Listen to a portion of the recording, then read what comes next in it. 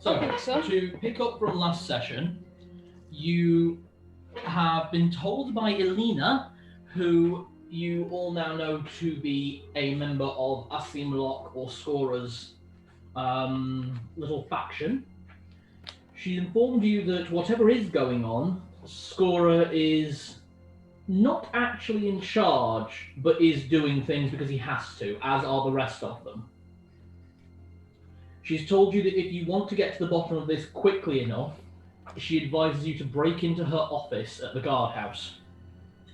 You were headed there anyway, but she's also advised you, and the party also decided it may be a better idea to go to the Bazaar Bargain first and speak to a Captain Recimiprin, who the party over previous sessions has pieced together is a former acquaintance of a Captain Apalla, another general of Scora's group, who is known to have lich-like powers in the forms of necromancy. There is also the connection with Recimiprin to Celadin's half-sister, Lana Belmont, as she apprenticed under him previously. And I've got listed here Captain Recimiprin and some of the sailors were witnesses to what happened last night. That is also correct.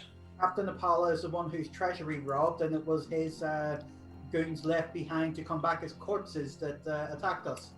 Mm-hmm. I need to pull up my map of Dale. And frantic note-taking. Alright, so what is the party doing? I believe we were heading into the bazaar when we left it. Yep. Yeah. Mm.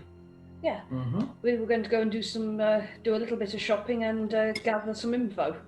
Alright then. So, from where you were all stood outside the Traveller's Respite, the wealthiest and most well-respected tavern in all of Dale, you walk a short way and find an open area that looks like it probably once had a lot of buildings on, or it may have had a park, or it may have had all sorts of things. It's impossible to tell now, but has since been turned into a selection of ramshackle or nicely built stalls or buildings. There are, in total, that you can see at each point of the entrance, there is a list of what buildings are. This is clearly a very well organised and well planned part of the town. Narlock, could you give me a intelligence check really quick? Sorry, just pulling up the map. Oh, I see where we are. I get it. Yeah. Okay. And intelligence plus 2. 12. 12. You remember that they were just beginning to set up the Bazaar Bargain as you were leaving Dale, a little over a month ago now. Mm. The sort of list of buildings, list of businesses is next to a large tavern at the top. Not as large as any of the ones you're used to, but it's clearly somewhere where people can come, have a drink, have a look at what they've bought. It's more of a cafe cum bar, more than anything else. Cafe cum bar, if you will. Little bistro. Exactly. And on the side, on one side, it has a list of like different things they have today. It looks like it runs mostly on captures of the day, what the chef wants to make for there, and what the ale of the day is. There's also a large sign that says anything produced here or anything used here has been provided by members of the Bazaar Bargain Merchants Guild. On the other side of the door into the tavern is a list of all the shops that you can find here. Starting with the one you are just outside, there is the Merchant's Respite. So it does actually say below it, it's owned by the younger brother of the owner of the Traveller's Respite. There is also Baden Bale Brewer and Ale, Corsair's Crate, Collect the Cloth Merchant, Books and Papers, Roscoe's Recycled and Upcycled Goods, An Unnamed Furniture Shop, Sujani's Spice and Sand, The Soul Forge, Tinker's Toy Works, and Games and Gnomes. Games and gnomes. Games and Gnomes. Very emphatic. It's a capital G apostrophe capital N. What was the bookshop again? Books and I think papers? it's Books and Papers. Books and papers, thank Yeah, you. Books and Papers. Oh god, it's the Eugenics Society. And then the Soul Forge. Yes, I want to go there. All right. You want to reforge that skull? And there's also upgrade opportunities. Exactly. I know I need to go to the Soul Forge because I was told they can upgrade my will flail. Books. And books! They'll upgrade your will flare, but will they? Oh, sorry. I'm is there a map as well, or There is. Can you pull up the map I sent the group? I don't have my phone on me. Ah, you do not. I have it up here if it helps, but No worries. There we go, Dale. So, this is where you are at the moment. Right?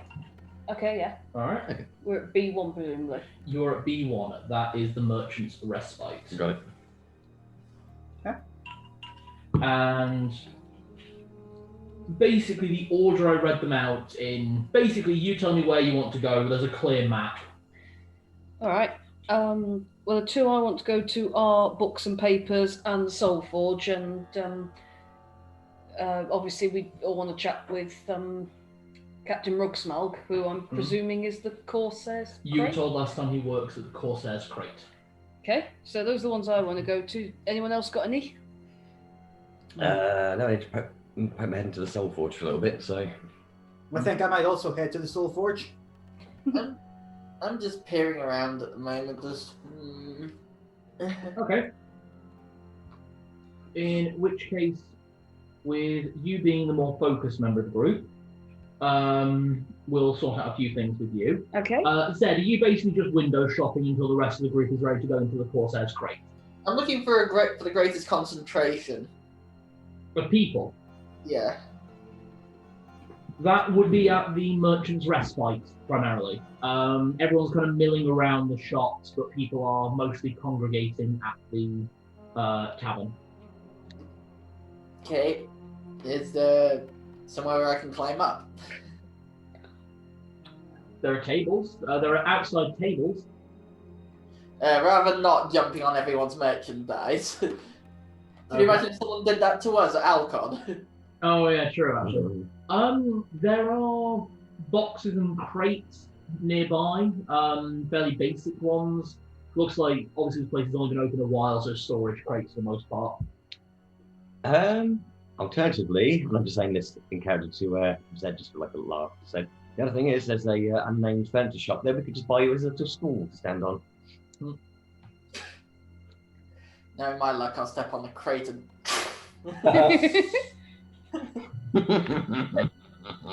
Can I just query, are you about to start preaching? If he accidentally goes into your privy, at least he is still standing on a stool. Oh.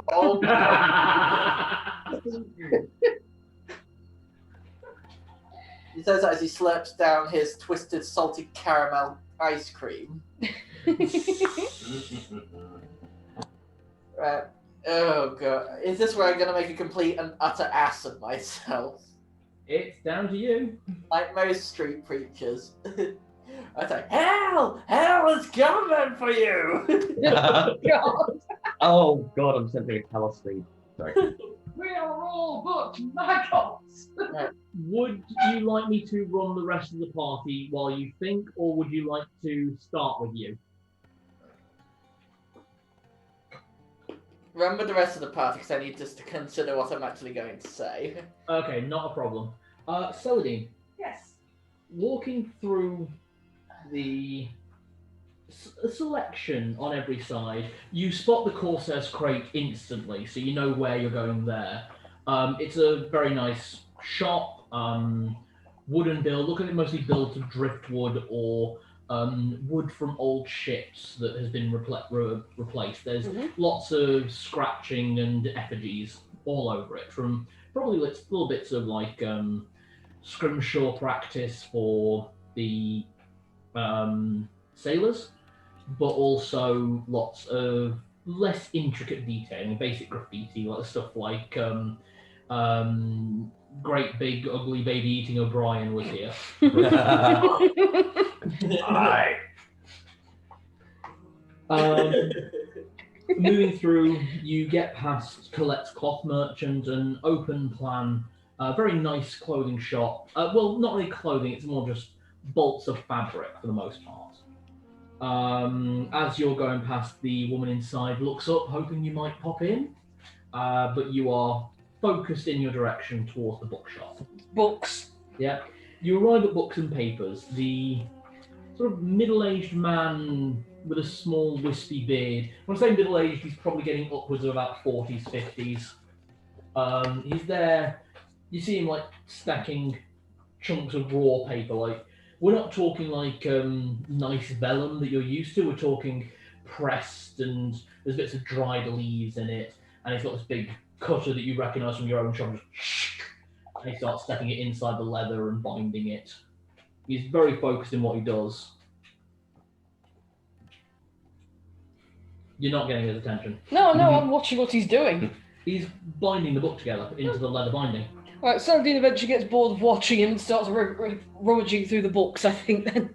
You are instantly intrigued by the intricate leather work and covers of the books, but are very quickly disappointed to realise this is not a book merchant in the sense of these are... Oh, he sells paper for making spells with, doesn't he? Basically, yeah, it's handmade and hand-bound books and paper, good quality inks, quills and similar. This is more of a calligraphy shop than a bookshop.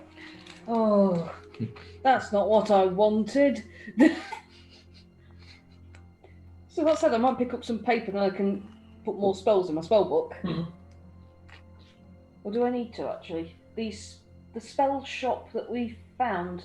She will supply you with, basically if you buy a spell off her, I did say, she will give you a discount of 50% on the cost to put into your book. Oh, in that case, then might as well not buy from here either. Just... Yeah. Saladin annoyed, no books. just This day can't get any worse now. and then Alina. Oh, don't say that. Oh, darling! No, she's back at the Traveller's Respite. That is where she said she was going to be, and that is where she is staying. So, was there anywhere you two wanted to go before the three of you went to the Soul Forge? Well, I want to go to the Soul. The only reason I want to go to the Soul Forge is to actually try and offload some weapons I'm not using anymore. But we also have a purpose there, don't we? Yes, I think we do. We need to visit someone. I think that was for the skull. Yes, we're going to ask if they could rebuild that crystal skull thing. Well, is it the Soul Forge? Does it actually like deal with like weapons and armor and stuff? Let's get the three of you to the Soul Forge, then I can tell you, yeah? Mm-hmm. So walking towards the Soul Forge, which is on the farther east side of the Bazaar Bargain, you see that it's actually quite close to the other major blacksmith, the Traveller's Tinkerers. I'm going to go there. You get to the Soul Forge, which is a very open... Basically, think the forge from Skyrim, the one that is behind the Companions. companions. Thank you. Oh, the Sky yeah. Forge. That's it. Yes. The one that's behind what? Companions. The Skyforge, yeah. What was that place called? It begins with a J. Yormanska. That's Yeah, it. yeah, Yorlin Greyman. Yorland. yeah. The Sky Forge. So it's very much like that, but a lot more simple. So the open stone forge full of coal, and you see selections of weapons heating. Like your hubby's in Riften. Yeah. Oh yeah, actually, yeah, like the one in Riften. Standing at sitting at a stool, you see a very burly female dwarf, long hair tied back in a thick braid and then pulled up in a heavy bun behind her head. Few small curls coming down either side, framing the mutton chops of not having a very recent shave. Instead of using the grindstone to sharpen a broadsword, she's actually just using a whetstone. Being very casual, but very relaxed. She almost seems soothed by what she's doing. And as the three of you approach, she looks up and goes, "Give me a moment," and pours a small amount of water onto the forge to cool the coals enough so that none of the weapons currently heating will overheat for her work. Because, how can I help you today? I'm Bella, and I own the Soul Forge. Oh, well, I've got a weapon. I was told you might be able to upgrade it. Oh yes, I do some repair work and some upgrading. You might be able to. It's called a will flail. Oh, I've seen a few of these. What exactly do you want doing with it? I can improve it, certainly, or is there a special custom job you're looking for? I think I just wanted it improved. No problem. I was told that the better ones can hold spells in the spiky bit. That's the final form, the most masterwork. I can't do that, I'm afraid. But if you're ever in the South Country, my old teacher might be able to do that for you. The South Country? Yes, you'll know him if you ever get the chance to meet him. I don't really know anyone else on the island who might be able to improve it besides him. What would his name be? He goes by a few names, but the one he turns to for most is Hephaestus. Says it's symbolic. I don't really get the name. In the South Country by Hephaestus. But you can improve it now. Yes, I can improve it to the next stage up, so it may hold potions and poisons and oils. Yes, please. How much? That will cost 5,000 gold. I see. Just a moment. I just need to check what party funds was. It would be 1,000 platinum. Oh. If well, I can.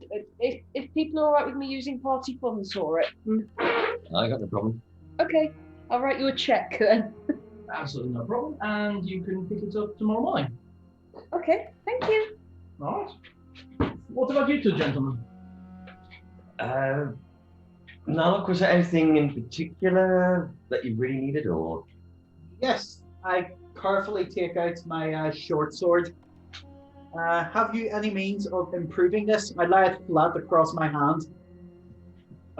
What is the short sword again? The short sword is the one with short sword with sharpness, is it? Ah, yes, the one you picked up previously. Yeah. Well, already a very sharp blade. Are you? Let's see. I could definitely improve it to where it would be considered a master class, or if you'd be interested, I could bind it to you. And what would that involve? So the binding process, I would take the weapon and I would bind it specifically to you. It would become a master class of its own style. It would be magical to avoid being broken. And it would be unusable by any living creature, and you can summon it to your hand. It would be a process by which I would take the sword, fuse a portion of your soul into it, and then bind it to a tattoo. And how much would that set me back? Well, normally I charge 5,000 for that, but you're bringing me a weapon rather than me having to craft the weapon from scratch, so I would happily knock 500 off the price, 4,500 gold. Quickly, Cal, how much is that in platinum? 4,500 gold. So 5,000 gold would be 1,000 platinum in 1E. So about 900 gold? Yeah, 900 gold. 900 platinum, sorry. At this point, for that to be as effective as it would probably be worth it. If you have other things to trade, I'm quite happy to do trade for magical weapons. The only other thing I have is my broadsword, which I potentially need to get rid of, and that's really about it. I don't suppose the broadsword would be worth much. I can pay you the 4,500. We'll settle up on that, and then if you want to settle up on this separately. I'm happy to give you a price on the broadsword now. I can already tell what kind of enchantment it has. A broadsword? Yes, it is a broadsword of giant flame. Oh, yes. Oh, you've had that since for quite a while, actually.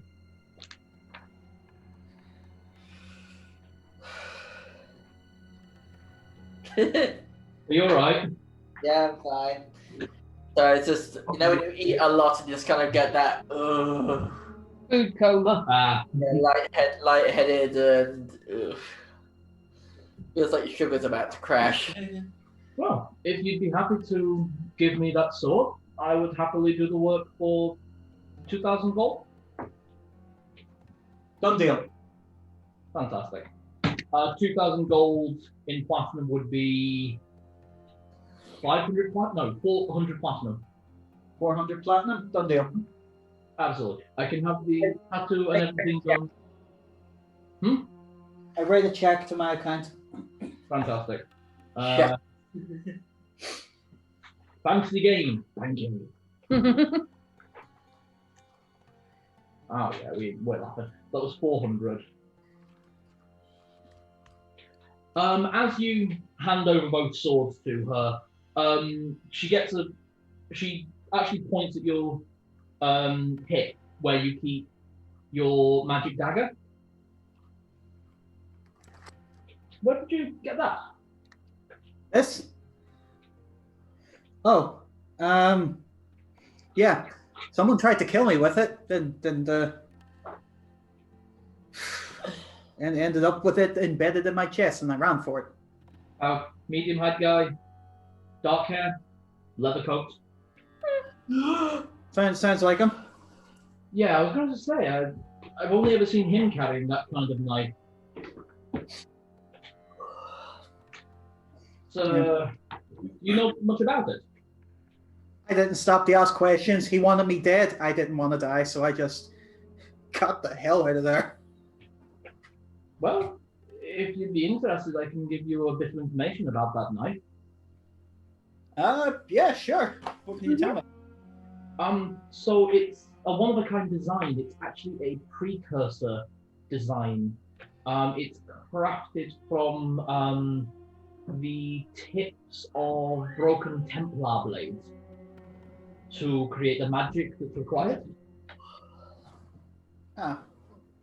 And the idea is that then it is crafted by actually my teacher. He was the one who came up with the design but never had the materials, and then it sort of escalated from there, as you can imagine. And basically the final form of the weapon, as I understand it, is a spell-catching knife. Right. Tell me, would he know where this dagger is? The original owner? Yeah. I'm afraid I don't know. I mean, I've only done a small amount of business with him, improving a few weapons or buying a few pieces off of him, but... What I mean is, you said that weapons bound to you. Like, say this one you're going to do for me. Because I can summon it, I would assume then I might know where it is. Would he know where this is? No, that's not a bound weapon. Thank God. Because I was literally, if you had told me, Cal, out of character, if you had told me this was a bound weapon, I was going to say, right, not going to miss a target, top of the mountain, and away it goes. At last check, he had about 1,000 of those, but he'd only been able to change them into their final form 3 times?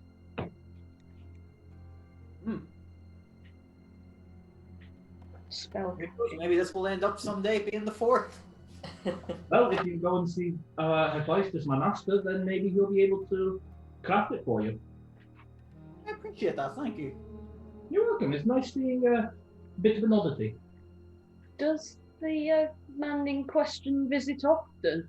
Well, not really. I mean, I think the last time I saw him was 3 months ago? Yes, it was 3 months ago. I settled up. Well, I was going to settle up my final payment to him. He helped me get my forge together. But he said it was absolutely fine and I didn't need to pay him any more. The work I've done is more than satisfactory.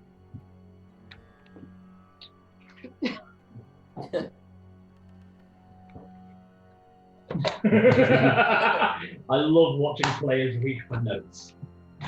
Scramble for notes. That one. SF. Soulforge. That's one of the other businesses in his accounts ledger. Another one that is owed. Well. Oh. Right. Even after exchange, I've still got 1,865. Yeah. Can you tell me the can you tell me the names of all of the businesses again really quickly? In the Bazaar Bargain. In the Bazaar Bargain, please. The Merchant's Respite. Yeah, that's the one. That's Yeah. another one. Baden Vale Brewer Vale. No, not going for that. Corsair's Crate. No. Collect Yes, I have. Is Crate spelled with a K? It is. He's giving money to the Corsair's Crate. Mm-hmm. Oh, sorry. I gave you the wrong information there. That should have been a CCM, not a CK. Oh, okay, so it's not the Corsair's Crate then. Collect the Cloth Merchant. No, not that. CCM. You said. Oh. Yeah, that was me giving you bad notes. So collect the Cloth Merchant. He's getting money from Scorer. Okay. The name 3 times and they appear before you. I'll be fair to you, actually. None of the other business. It's only those 3 that appear in the book. Okay. So the Merchant's Respite, the Collect. Then I've got Cloth one more business Merchant. still. What are the initials? EA. Oh, you found that one. Exotic Algonquin. Oh God, I didn't even think it'd be the same one. Okay. Mm-hmm. Yes, it's pet proof from somewhere. Okay, so now we know all the businesses he's involved with. I don't know if that's of any use to us whatsoever, but you know. All right then. Sorry about that. Yeah. And you? What can we help you with? I'm interested in purchasing some armor that's of a non-magical nature. If you happen to have any available. I'm afraid I don't. I don't really. All of my things are magical, I'm afraid. Okay. If you are interested, though, I'd recommend going and see the captain of the Corsair's Crate. He has a few quite nice pieces, and he doesn't really believe in the use of magic. So I'd imagine he'd have a few pieces. Okay. All right. Well, I shall have to go and pay him a visit. Thank you very much. More than welcome. All right, Zed. It is time to return to you. What are you doing? Let's see the speech prepared. He's been preparing a speech. Oh, It's not that. It's just a little note. Oh, I've got. There were some things that he wanted me to try and do, wasn't there? There was. You're going to fucking force my hand on this one. What? You're going to fucking force my hand on that one, on this one. This is going to be interesting. It depends, because yay, from the guy who can't do public speaking very well. Speech. In character or out of? Out of character. I'm a little bit iffy on presentations. I tend to stutter. Oh, look, Fine. Speech. Speech. look forward to July. Oh, F you. He already is. Hey! Hey! Come on, Nick. Bite the bullet. Okay, so just going to look around for something sturdy that will hold. So that will just allow him to stand a little high. You eventually find a reinforced crate. Okay. I hop on top of it, and Tibbles jumps up next to me. It's like, all right, boy. Let's see if we can get some. Let's see if we can get some people on our side. How? Stand tall for an ugly orc apparently, because I've got a -2 charisma. Give me a charisma check at a start. You see if people are paying you attention for this act of randomness. Civil weirdness. 3. Mm. 3. They're probably just going about their shopping. They think I'm probably trying to tie something around it. Ignore the nutter, ignore the nutter. Don't look at him. So stand there, draw my great sword, just hold it in front of me and just start up. Citizens of Dale, hear me! I am a cleric of Fenris Ulfa and speaker for the White Wolf. Does that get people's attention? Give me a wisdom check.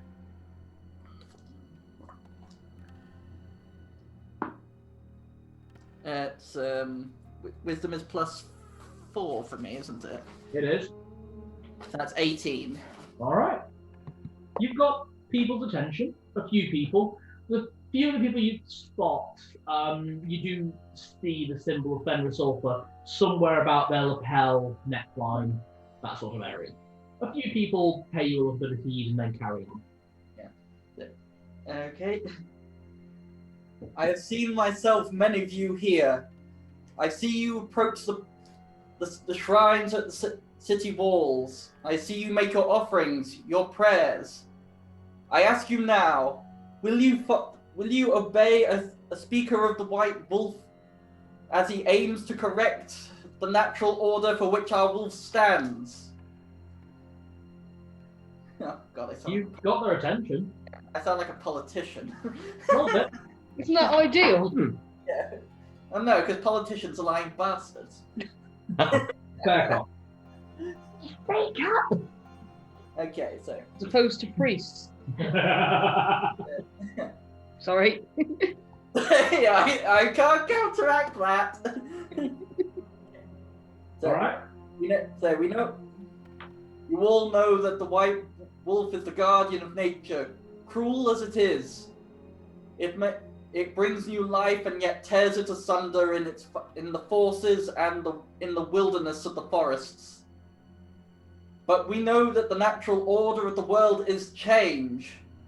Change is brought not only by the forces but by the sentient beings of the world. Last night, a young soul was torn away. Before her change could be enacted, a woman of influence, the daughter of the Lawmaster of Dale. She was butchered and left for dead on the streets of your fair city. Now I ask you, do you believe that to be natural? Was it truly her time to be taken if her life was taken for her by someone else who knew what they were doing? This was no act of nature. This was not the food chain. It was not killing merely for survival. It was killing purely for the act of murder.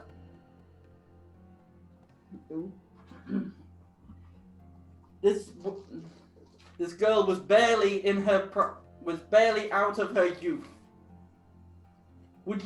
She was a pup a cub on the cusp of adulthood in the pack. As a members of the pack, would you believe that this is natural? I listen for a response. There's muttering in the crowd. You clearly have their attention. Do you need the wisdom check? 10. There is muttering. There is a small amount of,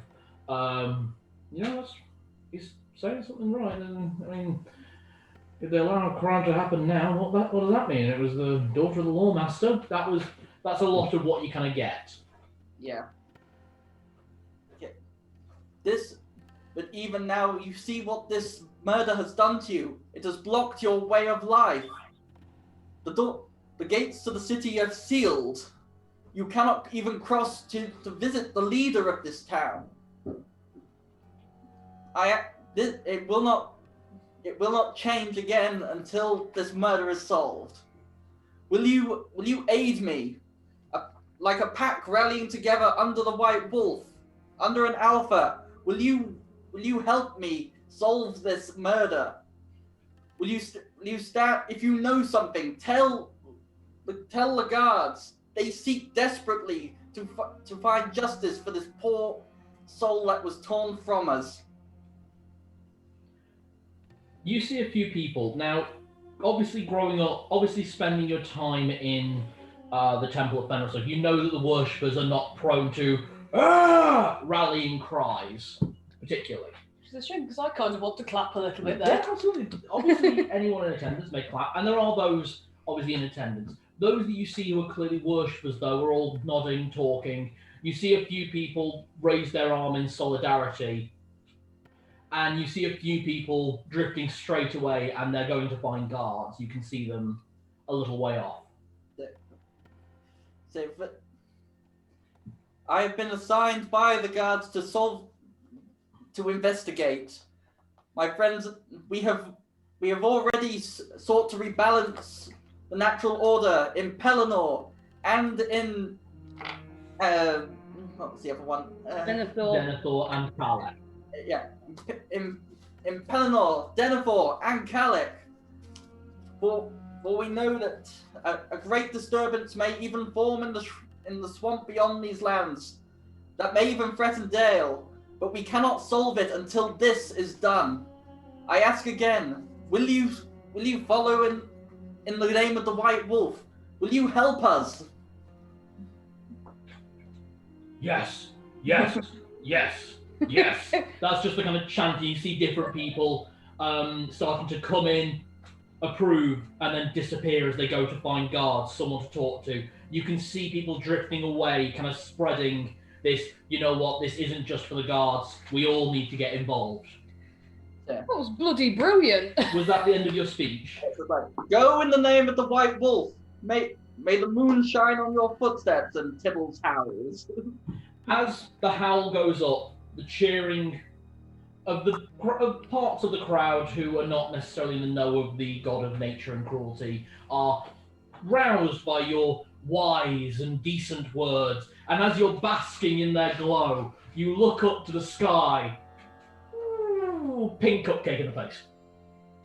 What? Pink cupcake? Random cupcake hits you in the face. Can I make a potential dexterity check to catch it, or is it just something You that can happens? make it go, yeah. I'll make it go. This is where I get a natural 1. Oh no, it's a 12, and that means it's probably only a 14. This is some real anime moment. Yeah! Yeah, pretty much, actually. I'm clean. That's Because I am crying. I'm actually crying. Darla, look, I'll get up close to the camera. I am crying tears. Yeah, you can actually watch Naruto. That was not No, you can't let me have one moment, can you? I'm sorry, Nicky sent me the message and was like, yeah, alright. You bought a pink cupcake and threw it at him. I just kind of... do I see you just like, oh... I just... Oh.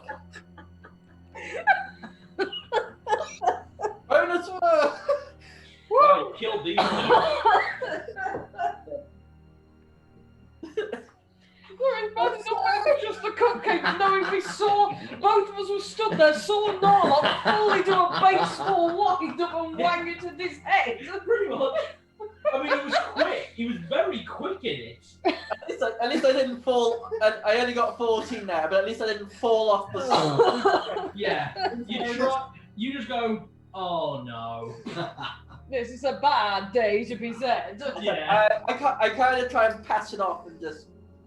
And I grab it, kind of wipe, and then hide it behind hide it on my back as I descend down from the step. I'm just like, I am going to. It's like I'm crushing it in my hand. It's like, I am gonna kill him. Give me I suppose it's technically a poise roll. So let's see how good you are at maintaining your composure in front of everyone. So give me a wisdom check with advantage because you did give a very. Natural 20. Hey! Everyone sees the cupcake land. You go. Is it kind of like I kind of go, I kind of bow and whip it off or No, something. everyone saw the cupcake hit you square in the face. But you just go. Very dignified. Yeah, very dignified, and no one hears the utterance of "I will fucking kill him." Yeah, I will. You see, I kind of glare across at you, and you know you in trouble. Yeah. Not the slightest bit of temptation just to then go, Where did you get a pink cupcake from? who I knows? don't know. Just found one. I go by assumption. Okay, knock a silver off how much money you're carrying. You bought off a stall. Just went to stuff here. Silver cupcake. What was that? What was that? So what was that? Sorry, Cal. Oh, Chris knocked one silver off of the cupcake. Yeah. Sorry, it's the mental image. I can say the full wind up with it. Yeah. I can just imagine that being an image. That's just going to be an image now, locked in, isn't it? Yeah. Forever. Oh, where's the Yeah. quotes page? I know it's not strictly speaking a quote, but I'm writing it in. Zed. Zed Cupcake. Zed gives rousing speech. Narlock wangs pink cupcake at his face. Yeah. I feel more like something that should be a comic. It's that moment when the headlines are spinning in your head. Cleric gives massive speech, and then suddenly, boom! Cleric gets punted by Cupcake. Does this mean that Zed is the Dale version of Nigel Farage?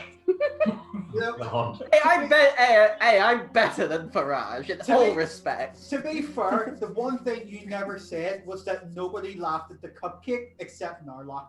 Yeah. Oh, To be honest, God. everyone else is more just kind of in shock. Just like, what happened there? But And there was just one booming laugh. Zed knows exactly who he is. Yeah, because the one person laughing his ass off. Yeah. Alright. I just like it if the whole crowd turned to him and just like, get him. Oh, God. My people, he has disobeyed the natural order. Let's rip him apart and eat him. You see a few people look like they might, but they're a bit too isolated. Yeah. Yeah, I kind of just throw it away and then step down, and then stomp back over. You, old person.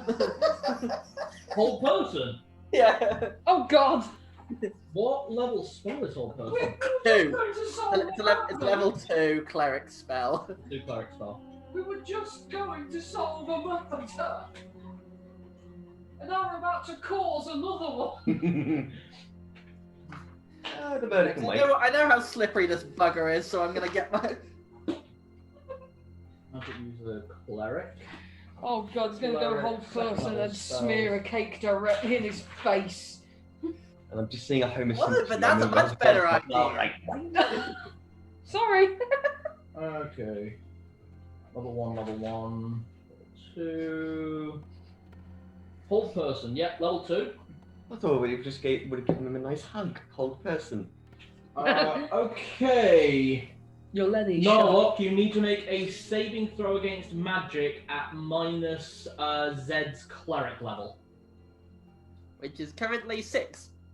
Yep. Is it 6 actually? I think you're level 5. 5. Sorry, 5. So I need to roll 6 or less. Yeah. Hold on, what's your... Well, Sorry, you got to what's your you got to magic roll save? over that number, don't you? Yeah, what's your magic save number? 12. 12. Sorry, it's because of the 1E system, so that's 12 plus 5, 17. You would need to roll 17, 18, 19, or 20 to pass. Ah, okay. No. You are held. Yeah. It's like I come up behind him. It's just that moment of the cartoon where it's like the ghost, the furious spirit behind you. Hi. No, look. Let's say I walk around. Excuse me, miss. How many? How much for the cupcakes? Silver a cake, sir. I slide 5 silver across. Oh no! Thank you, sir. Right. Okay. Anyone else want a hug? No, you can do it. No, I think we're just quite happy to be a part of this in a witness capacity. Yeah. Okay. Okay. I just like it's just like that very slow moment where it stomp into his mouth. As you get to the 4th cupcake, a finger taps you on the shoulder. If you wouldn't mind, I'd really like to have a go. It's actually, yeah, you guys have seen Herr Ketzler, a very pale, blonde-haired human man, quite short, wearing very nice quality leather armor. Okay. Mind if I have a go? I hand the last one. And knock yourself out. Oh, Thank you. I am sorry, Herr Narlock, but this looks like so much fun. And he grabs you by the collar, opening the front of your clothing, and just drops the cupcake down. And just presses it. Does she have any biscuits for sale as well? Oh no! Sure. What?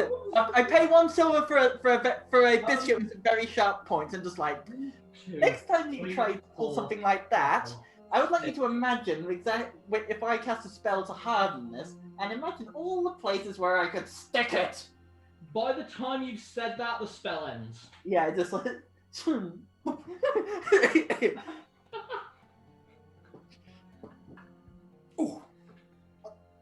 Oh! It's just kind of. Cinnamon. My own recipe, sir. Sort of reach down his top. Oh, this will take days to get out. Take a bite out of it. Okay. You just had 4 cupcakes slammed into your face, and you just like to pull the one that's covered in your chest hair out and eat that. I thought he dropped it into his cod piece. Front of the neck piece. Who did it? It was hair. Hitler. You did it. It was hair. You know that German guy who you're working for now. Oh, yes. Your new boss. It looked like fun. I would admit, it probably was. See, And he well, just won. I can take a joke. You just kind of watch him wander away at this point, just kind of enjoying the town. Oh, it wasn't the fact that you did it. It was the fact that you chose to do it when I was trying to garner support for the cause. No regrets.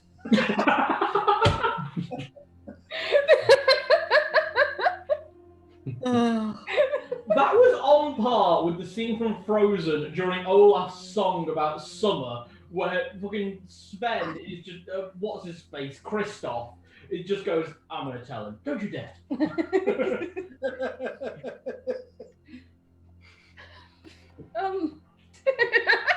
So that's all just happened.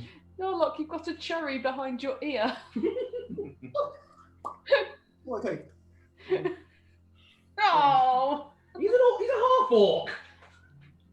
But so immature jokes aside, I feel we might have actually garnered some support when we get to the guardhouse later. We might have some additional news that might help us. Well, that's something.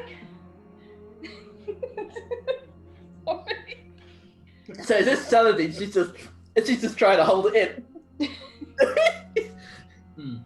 Just helpless giggling occasionally. Well, I think we've established some pretty good business now with that cake stand. It's not a cake stand, it's a little girl walking around with a... That's a little girl. Yeah, it's like a little girl. I thought it was an old lady. I can't do little girl voices, leave me alone. I can barely do female voices, okay? Into the woods, the grandmother's house. I listened to how I sounded last week when I was doing Alina's voice. I was so annoyed. I've been practicing that all day and it sounded nowhere near what I wanted.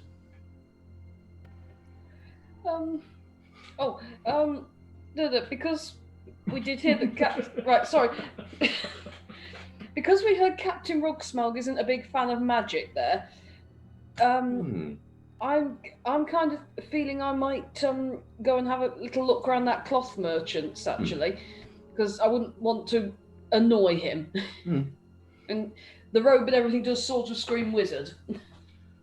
Well, I mean, doesn't necessarily mean an actual hatred for magic, just someone who doesn't prefer to use it. Just say it's the latest fashion from Denethor. All right then. I did actually want to pop by the cloth merchant anyway, because now we know who she's working. Who she owed money to.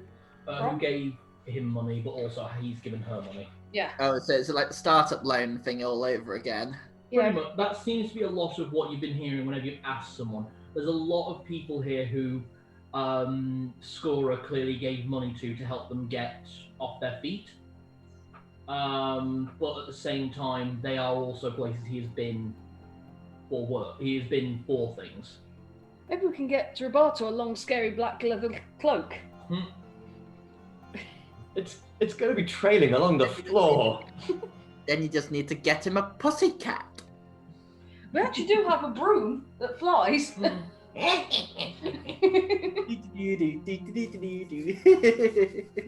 Okay, so where are we heading? The Cortez crate at the moment was the one everyone said about. Yeah. Okay. What? So, heading into, as I described earlier, the building that looks, it's mostly been made of ramshackle and driftwood, or pieces of ships that have been obviously taken away for repair, and then these almost like, looking at it, you can see in the top two corners what you initially thought were probably like gargoyles or like rain gutters are actually the figureheads of different ships. So one looks like a very attractive mermaid, while the other side appears to be a skeletal demon. As you open the door, there's a little chime above, followed by another chime, and then a loud sound of a bell. Bong, bong. Yeah, it's looking up. You see the three different types of ship bells. So obviously you've got like dinner bells, you've got command bells, and then the big one is the batten the hatches. There's a storm or a pirate coming. The warning bell. Yeah, exactly. And they've all been attached to one strand of rope that goes to the top of the door. Inside, you see that the driftwood and everything was clearly just an outside facade. The inside of the building is made exclusively of very expensive, very high quality brickwork. Full cement, everything. This place has cost a lot of money to set up. And you can probably tell that as well because what's inside the building. There are works of art. There are selections of barrels across the back that say different proofs in different countries of rum. There are single bottles that look like they're so old, the dust is the glass. You had fun writing this one, didn't you? Yes, I did. Yes, I did. I like pirates. Yes, I do.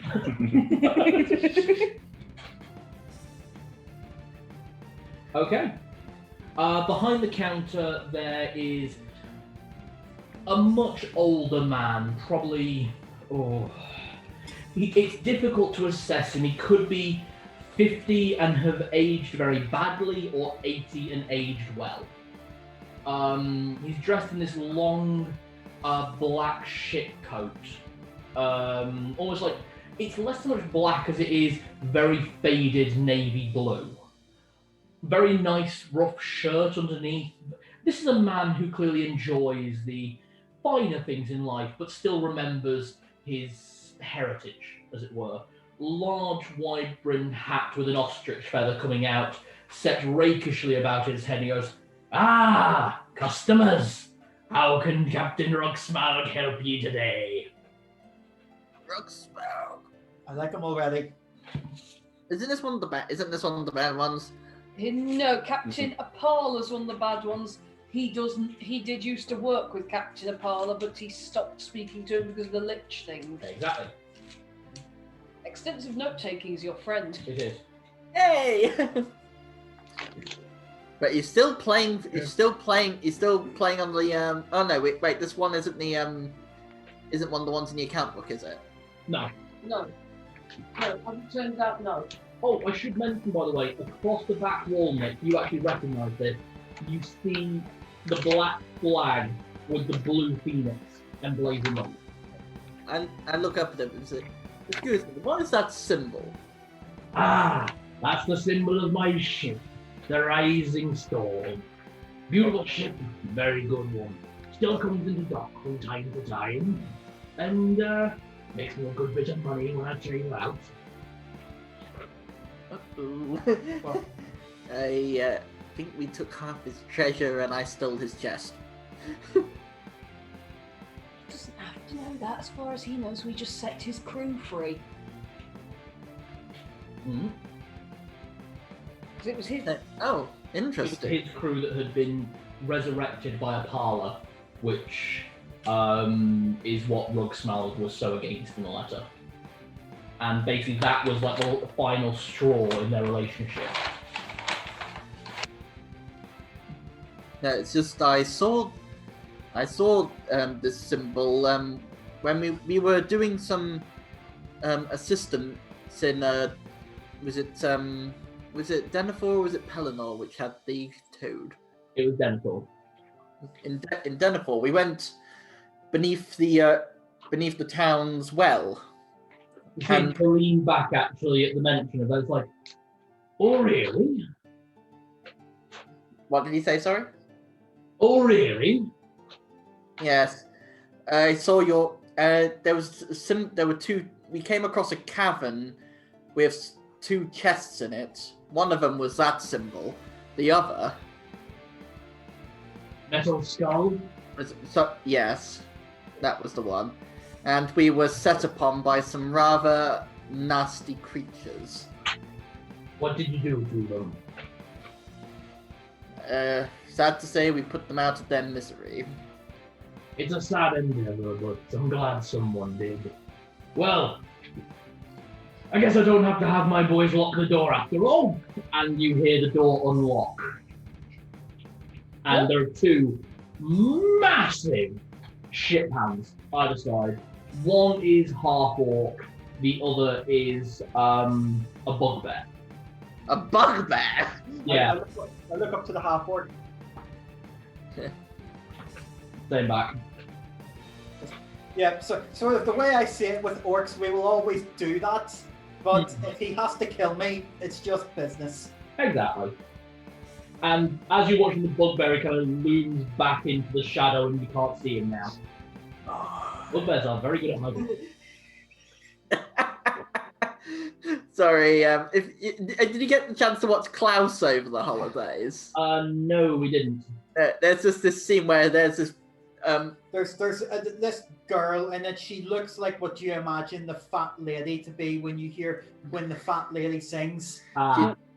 She's very heavily. The hair covers the eyes, but basically she's just stood behind her father, and all she says is "mine." And her father just goes, "You know what to do, pumpkin," and she just moves backwards into the shadows and just goes, "Mine." I just imagine that's what happened with the bugbear. This bugbear, by the way, didn't make any noise, but something you did note about him. Typical bugbear style, he had like a leather pauldron that was then attached to like a bandolier that came down to a very simple set of like leather loincloth almost. Kind of Iron Bullish. Quite, yeah. But to keep the very thick hair from his forehead out of the way, he was wearing this large blue bandana in typical pirate style. Well, where are my guns? Captain Rugsmeld at your service. And he takes his hat off, revealing he's wearing a likewise bandana under his hat. It's just Barbosa, isn't it? It's Barbosa. Please stop revealing where I get my voices. I know, but that's just all I'm seeing. Yeah, that's fine. That's kind of who I wanted you to see. Jeffrey Ross. So, I apologise if there were members of your crew, but they weren't exactly in the best place, as you can imagine. Well, sometimes we all have to live in ghost stories. Yeah, if you'd not got it by then. No, I've got it. I've got it. Yeah. There is one. Hmm? You best start believing in ghost stories, Miss Turner. You're in one. I just looked across. Captain, we've come in here on a matter of business. There's a couple of things I've been meaning to ask. I like it when people spend with money. First thing, do you have any armor, specifically non-magical armor that I could purchase? Everything we stock is non-magical, only the finest craftsmanship. It's not so much that I have anything against mages, but you never know how something might turn crazy. So, you're looking for something heavy, medium, or light? I'm probably gonna look for something for a halfling like me. Something medium would probably suit me a bit better, I think. So. Medium to large. Alright. And as he kind of lumps himself up using a crutch, you can see he's got one leg that's a peg leg. Yeah, crutch is fine. He's my favourite character. Of course, if I'm going to have a pirate that I'm going to play as, to be a good character, I'm going to use my favourite goddamn character from Pirates of the Caribbean. Yep. Screw Jack Sparrow. Call that Bob Ocean. Do you have a parrot? No, I have a monkey. Oh. So he's wandering off the street. Yeah, you're trying to find a proper monkey. Oh no, not that parrot. Nope, not again. Oh yeah, that parrot. I say, oh, you don't have one of those macaws, do you? No, what macaws? No, we saw one at the black market the other day. Oh god. I think I know the one you mean. I'm already lost enough parts of my body, boy. I don't need to lose my hearing too. Now, medium armor. And he just plonks a set of. What's that? You're enchanted, then, aren't you? Yeah, it's enchanted. Yeah, it's a set of chainmail armor. We'll stick with basically like for like. So I'll just rub out enchantment. Enchantment. Enchantment. I'd be happy to part with this for 500 gold.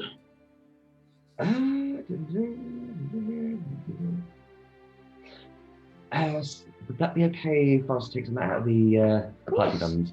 For goodness sake, I've already taken more than my fair share out of it. So.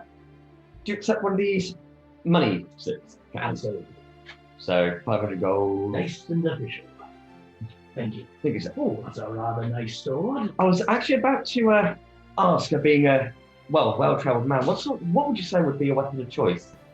Your favourite weapon? Personally, I'm not the same way. And he pulls out a similar-looking blade, slightly longer and thinner. It's a cutlass rather than a scimitar, but basically runs the same way. No magic. This one's still a tip, but it's not technically magic. No, only good quality, I see. And you don't want to be using magic, do you?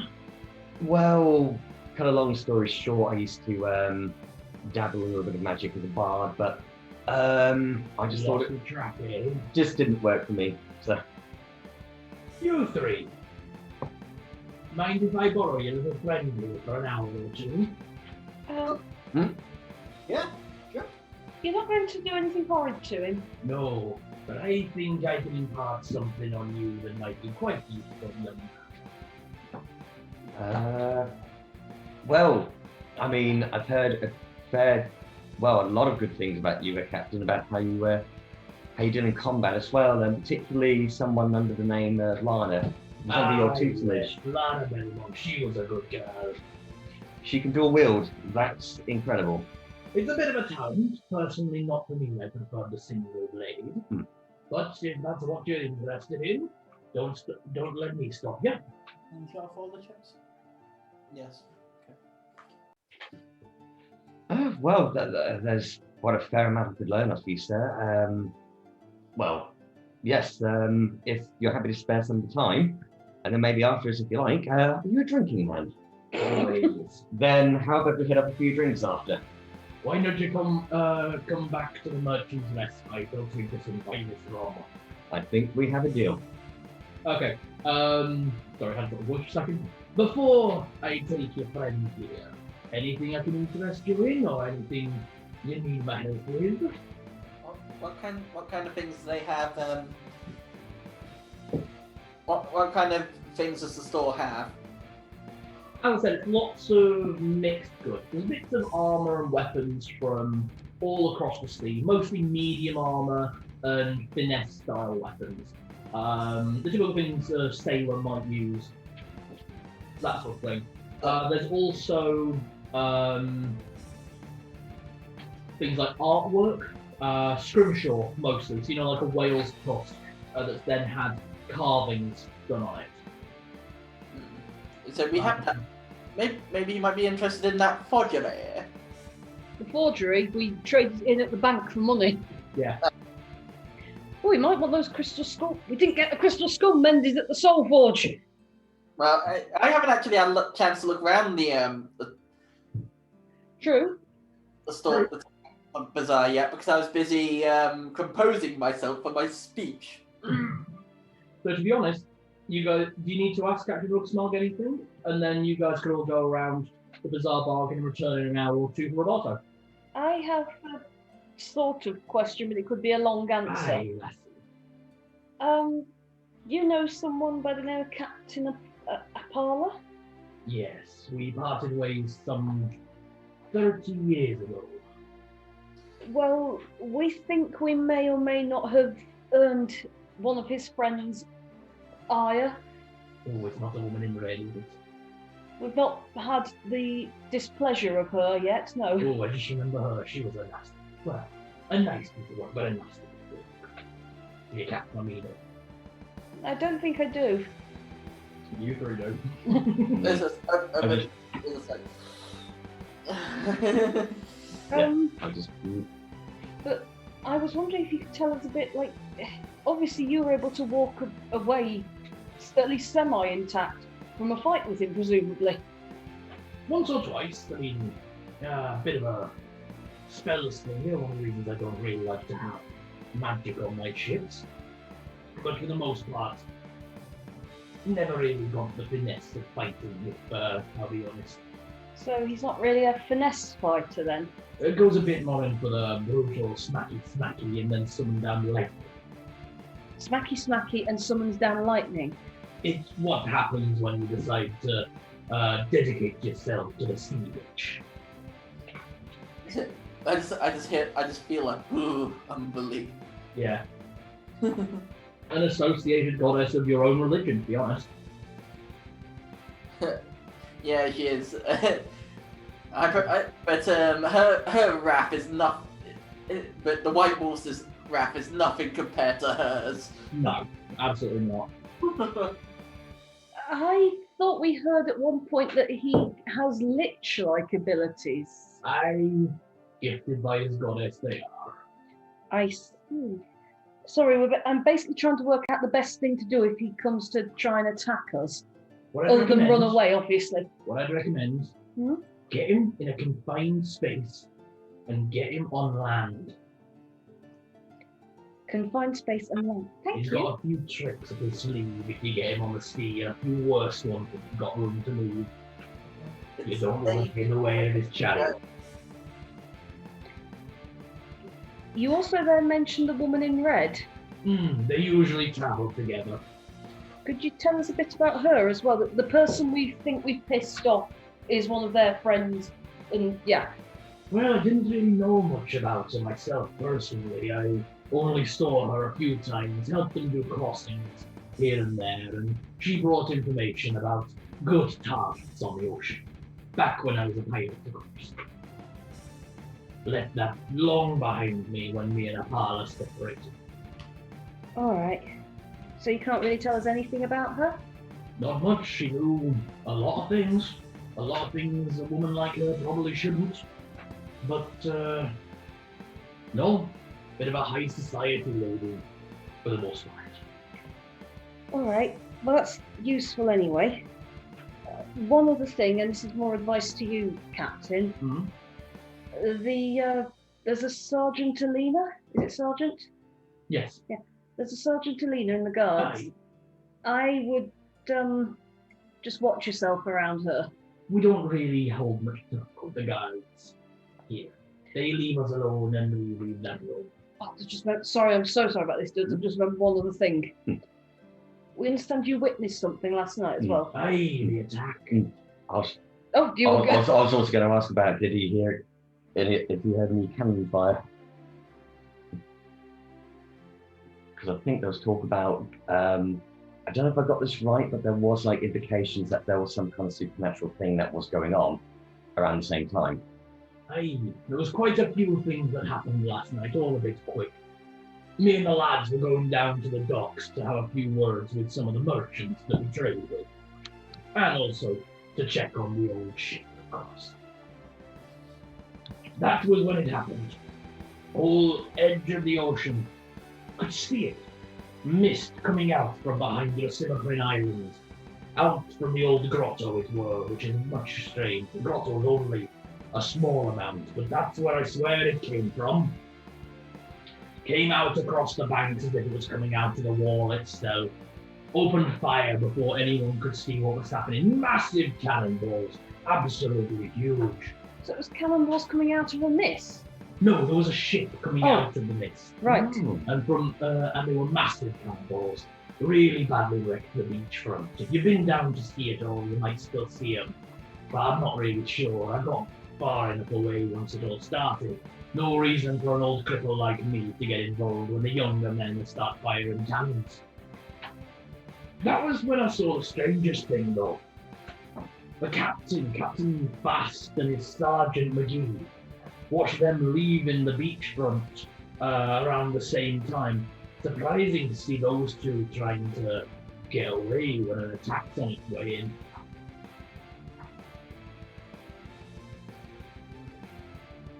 This would be a captain as in how you're a captain, not a captain of the guard? No, the head captain of the guard, Captain Fast. Oh. Okay. You said the mist came out of a grotto? Was it on the island? Oh. Yeah. Yeah, but ADnD1E. No worries, wait for you to come back. You have got all your notes from last session, including what Fast might have told you. Captain Fast. Because Fast told you what you were doing last night.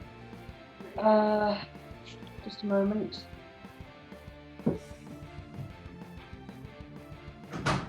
I don't actually have noted what Captain Fast told me. Alright, it only happened about, at this point, about 2 hours ago. Fast told you that he was spending the Attached. What? It's not wireless apparently. It's only, but it's got a D-pad. What?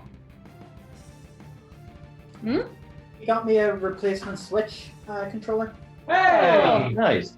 But it's not one of the wireless ones. It was a Zelda one that was made with a D-pad. It's for playing on a they're going quite cheap on Amazon at the moment.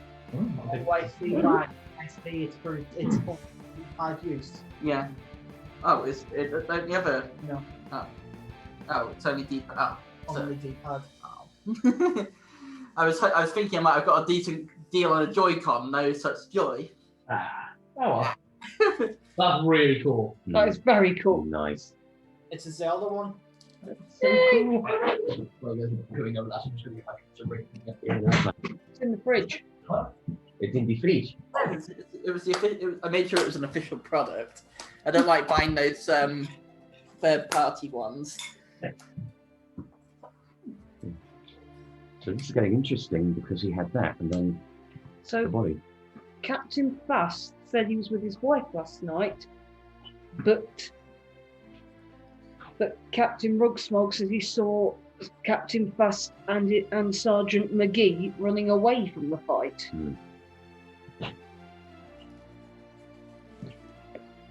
Okay, that is worrying because that means we can't trust the captain of the guards. Demonstrable liar.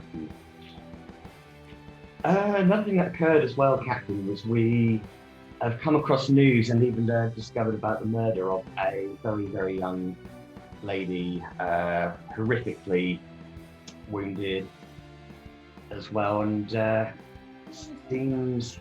Oh yes, the unfortunate death of poor Miss Jake. The Lawmaster's daughter. It's around the town already, everyone knows. Go on, So it's just interesting how both these things happened in the same time. You're thinking it's a bit more than coincidence, are you, lad?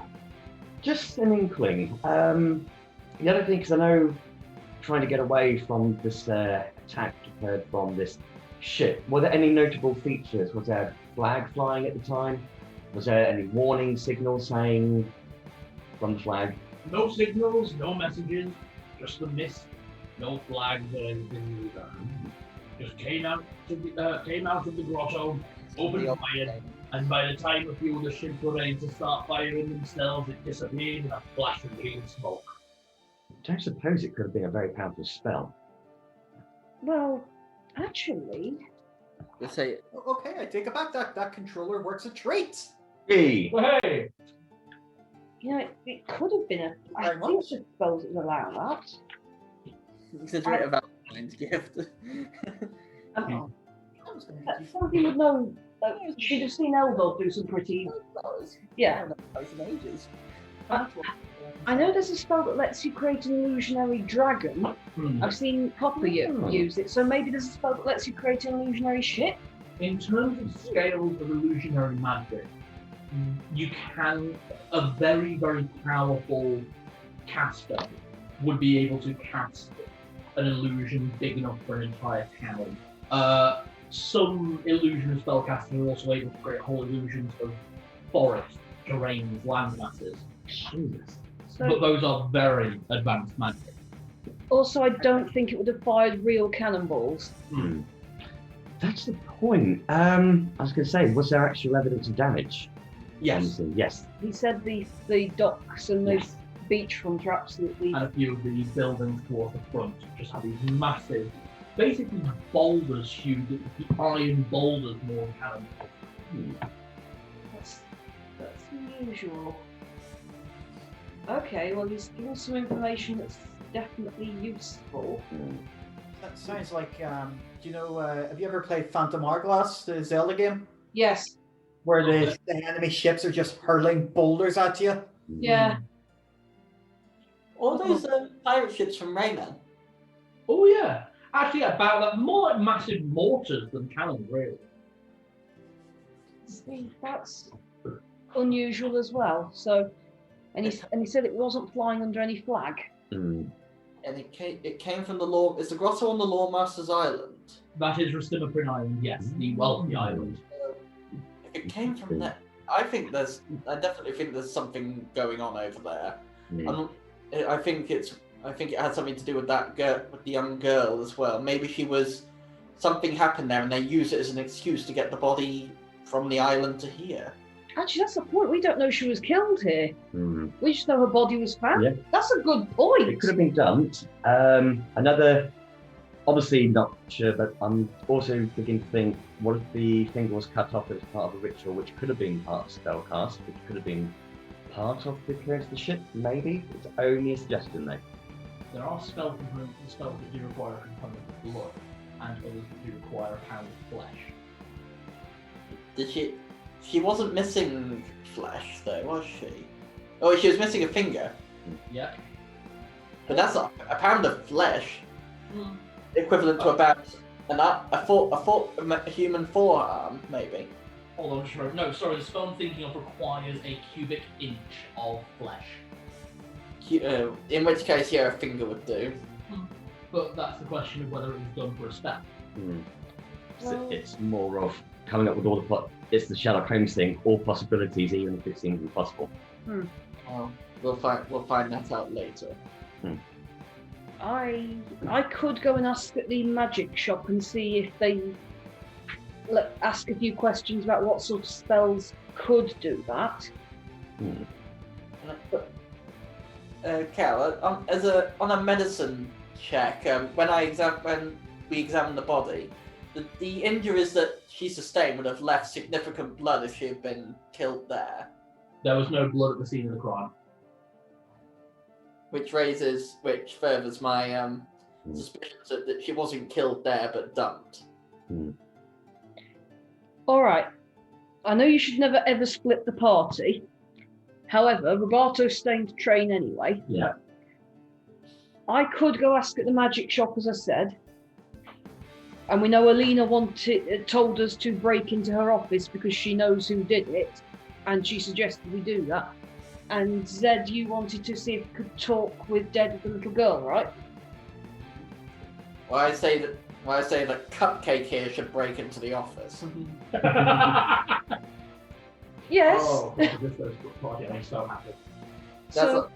That's not going away anytime soon, is it? Nope. Thing. I like it. The artwork will be there now. There'll be cupcakes everywhere. I'll have a word with MiiBee. So what we could do is, as I say, meet back up in. How long did Rugsmog want him for? About 2 hours. 2 hours. Do you think that's long enough to break into an office?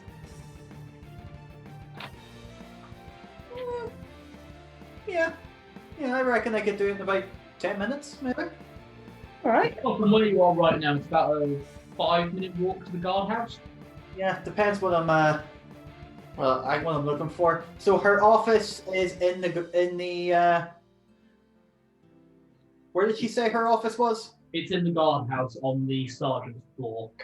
Right. I can try and make the excuse to help the forensic cleric in his the forensic paladin in his duties, because he said that he wouldn't be ready until this evening. He said he wouldn't be ready for a little bit.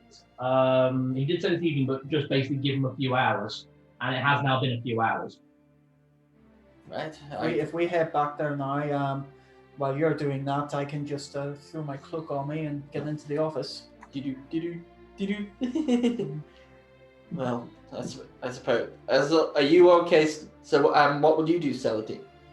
I am going to go to the magic shop and start asking questions about what can make a magical mist appear and what can make a ship disappear in a flash of green light. Those are two things we know happened. If nothing, then I'm going to assume the ship itself is magical. Well, take Tibbles with you. Oh, thank you, really? Yeah. Oh, measly, look, friend. He's going to look to goes. And it goes back to sleep on your shoulder. This is the laziest, most sarcastic weasel familiar ever. Yeah, keep us safe, boy. Oh, he's a good boy. He's a good boy. Who's a good boy? He is a wild dog. He's not going to pant or bark in a normal way. Oh, he's a good boy. Yeah, he's a wild dog, but he's kind of domesticated at the same time. Yeah, he's felt the lap of luxury. Yes, and the lap of a poodle. Oh yeah. He's also bitten the lap of luxury, let's be honest. Several. Eaten. Okay, so are we going split path then? Yeah. And we're meeting back at the Traveller's Rest in 2 hours? Note to watchers, this is not usually a good idea. The merchant. Oh, Yeah. You're going back to the merchant's respite. Yeah. Yeah. We could all go back there, so we could all probably have a couple of drinks maybe, and if the good captain's joining us as well, then the more the merrier. absolutely. Alright. So, I will do this in order of what will take the least amount of time or it will take the most amount of time. Okay? Yep. So, starting with Roberto. What is your constitution modifier? My constitution modifier is it's 16, so it'll be a plus. The hit point adjustment. 2. So you gain 14 hit points. For your maximum. I'll just take a few of these bits out while we're waiting. As While you deal you with gain a that level in what we've agreed will be called Raider. For anyone watching, this is the class Oriental Barbarian, but re-skinned for less racism. Reskinned for pirate. Yeah, pretty much. And less racism. And less racism. So, until you reach level 5 in this class, you cannot wield magic weapons or wear magic armor. Got it. And you cannot use potions until you hit level 3. So, no potions till 3. As we've also discussed, you do not gain experience points from finding magic items, That said, part of what Ruxon teaches you is a 1-hour ritual which will allow you to break magic items, Nice. thus gaining the experience points as if you had found them. In doing so, he teaches you using your old set of armor. So nice. Yeah, which is experience points that I will allocate later. Cool. So your experience split should be, I think we discussed this last time. Damn it, we were going to get Deerstalker hats as well. Oh well. So your experience right now should be 20,200 in Fighter Yep. and 100 in Raider. See, behold, Grenadine. And secondarily, part of the training teaches you may now make 2 melee attacks a round. Wow. Hey! So that can be with 2 separate weapons, which obviously would mean you can make 3 attacks if you do that. But obviously your offhand weapon will be rolling at a lower rank because you don't have the dexterity to really wield 2-handed weapons yet. Mhm. That said, if you are wielding a 1-handed weapon, 2 attacks. Nice. So it's entirely, if you want to go dual wield it having like sword and dagger, which absolutely works, it means you get sword, dagger, sword. Yeah. But your dagger obviously rolls at a much lower rate of hit. Yeah. Yeah? Okay. Is that something you want to do? It's a temptation because I'm now thinking dual scimitars or dual curved blades or something like that, possibly. But Rugspound offers you this then, Hmm. while you're there. He offers you a Corsair's dagger. It is a short curved dagger, not balanced for throwing. You cannot use this for throwing. It is silvered. It nice. is a +3 masterclass like your scimitar, and it negates the disadvantage you would normally suffer from dual wielding. All right. So you Whoa. take, yeah, So that means no lower roll rate. no, you Wow. roll that at the same rate as your scimitar. Shit. What's the damage output on that? This is where it has the disadvantage. Okay. Because of its imbalance and because of its structure, it will roll for you D3 plus 4 damage. Okay. Nice. But it is silver, so it will work against magic enemies. I can deal with that. Will it kill?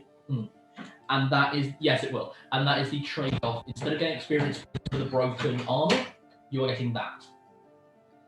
So every melee round, you can make 3 attacks: sword, dagger, sword.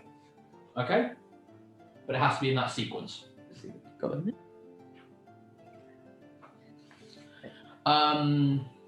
Secondarily, you no longer suffer from backstab. Well, your armor class is no longer restricted by back armor. So your back armor is the same as your front armor. All right.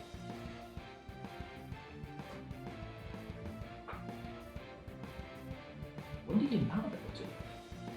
Oh, straight off the bat. Fantastic.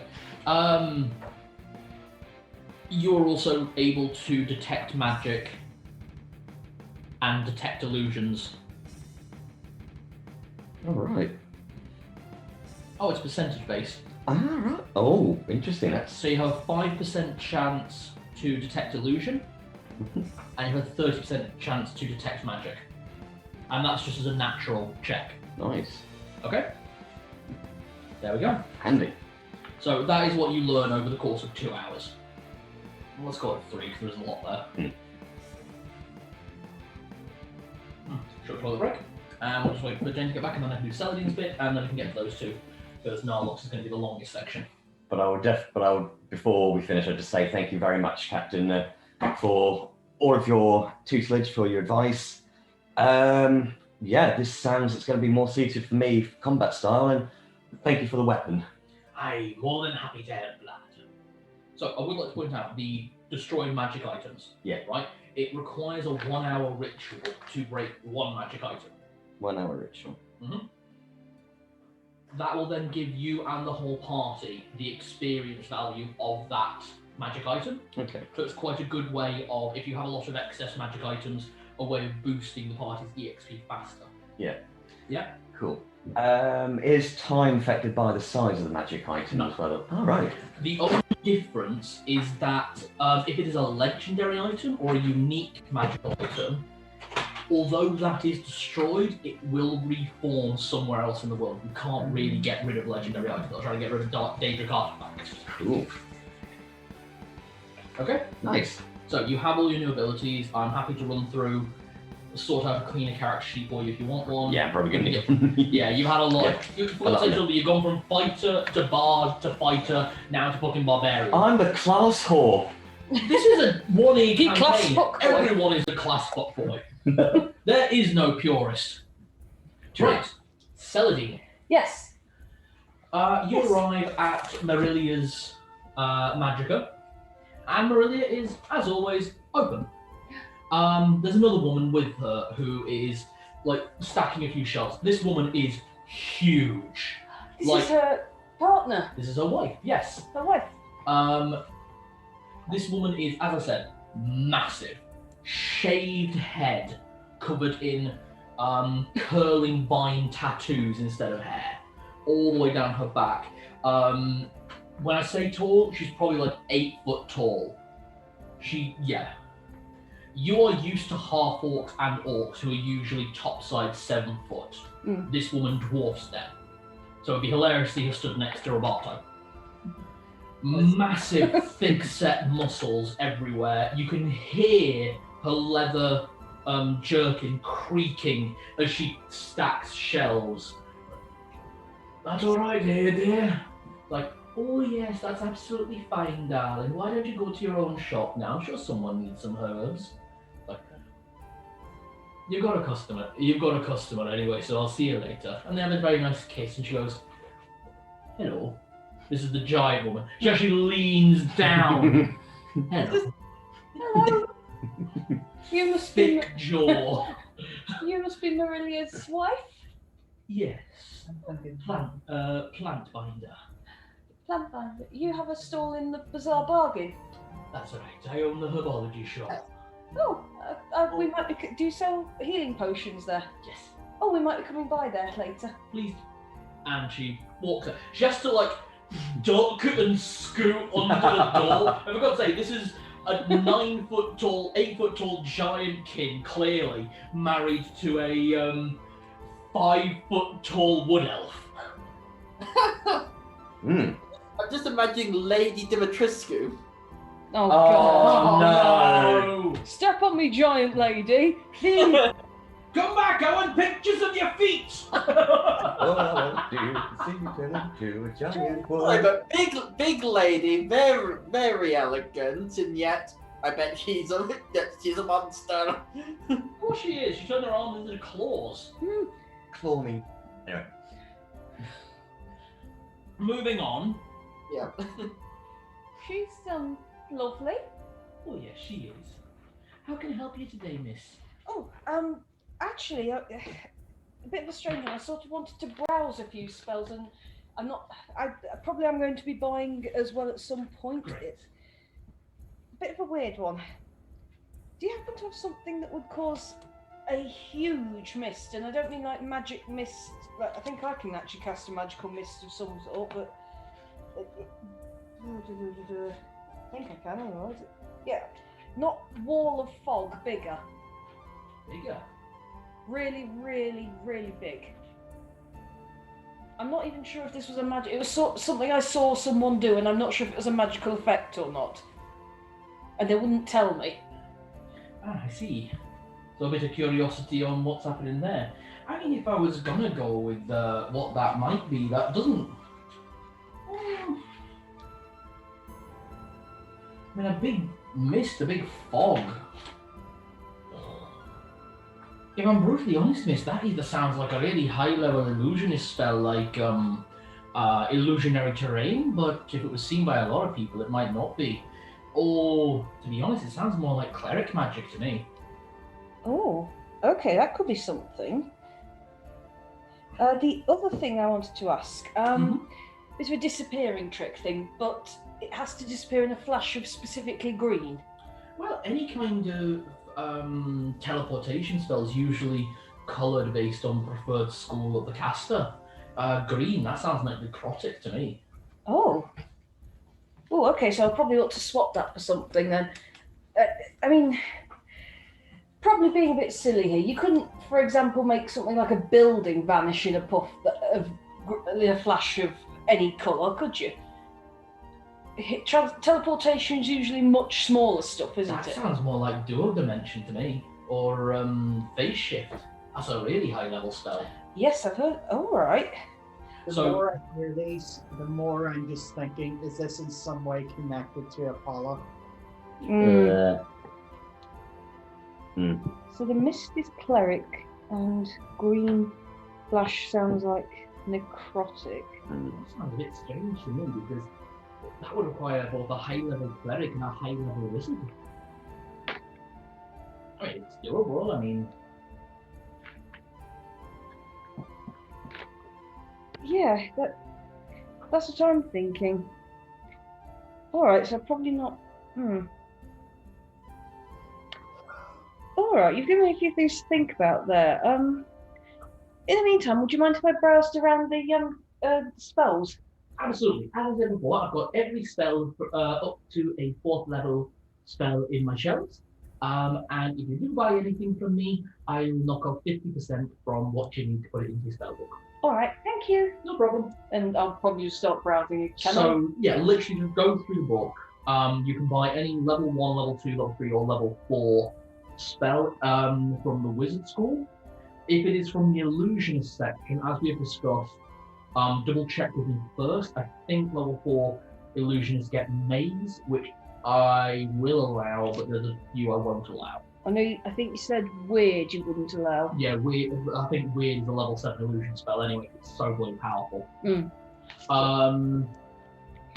And just to give you a gradient on price, a level 1 spell will cost you 150 gold. Or do you want to give these prices in platinum? Give them to me in platinum because we've got that. I'll get a little notebook very quickly just so you can do this yourself. Thank you. On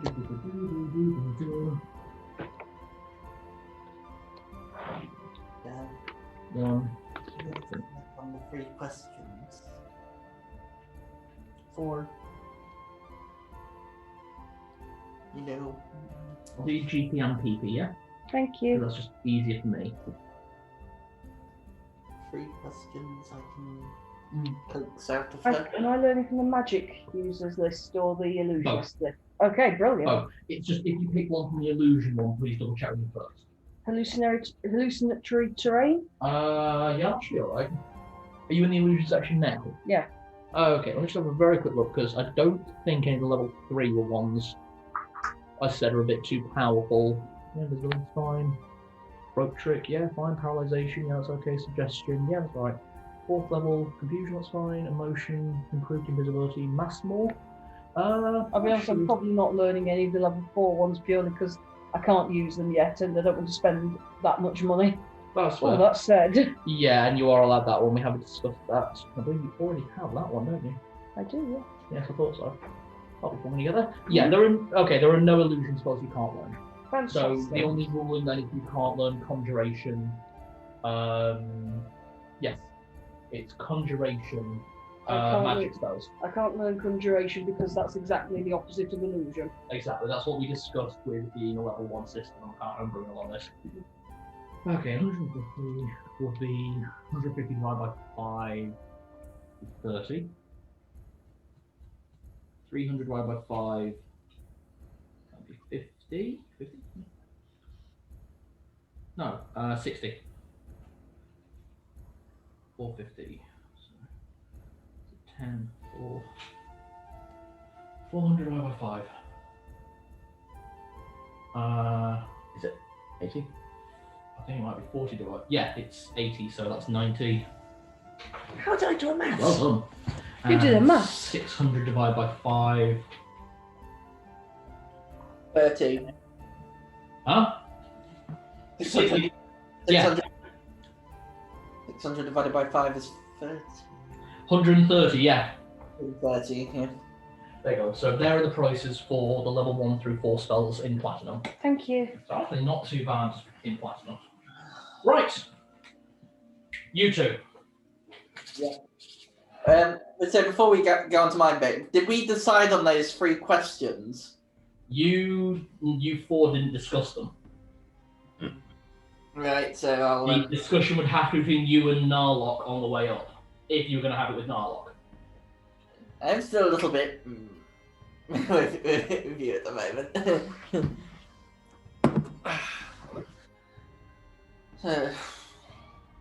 Right. What do you... Alright, then what do you think I should ask her? I kind of feel like if we ask her what is the cause of death, she'll just state the wounds on her chest. Unless we ask her what caused those wounds. Yeah, I think the best thing to ask her is who killed her? Where were you killed?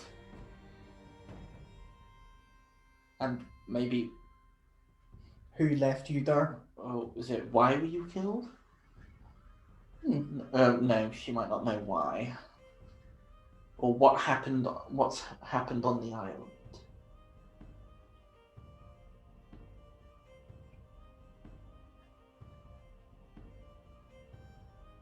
So who, where, and yeah, who killed you? Where were you killed? And what's happened on the island? Right. Okay. At least I know what to think. We make our way to the guardhouse. Okay, I'm going to start with Zed, and then we'll go to Narlock. Okay. Okay. So, Zed, entering the guardhouse, a few people will go up to stop you, but the elf from the floor goes, "He's with me." And they keep off. Father, good to see you. Thank you. So, how has it? Has there been any further developments? So I'm just getting his name very quickly. Kuro. No updates as of yet. We got her body here. The checks all confirm what we expected. The only thing I can confirm is that several of the wounds were inflicted post-mortem. It would appear that the primary cause of her death was most likely asphyxiation, so cut off circulation to the brain, and then just before the moment of death, she was stabbed through the chest with a broadsword. And her finger? Her finger was taken after death. So, would you agree that she possibly wasn't killed where we found her? I would call that very likely. I mean, there was no blood where we found her. Right. I've been thinking about what to ask her, because I feel the sooner we get the information, the better.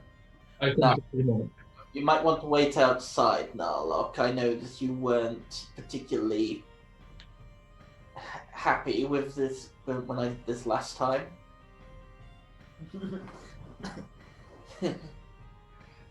No, like I'm assuming you're using this moment to peel off in the direction of the guards' officers.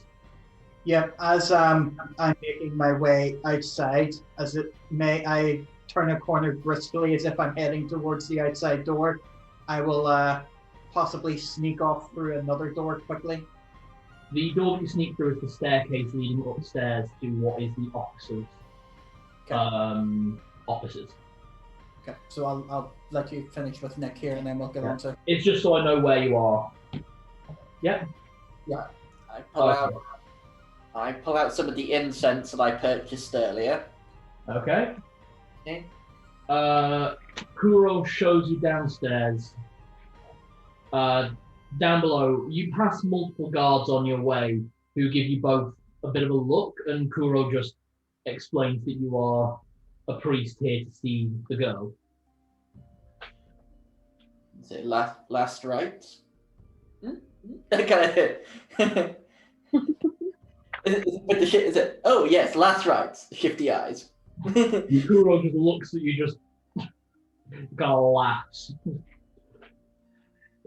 I suppose it's really true they don't hire they don't bring the clerics in for their charisma, do they? No, they don't. No problem. The soldiers are charismatic. The leaders are wise. Yeah, I've met a good mix in my time. Fair enough. And continuing down into the depths, you go. You get a sense that you're probably 2 floors below ground at this point. It's very cold down here. This is awfully deep. Yeah, we find it the best way, especially in times like this.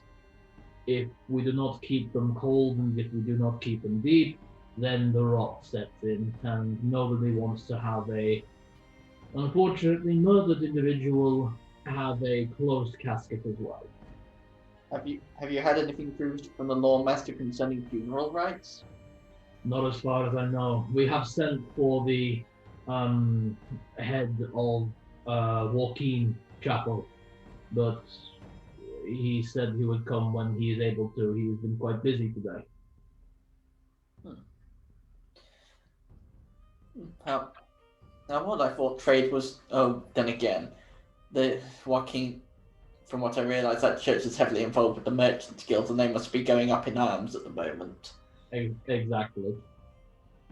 On top of that, the Lawmaster is a worshipper of Joaquin himself. So, if anyone knows what the correct rites are, it will be him. Might be, if that's the case, it might be worth paying a visit to the church. As I'm speaking, I'm doing the preparations. Right. Are we ready? Absolutely. And he kind of closes the door to an extent. Not to the point where locking people out, but he's clearly making it obvious that this is private but not illegal. Yeah. Okay. I gather the incense and strike it with my tinderbox and just let it begin to chant. As your chanting proceeds, the air re-enters this girl's body. Just give me 2 seconds. Right. So, as the air re-enters, going in through the wounds on her chest and neck, re-inflating, giving a small amount of colour to the face, you hear the gasp and the splutter as something liquid, watery and clear, spurts up from her mouth as she goes. Right, so my dear, you were murdered last night. Do you know who killed you?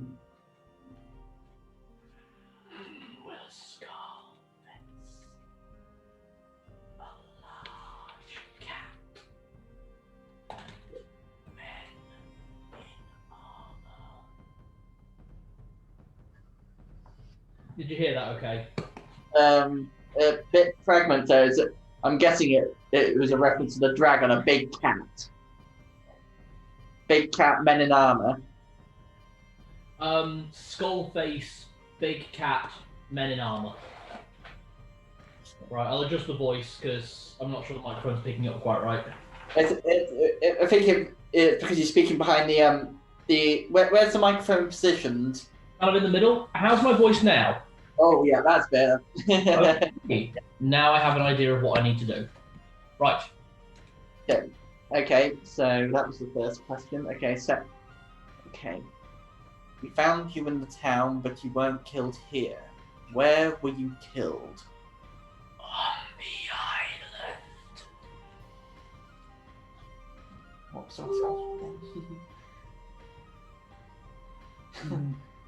that? It wasn't where, we know that. It wasn't why. It's right.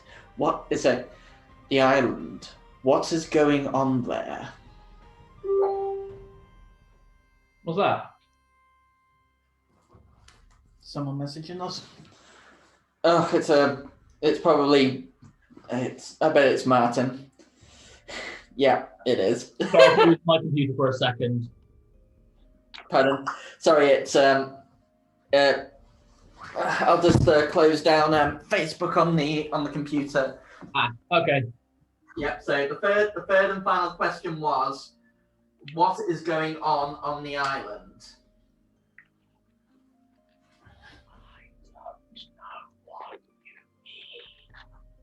And then the air escapes.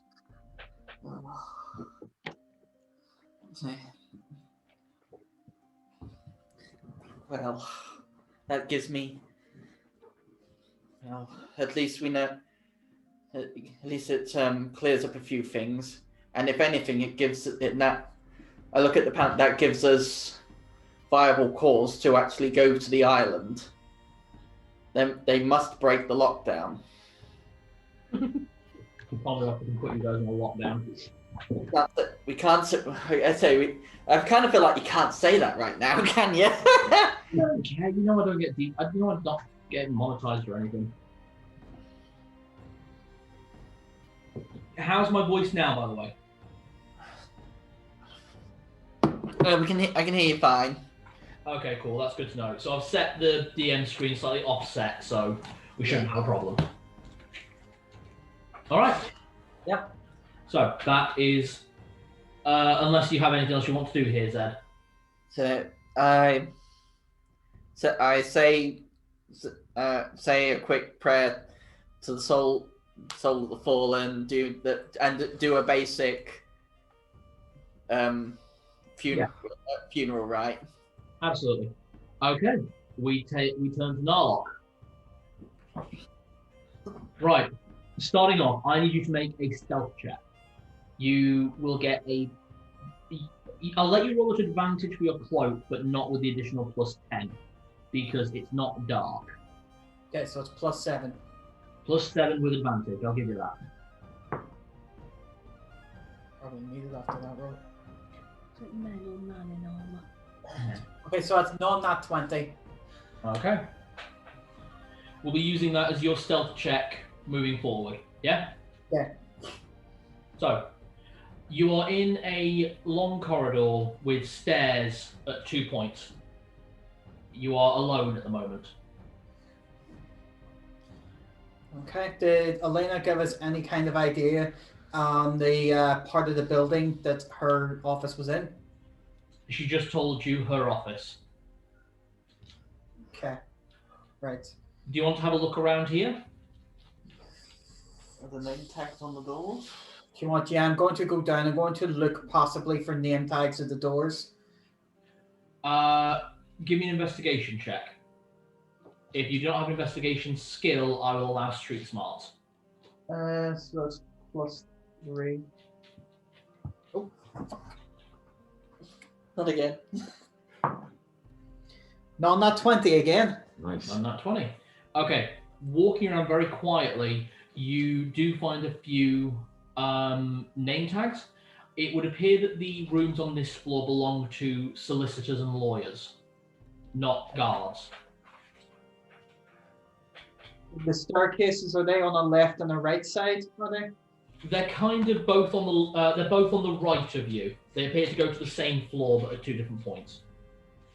Oh, I see. Yes, sort of like the east wing in the school. Yeah. Yeah. We have Mav's rooms, and then we have the upstairs Mav's rooms where you've got staircase all on one side going up to these rooms just above the others. Very similar to my North block when I was in secondary school. Okay, so thinking strategically, where I am, the office closest. So the closest staircase to where I was, yeah, could be where she is, because the captain's probably going to be at the far end of the building. Okay. So I'm going to go up the first staircase. Going up the first staircase. And I'm going to listen at the door before I go in. So as you go up the staircase, you hear guards talking on the floor above you. You can't quite make out words, but as you see them come inside, you press against the wall, and then they go back out, and you hear mention of, oh, come on, let's just go to the mess hall. You passed your stealth check. Okay. All right. Carrying up the stairs, you come into a corridor that is all but empty. It's very sparse. There's maybe like one or two people just reading, not really paying much attention to what's going on. No thief in their right mind would break into the guardhouse. So the guards are not on high alert. And directly in front of you, you see two officers. To your right, to your left, you can see a plaque. It reads Sergeant Alina. And then to the right, Sergeant Alina. Can I see anyone to the right? To your right, you can maybe see one person, not in uniform. They look like they're dozing in a chair. Okay. And they're like right at the far end, like where you assume the captain probably was. I want to stealth to that room without alerting this person.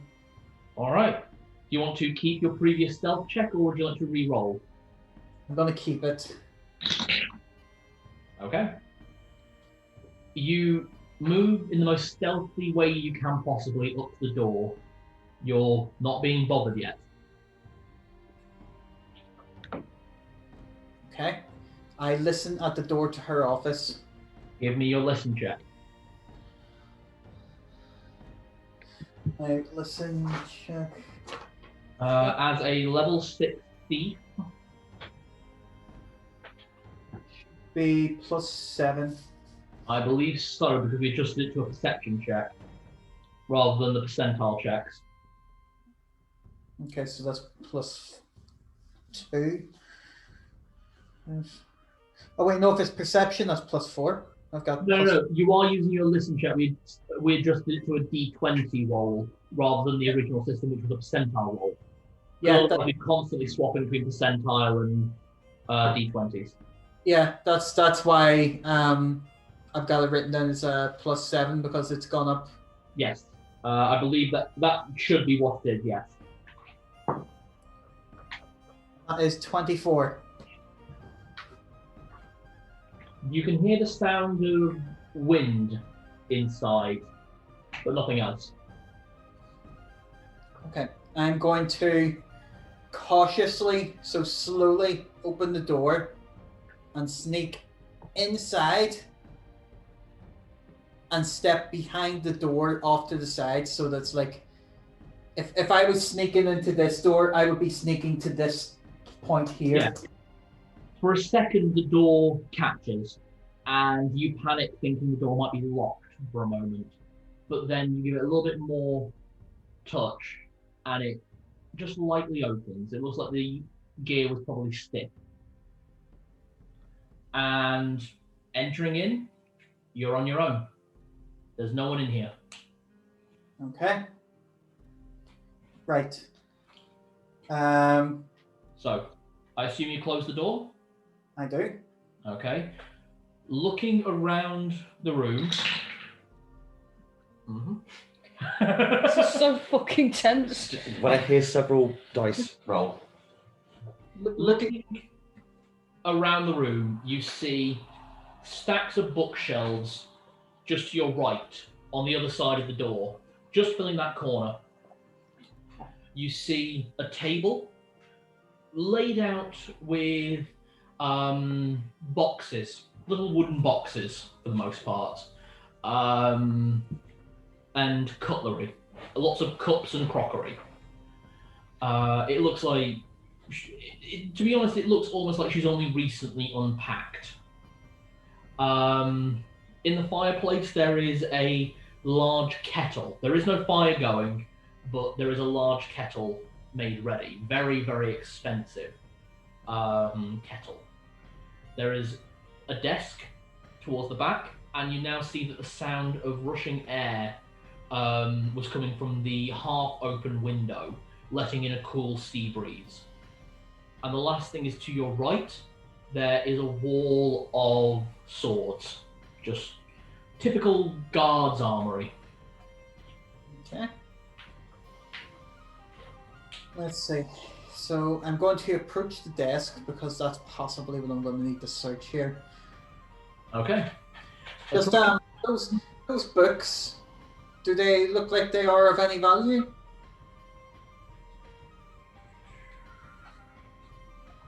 The rogue already stealing the big bad evil guy's stuff. What's this? See, Tully? I was trying to garner brownie points with Celadine. Look, I've bought you some stolen books. Yeah. What books? One of the Harry Potter books might be there.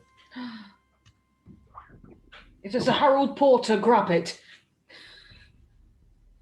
It's a Harold Horter. It's some kind of parody. Or a gnomish travel guide.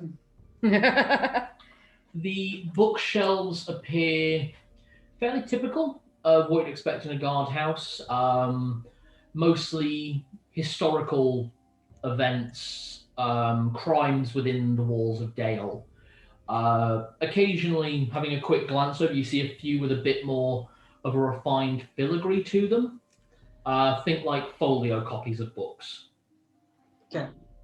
So the stack of books, are they just things? Oh, it's not a stack of books, it's a stack of boxes. Oh. Just little boxes, say about yay big, no bigger than about 4 inches. Okay. Do you want to take a look at them? Yeah, I'll take a look in one. Give me a percentile roll. Mm. It's 76. 36. It is full of loose leaf tea. Loose leaf tea? Loose leaf tea. Smells very nice. Probably imported. Ooh, pricey. You will not want me taking this. I mean, Okay.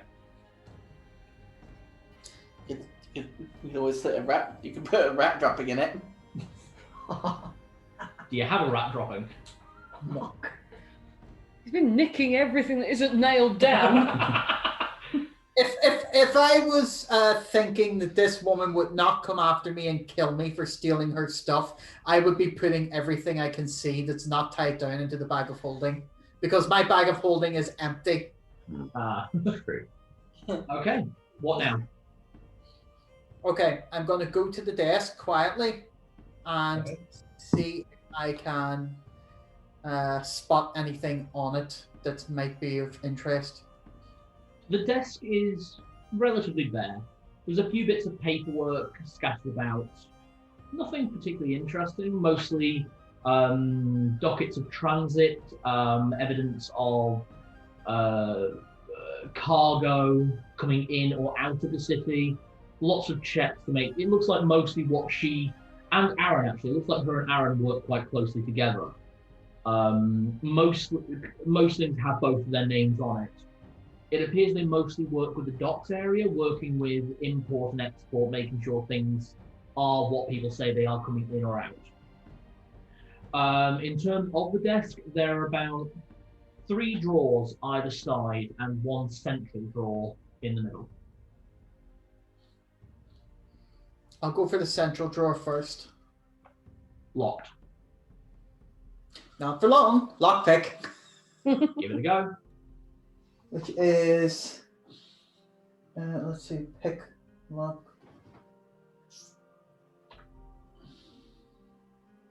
Where is pick lock? Would it be free trap? I think maybe. Hold on.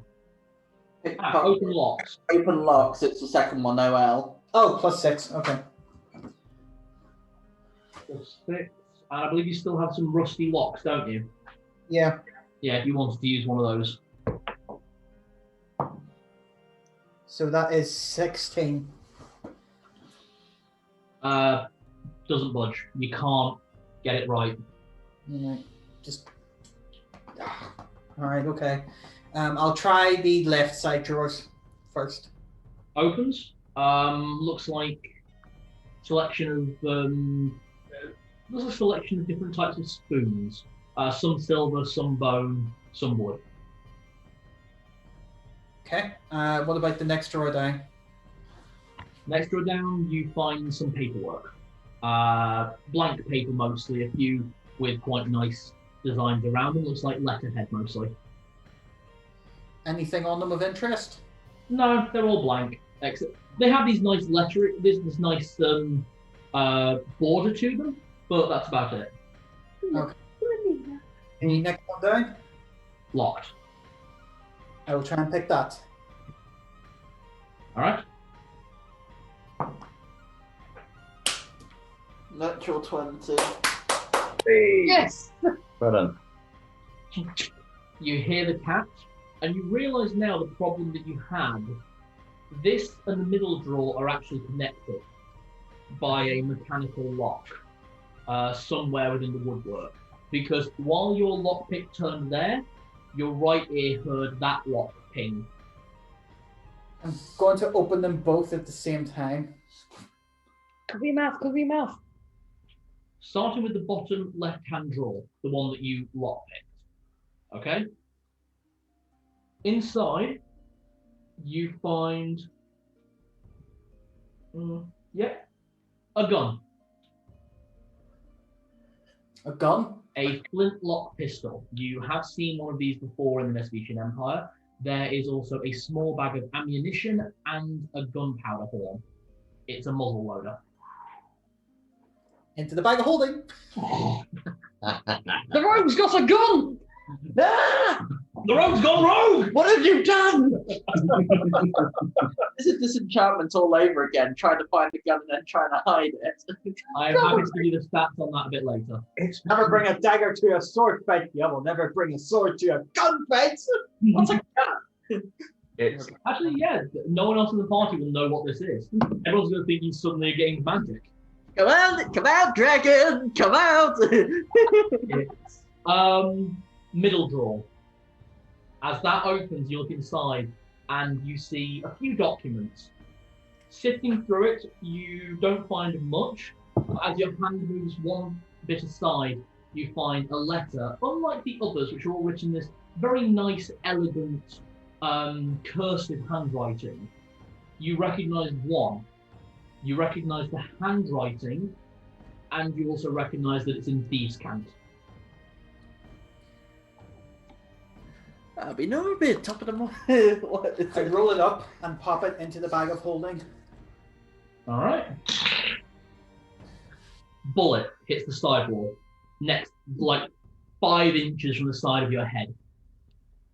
As you look up, Sergeant Aaron is in front of you, holding a gun. In front of me? At the door. And you suddenly recognise the guy not wearing armour in ordinary clothes at the top of the corridor. It was Sergeant Aaron pretending to sleep. What do you think you're doing in his office? He's already starting to reload the gun.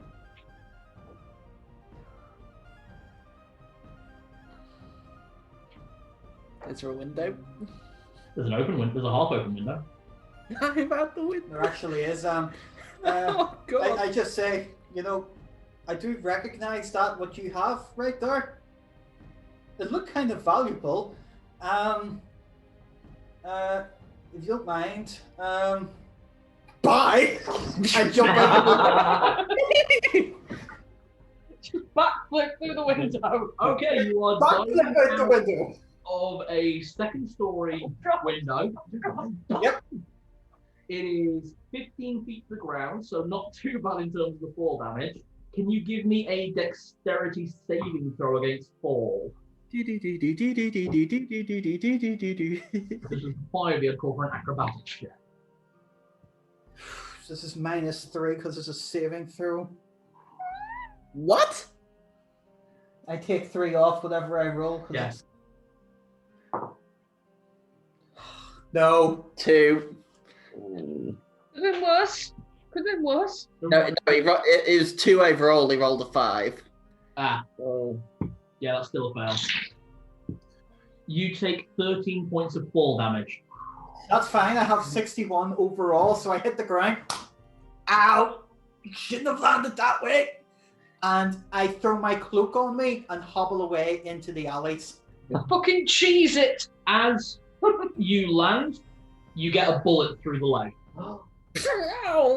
Just one. Just remember this is pistol. 10. You take 12 points of damage. How much? Roll max. Damn. 12? 12. Okay, so that's 25 overall. Alright. You alright? Yeah, I'll be good. That's, But you make your escape. Alright. Zed, I need you to make a perception check.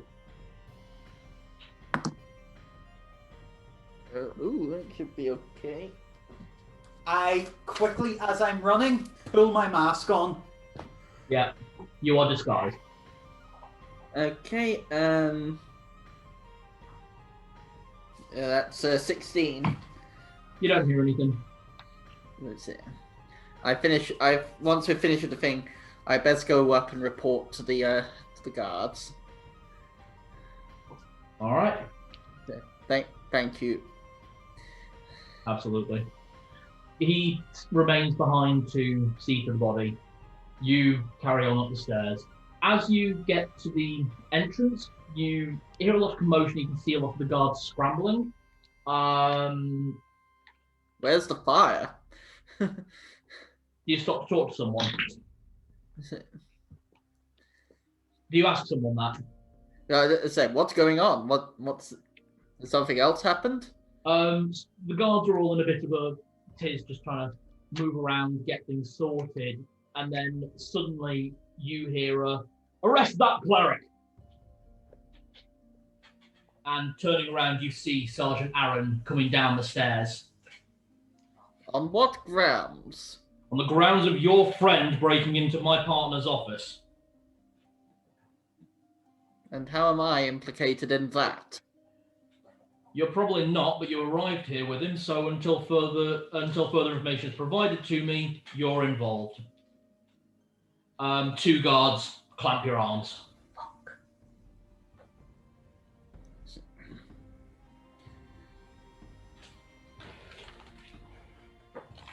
Okay. They take you away unless you want to say anything. We'll need a chat later if you want to know what happened to her. You can tell that when you're in the cell. And Aaron is clearly dealing with the guards on the manhunt for Narlock. Okay. We will time skip a little bit to the Merchant's Respite. The 3 of you have all arrived. You with Captain Rugsmog, who buys you a drink, says have a good night, and he wanders off. What did you say? Would I have had time to go pick up Lana? You could have if you wanted to. I mean, Well, I thought buying she the might- books. I thought she might like to have a drink with her old friend, you know. Yeah, you can have done, yeah. That's fine. Okay, I've gone and fetched Lana to come and have a drink with us as well. Go on, Captain Rugsmog's paying. He always does. I'm just going to drop you a message here, Cal. Right. Whew, that drink was good. It is good for everyone. So, Have a little try. all right. Oh, that's very strong. Warms you up a little bit, doesn't it? Oh, well, that's nearly as good as Gnomish whiskey. Stronger. Yeah, it's strong. Burns like a son of a bitch. Yeah. So, what can you do now? Well, I've learned a little bit more about dual-wielded combat, so I show you the new dagger that I've been given. I actually wrote down what it was actually called, the Corsair. Are you a pirate? I don't know, am I? I've got a scimitar, I have a Corsair, I've learned pirate fighting. I guess I was kind of told more that it was more what they refer to as a raider in their style. So, but I guess pirate really depends on the perspective, really. But I think in some terms it's raider. But supposedly, so new fighting style, and I've got new armor. I've even learnt a little trick about breaking magic weapons. Oh. Well, not necessarily just weapons, items. But it's going to take at least about an hour ritual to do. Oh, okay. So I don't have to worry about you smashing my staff. I wouldn't smash that stuff. Well, I went and from what I found out, how they did the boat, it could have been a mist made by a cleric because she said it's either hallucinatory terrain, but that only works on one person, not loads, or it's some sort of cleric spell that can create a big mist. So I might need to ask Zed about that. And the green flash, she said that sounds like dimensional door. Oh. Or a teleportation. But the fact it flashed green, she says that means it was probably necrotic. Wait a second. I can tell by the looks of you that you must be some kind of pirate yourself. Presenting himself to you at the moment is a gentleman you don't recognise. Human in appearance, for the most part. Sort of sickly. Looks like he's not quite used to land at the moment. Wearing typical sailor's attire. Can we help you? Just shuffling a little closer to Lana. I lean into them at the table. Aye, come closer. Got hearing problems. Move in. I'd really rather not. I'm not supposed to talk to strange men. Oh, come on. This lassie won't do you any harm. What business have you with us? Are you part of Rugsmal's crew? It's Narlock, play along. Right you are there, sir. Do come and join us. Have some of this rum. You have to try it. Oh, excellent. Serve me up. What? Those tales of the sea. We shall sing shanties. I hand my glass over to you, and in it is a small note so that you can see it. Me or to Roberto? It says on it, Zed has been arrested. I narrowly escaped. Right. I fucking love this. No. Me fellow companion. What exactly happened? Did the winds blow the wrong way? Was there a... It seems in me dealings with the beast. The beast was but asleep. He did not lay dead. Oh. And with him he held the mightiest of swords, the sword that flies through the air. Took me leg, but I got away. So did you briefly glance at your leg, which I'm assuming is still bleeding? By the way, you've regenerated that bubble off. Let's see. Is it still bleeding, or did you bind it? Quickly binded it. It's not healed. It's just binded. That's... Oh. Oh, a flying sword, you say? That's certainly quite an encounter. Must have been a particularly nasty flank. Lana and Lana's there. And Rugsmal, have they both heard this and overheard him? It's Yeah, they're kind of like looking at each other for a moment and going. They basically Lana's just made a gun shape at him and he's nodded. So Tibbles recognise him. actually, yeah, that's a point. Tibbles. Oh god. Yeah. That's why Tibbles didn't growl when you approached.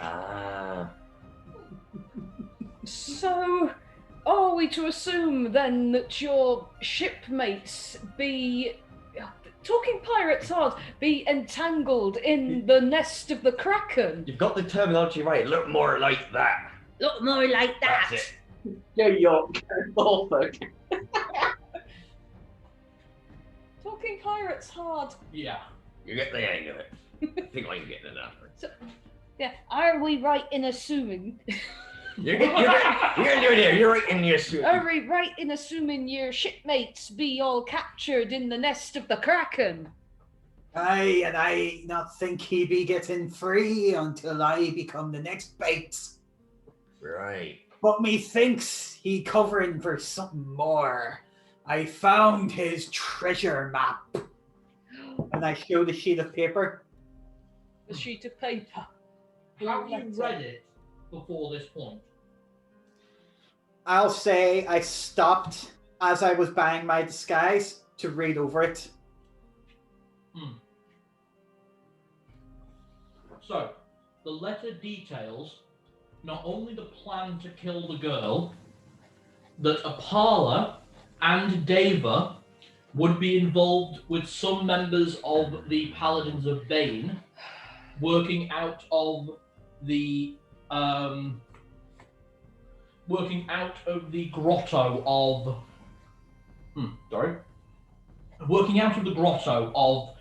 Recimiprin Island. They would kidnap the girl and murder her on the island, and in an attempt to frame Captain Fast, thus destroying the relationship between Captain Fast and the Lawmaster. But Bast is on this side, isn't he? We've met Yes. him. Part of the letter also details the reason this will be hit harder is that the girl is engaged to Captain Fast's daughter, son. Who is... Doesn't have a name. Also, you're not there. Who's the letter from? What's the name of the lieutenant again? Or the captain who's who took me? Aaron. That's Aaron. It doesn't mention Aaron at all. The letter says that they will be that Sergeant McGee will break down and confess to being part of the girl's murder with Captain Fast, and he will be paid handsomely for this, as long as Alina is able to also maintain that he will be basically kicked out of the city, where they will arrange for a killing to happen on the road, where they can get the money back, but also make it look like the dwarves of the Blue Mountain did it, thus causing a more political incident.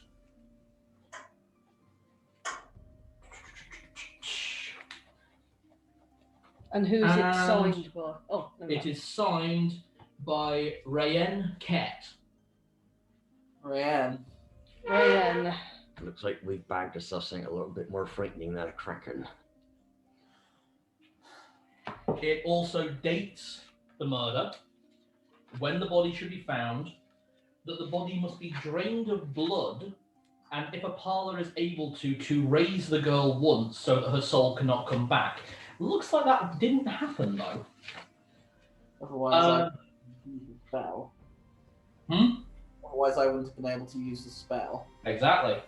I didn't want to punish you that hard. I thought it was quite good actually. I thought you'd been very clever. I liked that. And yeah, that's about it. Oh, and the confession will happen tomorrow morning. What time is it now? Right now it's about 4 o'clock in the afternoon. Sorry, about 5 o'clock in the evening. I need to. I need to check if this is a spell in 1E. Right. And then I may need to run to the magic shop. Right. And if it's even one I can cast. And we need to stop him from we need to if we can get McGee to not, I think we can prove that Zed's innocent and that Alina is involved. Oh, I'm not. Zed's innocent. In fairness, what I did, I am guilty. But That's You don't even know what I've been charged with. Actually, Narlock would have overheard. because he limped away. So basically, with grand larceny. Well, with breaking and entering into a sergeant of the city guard. Come on, What spell are you looking for? I'm looking for Zone of Truth. Knowing the truth is one of my spells, I think. I think the cleric spell in first. Balls, I can't learn it then. Yeah, annoying, isn't it? Okay. Okay, right. Okay. All right. Well, now we wait. We have this letter. That's proof enough. We go to the guards now. We go to the guards and we speak to Captain Fast, because as it turns out, we can trust him if he was the one that they were trying to frame. We have evidence gathered today. That's why we had to act in such secrecy, that one of your sergeants is conspiring against you with the people who killed the little girl. Aye, but you have to ask yourself, Missy. The walls have ears. Who'll be listening?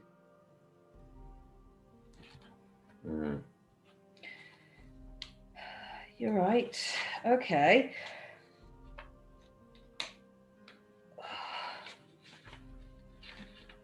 Is there a way I could tell if people are, if some...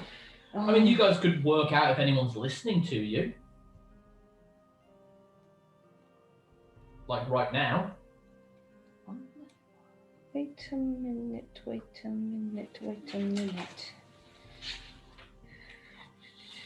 Where's my little list of spells? I do need to ask, with the spells that you purchased, you know you're not in your spell book yet, yeah? I know, yeah, I've not put them. It's not that I'm looking for. Okay.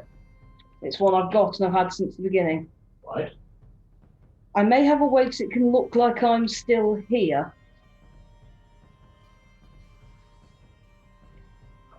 Oh, for fuck's sake, how is that not one of my flashcards? What? Mirror image. Because it's a level 2 spell, isn't it? It is, and these are all my level 1s. And does anyone have any thoughts just while Celadine is frantically flicking through her spell book? My items to see if anything can help. A trick on to then possessing magic, but we do have physical evidence, but... People might be listening to us. May I make a suggestion? Sir. If you're concerned about people trying to stop you getting this evidence to the right person, why not we take a small, inconspicuous and loud guard to get to the house? To the guardhouse? An inconspicuous and loud... I don't understand. He slams his crutch on the table. Everyone loyal to the Blue Phoenix rise. And everyone just stands up. Boys, time to drink. Oh. Boys, take a walk. You just see loads of these former current pirates and sailors drink their drink and pile out. Many of them pretending to be drunk, but some of them a little bit tipsy anyway. We walk with them. There's like 30 of them. It's a full crew, effectively. So that will hide my limp as well. I'll drain my drink of... It's overproof, Ron. Oh, fuck. Yeah, because I need to be drunk at this point. Never mind, I'll push it towards Lana and get her. She basically sees you push the thing, you try and take it off the edge, and she falls sideways to drink it. I just take a sip for courage. Here we go. Come on then. Way! Yarr! This one's for the pain. Oh! Did you just pour that on the wound? Yep. Wow! Disinfectant, though. I mean, Yeah. Actually, that damage to that leg, that bullet was a through and through. Yeah. And the only healer in the party is currently locked up in the jail. Yeah. That's alright, we're heading there. Come on, doggy, we're getting drunk and working. That's what we're doing. All follows. Yar! Do you reckon we get a little eye patch on Measley? And a tiny pirate hat. Can they put a tiny eye patch on Measley? Give me a fucking search check, you bastards. For turning what was meant to be a very serious moment into a hilarious. It's a 3 anyway. I put a small piece of cloth over his head, it turns into an ear bandana. He doesn't move, That's alright, he's got a little pirate bandana. You're pretty certain he's chosen this moment to stop breathing. It's alright, you don't have to breathe anyway, do you? Boop. This is true. Booping him. Yeah, you're booping him. Right. Yeah. With these drunken pirates, you make your way slowly and slovenly up the coast and around the side, and by the time you make it to the guardhouse so the three of you can like peel off, it's been about half an hour. Zed, you were taken straight to the jail cells and left on your own for the better part of an hour before Aaron approaches with Captain Bass. Like, so this is the one who broke into Alina's office. So Zed, yeah, I just look at. I beg your pardon. I was told someone broke into my sergeant's office and you are here.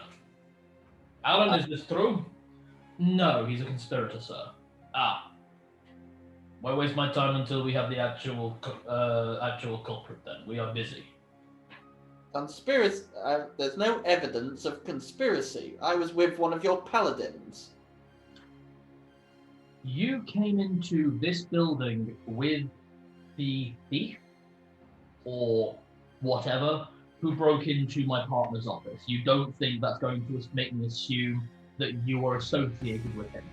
He came in with me, yes, he is a companion.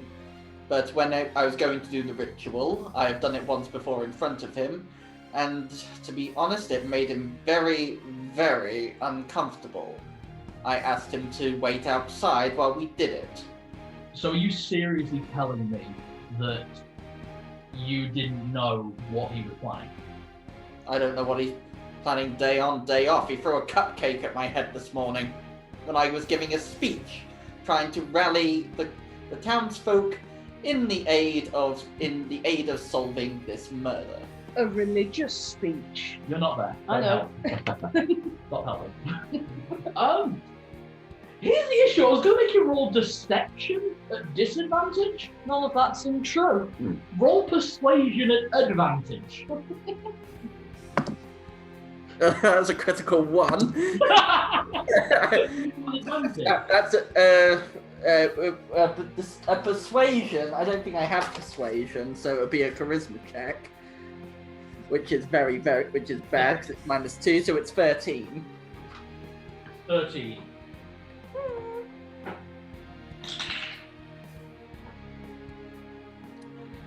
Aaron is looking at you like you're full of shit, to be honest. And not just that you're lying, like you are full of shit. Which probably might be the case, there isn't a toilet in there. Fast, meanwhile, goes, this is a waste of time. Let him out. He's clearly not the one who broke in, and you've just admitted, and he's just said that he doesn't know what the other one does. If you can bring him in before the lockdown, then fine. If not, you'll go back in jail. You can't leave the city anyway. What's the point in locking someone up if we're going to waste time? We have other people to lock up like donks. At this moment, you hear the sound of drunken rugby songs. We don't have enough cells. What? Before I leave, perhaps you might like a little update as well from what I found. Oh, yes, you're the cleric who was sniffing around the paladin. Said you could help? Yes. So the ritual that we performed garnered some information from the dead girl. She was not killed in the town, she was killed on the island. The island? Yes. You're certain? I am 100%. Your paladin can corroborate. Alright. We'll get a second statement from him. We might be able to get onto the island by morning. Yes, and there was something to do... She mentioned something to do with a silver skull, a metal skull, a giant cat, and men in armor. I believe there's something not right going on the Lawmaster's Island.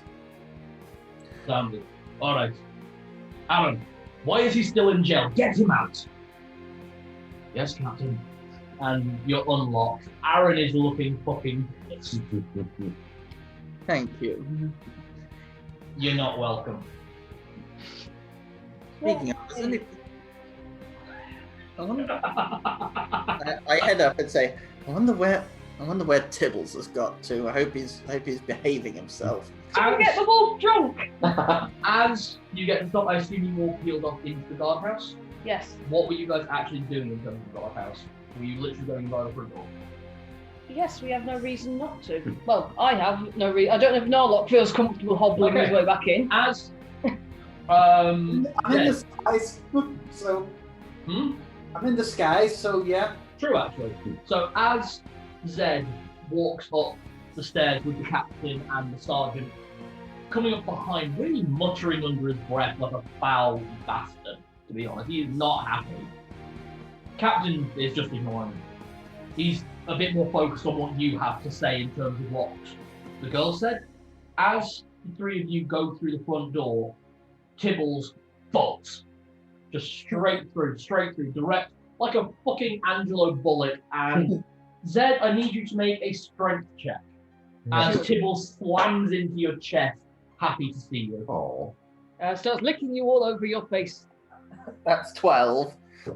12. Yeah. Okay, you stumble and you feel the top step at the back of your boot, but you do not fall. Yeah. Nice to see you too.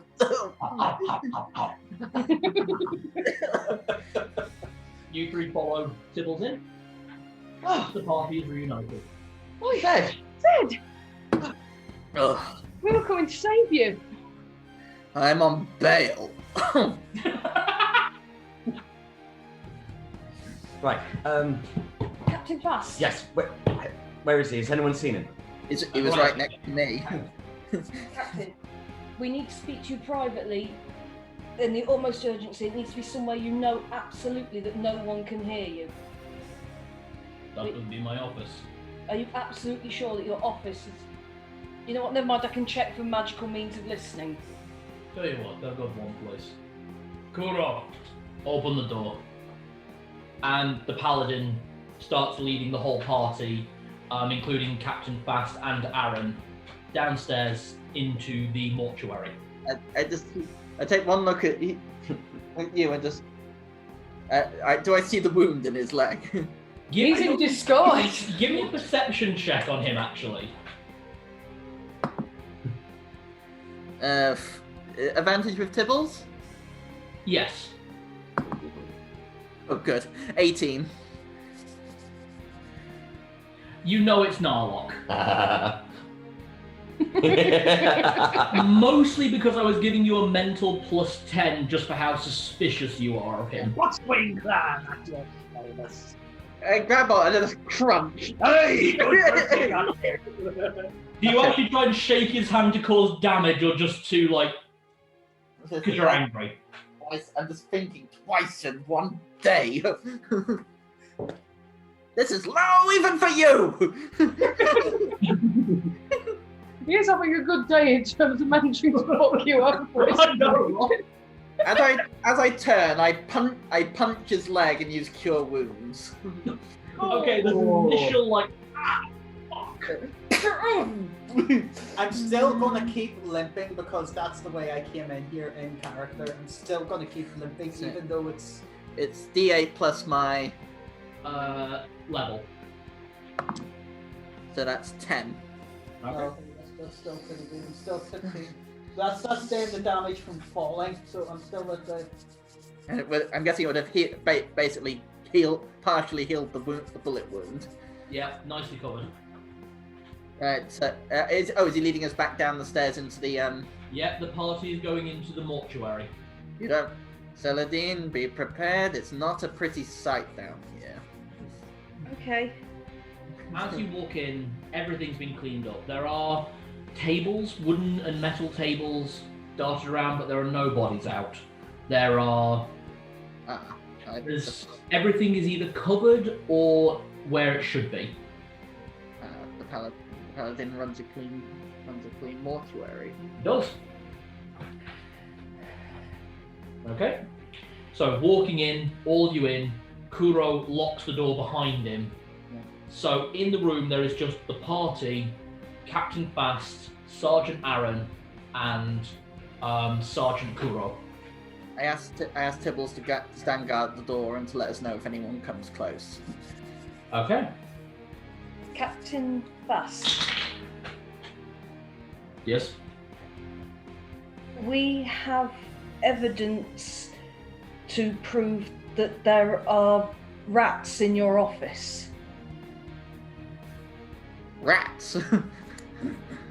Well, I keep traps, and No. they keep coming back. I mean, some of your sergeants are not to be trusted. Ah. All right then. I know I never did get a handle on Thieves' Camp Tavern. I He's know- quite good at it. I'm trying to learn it from a Ah. book. It is a very useful skill, I will admit that.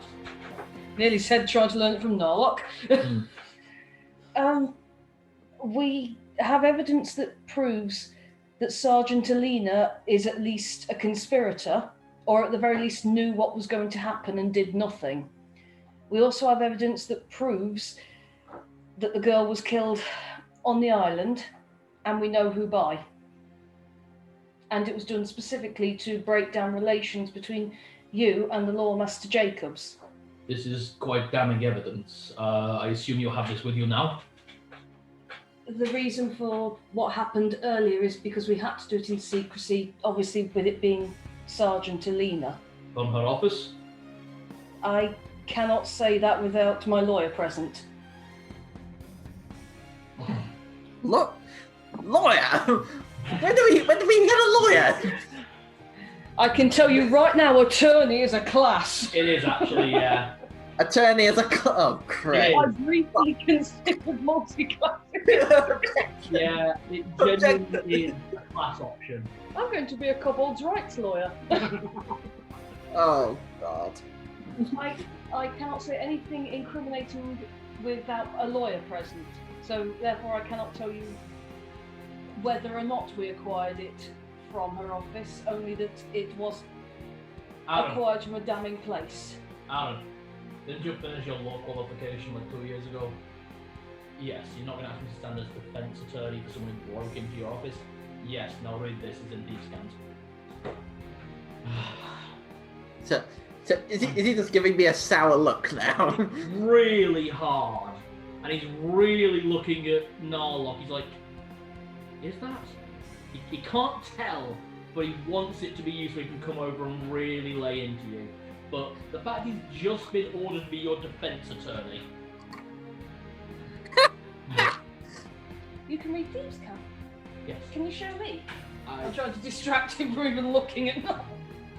it takes a bit of work. Oh, alright. Sorry. You kind of look at his face as he kind of reads it. Yeah, Captain, everything they've just said is completely true. And I recognise this letterhead, and yeah, this is Alina's. We also know the other three names mentioned on there, that of Rayanket, Deva and Apalla. We don't know where they are exactly, but we do know vaguely about them and that they are bad people. You said Apalla. Yes. This is the captain. Captain Apalla, yes. Captain Apalla is involved. A metal Let's go in the letter. a metal skull. A metal skull. It does, yes. So the young lady. Since I didn't get the chance to tell you, the young lady said that she was killed on the island. That there was a metal skull, a giant cat, and men in armor. That was all.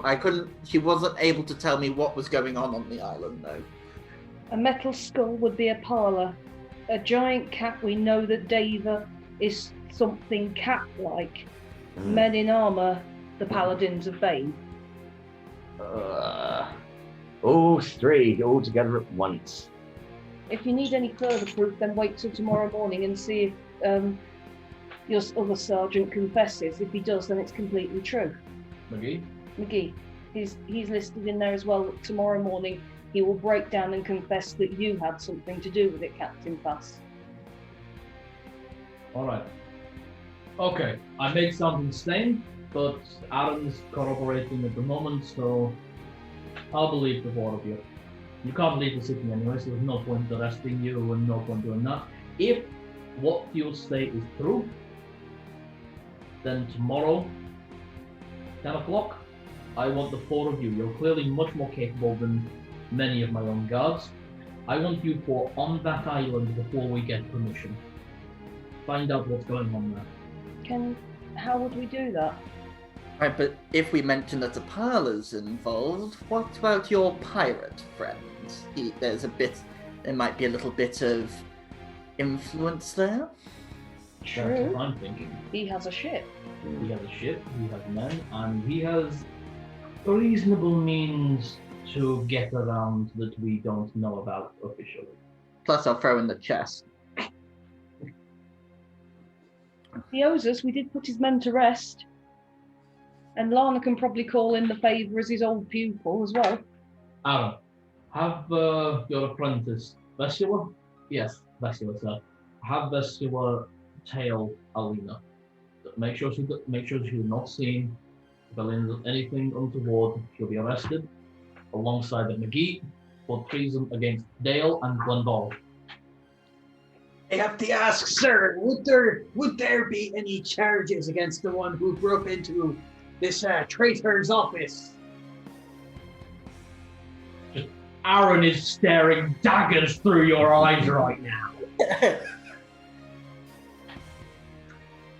Officially, as your solicitor, there will be no charges because you brought forward evidence against a treasonous crime against the city. I hate the law. Sergeant Aaron, who says... I can come out of this finally. Ding ding! Oh, I had no idea that was Narlock. Oh, great! What do you think the rest of them are going to say? That you're going to be walking out of here, not as you came in? We'll try his hands together and say we're I can taking put it him. back on. I can put the disguise back on, but I will say, Aaron, I will say that my belief that you were not tied up in this is symbolized only by I did not shoot back. Kind of looks at you, he's really pissed, and he just holds up his own and just goes, likewise.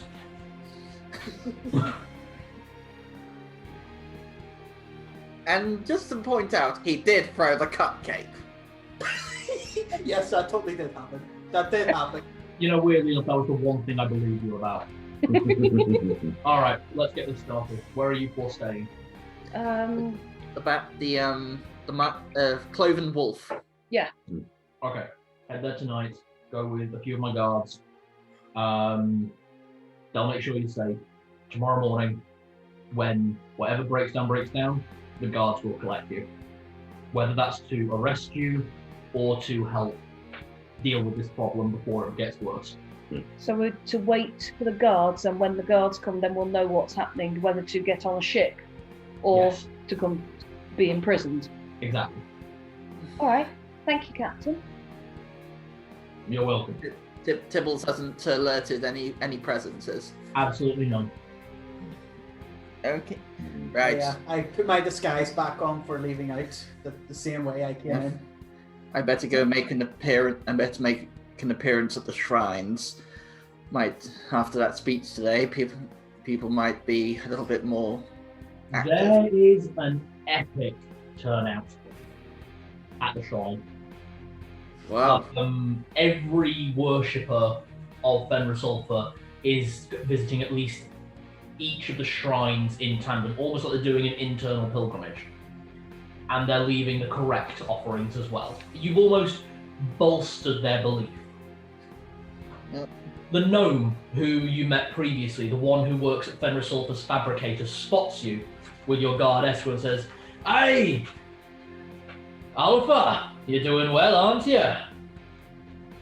Well, I didn't think it would have this much of an effect. I was hoping just to garner some support, but it's I can tell you this right now. The second that armor's ready, it's yours.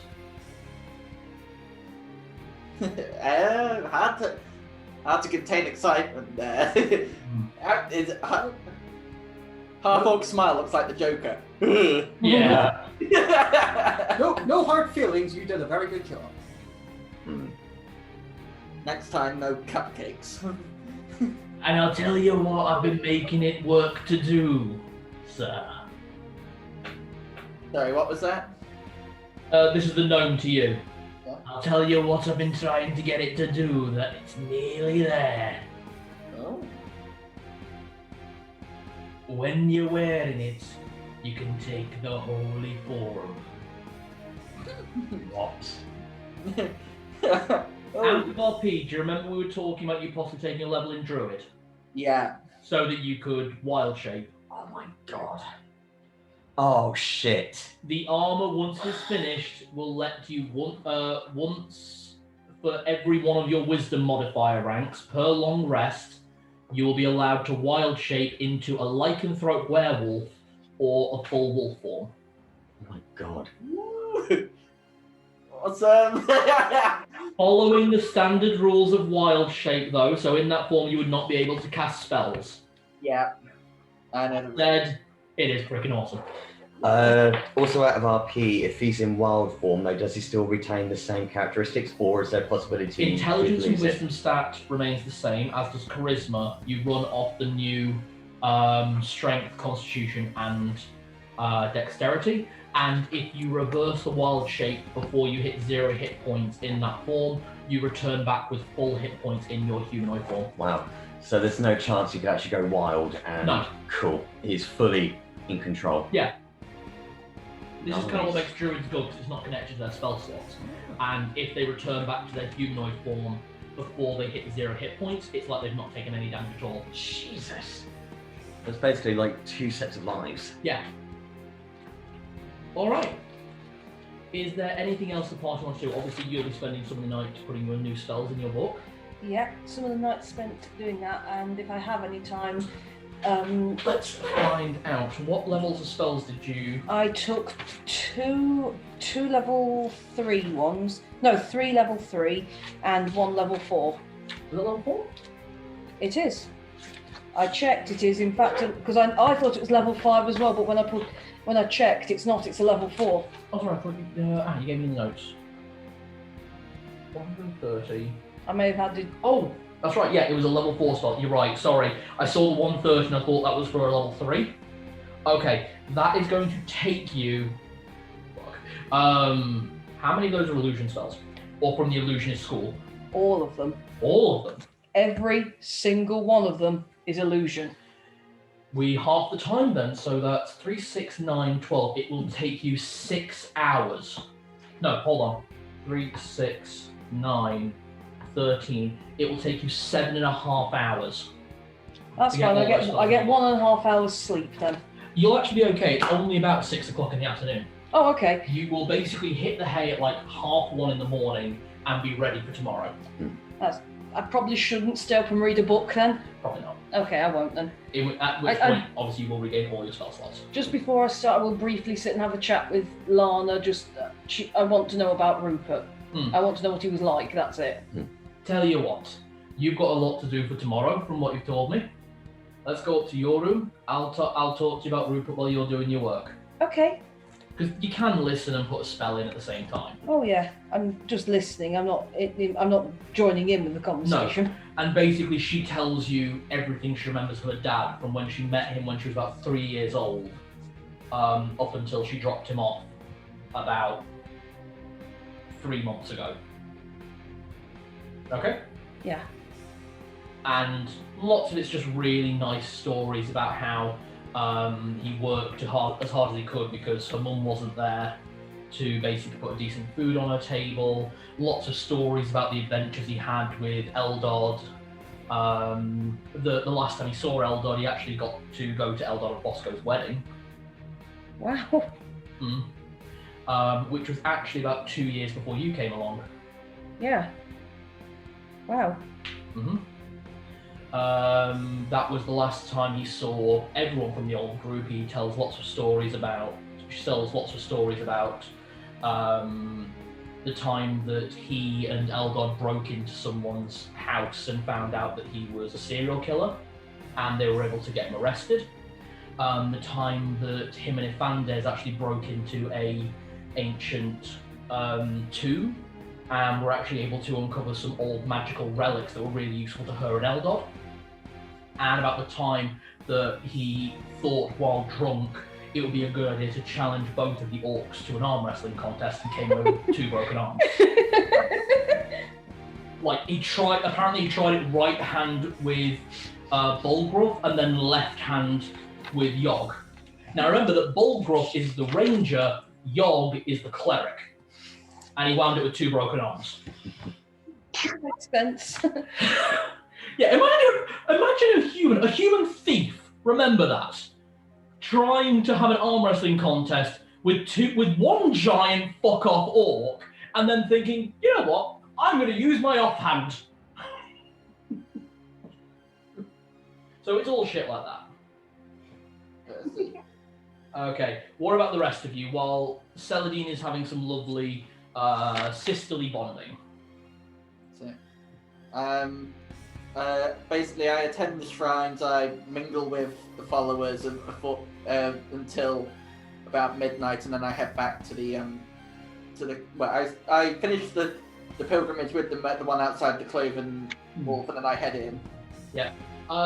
You do go everywhere with a pair of guards, but one of the guards is Kuro.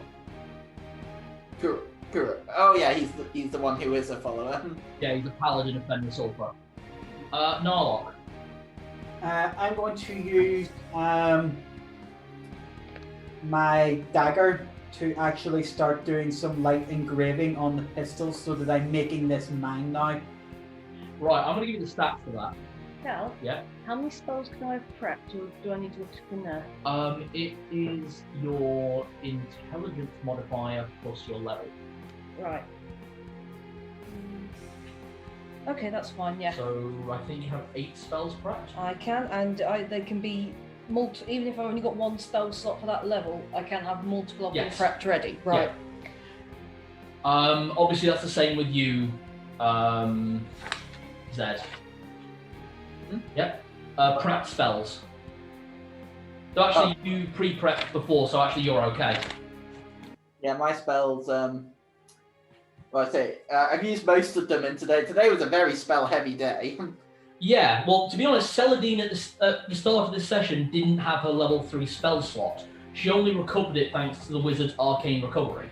Yeah, I used my level 3 spell slot, but the only other spell I had was a level 4 slot. Yeah, I will say this, the difference between clerics and wizards in 1E is 1E, obviously clerics were able to get a spell slot of a higher level if their wisdom was higher, because they can get bonus spell slots. Yeah. Wizards, they actually did have arcane recovery. They recover spell slots by the hour, not by long rest. Ah. Yeah. I'm just going to toilet very quickly, and then we will continue. No problem.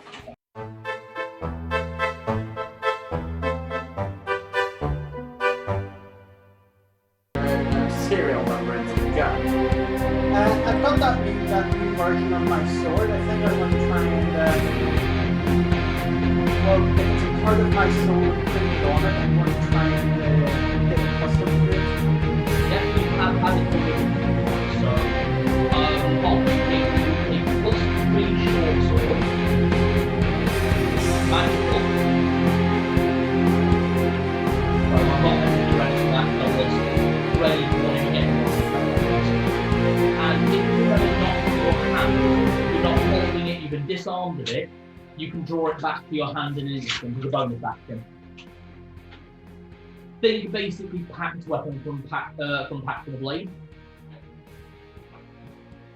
Okay. So I'll explain what the game is done. I just had a couple of incredible brainwaves. I'm trying things like I leave it to the side of the room and go to the other corner and go like this. You see it blink out of existence on that side of the room. Your tattoo flares appears. Ah. I am going to end up doing the whole Thor from Thor 3. I'm going to leave it somewhere in a house and go, oh, hang on, my sword, and hear glass crashing and ceramics breaking. Oh, I love that bit. Sorry! Just Doctor Strange there, like. Oh, wait, your umbrella. Oh, right, yeah. Sorry. Yeah. But basically, yeah, it phases out of existence and then reappears in your hand. By the way, you do lose 10 hit points from your maximum amount. Okay. Yeah. There is a hit point cost because it's bound to your soul. Oh. Where do you have the tattoo done? Where did you have the tattoo done, Narlock? And what of? It is of the sword. It's of the sword. Yeah, the tattoo is like it's sort of like a Celtic tribal design of the sword, but in a miniature version. But the sword blade is at his navel. You gotta guess where the handle is. Oh God, that's not a sword. That's a dick in disguise. What, you keep asking the ladies, do you want to handle my dagger? The handle is his handle. I got it done. Where did you get it done, Narlock? The tattoo is back here at the back of the head, and that piece of hair has been cut away so that his long hair can go over the top of it. That way, when I'm in disguise, I can cover it easy enough. I Nice. like it. So it kind of goes down your spine. Yeah. Awesome. What? And if you say hands behind your head? Yep. Okay. The night falls. You all have a long, if slightly unsettled rest for the small amount of anxiety coming with it that you may have all been set up and you may be all about to be arrested. Or that maybe you can't trust these people as much as you thought you could. The morning comes around. You enjoy your breakfast. The door opens. In hobbles Aaron. Looking at his armor, it is blown away. Destroyed, all up the left side of his leg, over his left shoulder. You can see a portion of his torso. He is hobbling, but you can see it has been healed by magic. He has already been healed. Goes, you're right. Get to the docks now. What happened? Alina. No. Go. Do you need healing? No, go. Right. I need my will flail. As you run out, there is Burla. Goes, I think you could do with this. Thank you. Go. Is not. Who's coming? Is anyone coming with us? Is it literally just us? It's just you. Oh fuck. It's you guys and a couple of guards. I have the power! Yeah, sword in your hand. Oh, I meant to tell you. So the sword damage is D8 plus 3 plus your standard damage modifier, and the gun is D10 plus your missile bonus for damage. Nice. Right. At least now you finally get to see the beach. This isn't why I wanted to see the beach. As you're all running to keep up with the guards who are bringing you, the one at the front is a very young woman, probably in like her early 20s, long red hair pulled in a tight ponytail, mixing with her mixture of light and heavy armor, going, Captain Aaron said we've got a ship ready for you. Come on. Thank you. Do I recognize her? No, none of you recognize her. As soon as you guys are on the longboat that a couple of the sailors have ready, you kind of look back at the city and you can see dots through the entire city. Smoking buildings, bits where areas of the walls have just been burnt or exploded. Did she? Alina, yes. How did we not hear this? There wasn't any noise, it was just big. Just big and fire. Did she escape? Where she? She got away. Which way did she go? Has she gone onto the She island? blew a hole through the city wall. Then at least we don't have to worry that she's going to be on the island. No, the guards are mounting a chase. Once we're done here, me and Aaron will be after her. But we need to get you four to the island first. Go. And She might be heading for Torgaval. we'll send messages. And they push the ship out. There's you four, there's like 3 ships total. The other 2 ships full of guards, all armed to the teeth. And you four at the helm of the front ship with guards rowing you towards the island. Are we going to the island or the grotto? The grotto is on the island. Yes, I know that, but a grotto, it must be in the water because a ship came out of it. Are you actually asking that? Yes. The grotto is not attached to the ocean. That's what made Rugsmalg's what made Rugsmalg what he said so unbelievable. Definitely dimensional door, or... So must very well be part of the. Zed. Cleric spells. Do you know anything that would create a massive, massive mist? Give me a wisdom check, Nick. I checked through the list of spells. I couldn't find fog cloud. You couldn't. 15. 15? Yeah. Certain very powerful clerics of storm or nature may be able to do something like that, almost as if they were gifted additional powers by their deity. Clerics or potentially paladins of a certain domain might be able to use it. It's not in my skill, I'm afraid. You'd need maybe someone who worships the sea bitch. Then we're very definitely heading to Apalla, and he can make massive mists and fogs then. Oh. And this is where I'm sitting there thinking, no, this is where I could have used my predict weather ability. Just a thought. Be careful in case if anyone can control the weather when we get close to the island. You guys... No, you go on then. Okay, you reach the island. The guards start throwing down ladders. You now see the island guard clearly got word to them before you arrive. And the four of you are met with more soldiers. These one in pure plate. It's not a mix of plate and leather, it's just pure plate. These are more like knights. And they're looking at four and saying, so you are the four? We are. What do you need to go in? I mean, we don't want them to get away.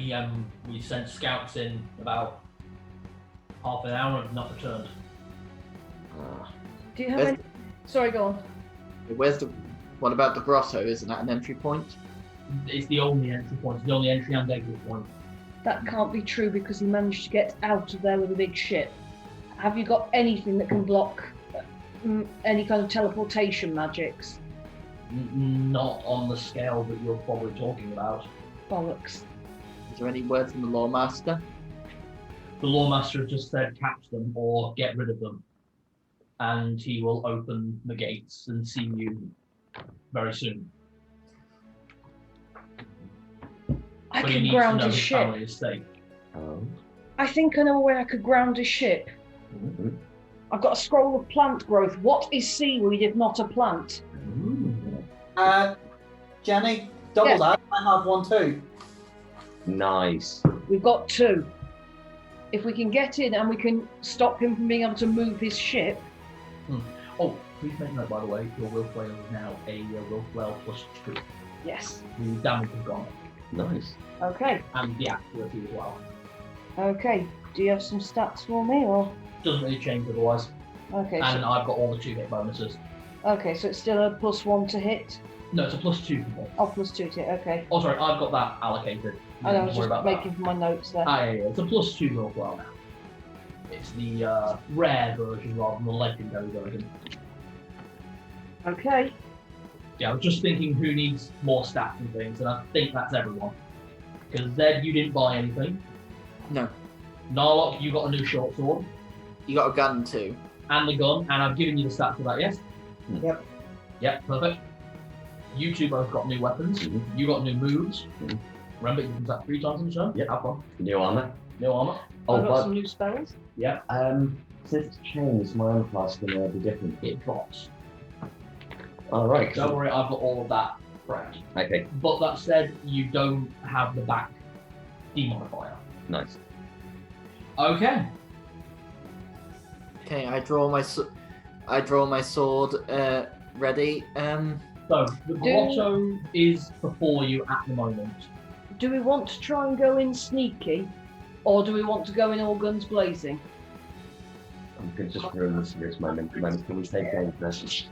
I can try and sneak ahead if you want to get a scout on things. Pollux didn't prep change self. I can see if there's any traps inside. Wait a minute, hang on. I haven't set all my spells. I've got one more. Okay, GM, can I? What? I actually had one more spell I could have prepped and I miscounted. Okay, that's fine. I could make myself look like Alina, but beaten up, and maybe get him to come onto land. Because we were told get him on land and get him cornered. Yeah. He might come for Alina. We'll get him on land, so if he's on land, then perhaps using the plant growth, if there's any possibility. They are they on land at the moment? Because when I say grotto, I get the feeling it's like a stone cave that goes into the Yeah, land. there's a stone cave in the side of the rock face. It's about 40 feet from the ocean. And it's just a cavern that goes inside that is dotted with these crystals that light up in a sort of shimmering silvery glow. So are we sailing up the grotto or what? No, you are on land now. You can't get to it via boat. It's a landlocked grotto that must Yeah. presumably have water inside. Yeah. Probably most likely when the water comes up and splashes in. But he dimension doors it in and out. But this grotto is the only way to access the Lawmaster's Tower. No, the Lawmaster's Tower is on top of the city that is the island. This grotto is a part of it. Oh. The Alright. grotto is a part of the island, not a part of the city. Okay, so the city is sealed off at the moment until... Yeah, basically. And the guards are keeping full watch. You have basically a battalion of about 50 to 100 trained guards, so that if anything comes out of there that shouldn't, they'll be ready. I wonder... Do we have any sort of plan here?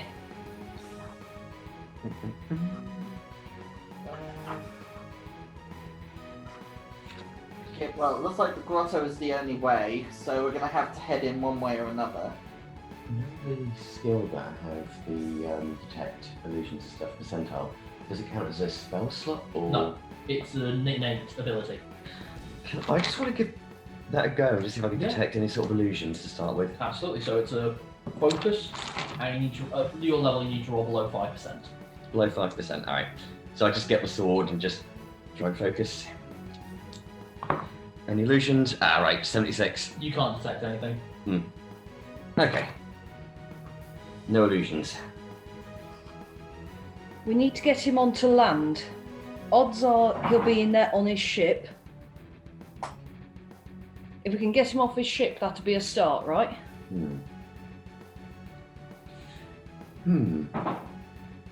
What would make an interesting lore? What's up? Say, I can make myself look like Alina, but beaten up. I can put something up that might stop him from exiting the grotto. Oh? I could throw up a glyph of warding over the entrance. Can you do that on his ship at all? Because then if he can't get back on... The glyph of warding is a powerful inscription magically drawn to prevent unauthorized or hostile creatures from passing, entering, or opening. It can be used to guard a small bridge, ward an entry, or as a trap on a chest or a box. Guard a small bridge, a drawbridge, for example. Or a gangplank, surely. Thought of something that might seal off the other entrance. Do you remember what I identified as my last trap? Oh. Below the ceiling. We could trap him on land in the grotto. Okay, this could work, couldn't it? Bombs So- away. What are we thinking then? The gun. Just use the gun deactivated. What can I say? Bombs away. I can cover up to 50 square feet without using a powdered diamond. The entrance of the grotto is less than that. It's probably a 20-foot by 30-foot cavern entrance. Okay. Yeah. So I could do it over the. I can cast it over the entranceway, but I can also. But if he's dimensioning door out, it wouldn't make any sense to seal up the door, seal up the exit. Not to mention it would block. It wouldn't block us from leaving. It would block anyone from getting out though. So, alright, am I thinking now what we're talking about? Zed puts up the glyph of warding on the grotto entrance, am I right? Yeah. We'll be able to pass through it, but nothing hostile to us will be able to pass through. Which means the guards could come in as well. Mm-hmm. Narlock is going to... Are you going to sneak in and try and put a trap on the gangplank after he comes off the ship? Yep, so the exit to the grotto, then that way we've got them trapped in there, and that way we blow the exit. Yep. Nobody can get out except for us through the one way we know we can get out. But did you mention the dimension door? Doesn't that open... Sorry, go on. If it opens a portal inside the thing and then it moves him out, then... See, I don't exactly know if it is Dimension Door. I know it's some sort of teleportation and it's necrotic. So it gives off a green flash. So I don't know, I'm assuming Dimension Door or some sort of teleport spell, but that's so far out of my experience. If it's one or the other, what we need... I'm assuming it might be tied to his ship rather than to him. So I can only cast a glyph once. So the best thing is, as far as I know, to get him cornered and get him on land, is what we were told. And I'm assuming that he wouldn't want to leave his ship behind, so surely he'd go onto his ship and try and dump... I mean, to be honest, if he tries and escapes via land, he's going to run straight into the guards. It would logic would dictate he'd run onto his ship and try to escape that way, as he has done before. If he then can't get back onto his ship, then we've got him cornered, surely. So, if Narlock handles the ship, I'll handle the gateway. And I can get him off his ship, I think. Right. Okay, we've got a plan. Roberto. I guess the only thing I'll have to do is to go in and then just provide action in case anything happens. You are the fighter. I just go in. Right. Alright then, so I'm guessing the order we go in would be me and Narlock. Narlock will wait until he comes off his ship, then set up a trap on the gangplank. And then Zed and Roberto, because Zed can be doing the glyph of warding, and Roberto, you can be with him ready when you start hearing noises, yeah? Right. How long does the spell last? How long does the spell last? Glyph of warding. Yeah. I think it's a permanent spell.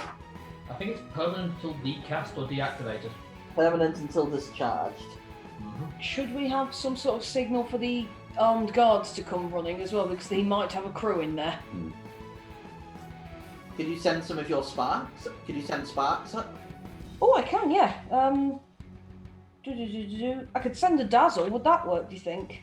You can throw a light in the form of fireworks, basically to like 50 feet. They don't have any effect, it's just sparkly. Oh, yeah, I could do that. I'll throw my sparkles. Yeah, basically a free action. Okay. Right, so I start inscribing around the entranceway. I cast Change Self and make myself look like Alina, but badly beaten and blooded. While you do that, I'm going to sneak in and lay my bombs ready to blow the ceiling down on this entrance. Okay. I'm not going to make anyone roll for this because you're all taking a good amount of time to plan and prep. Alright. So, Narlock and Celadine are going in first. Yeah. Are you running a distraction when he sneaks in, or...? Yeah, I'm going to be running distraction. You two must not come in for, let's say, 5 minutes, because... No, less than that. Let's say... How long do you think?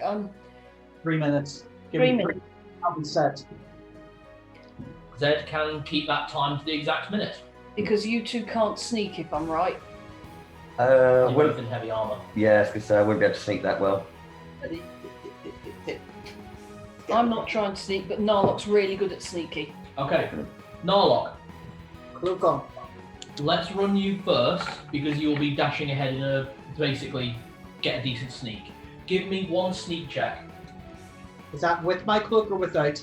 With your coat, it is dark in there, so plus 17.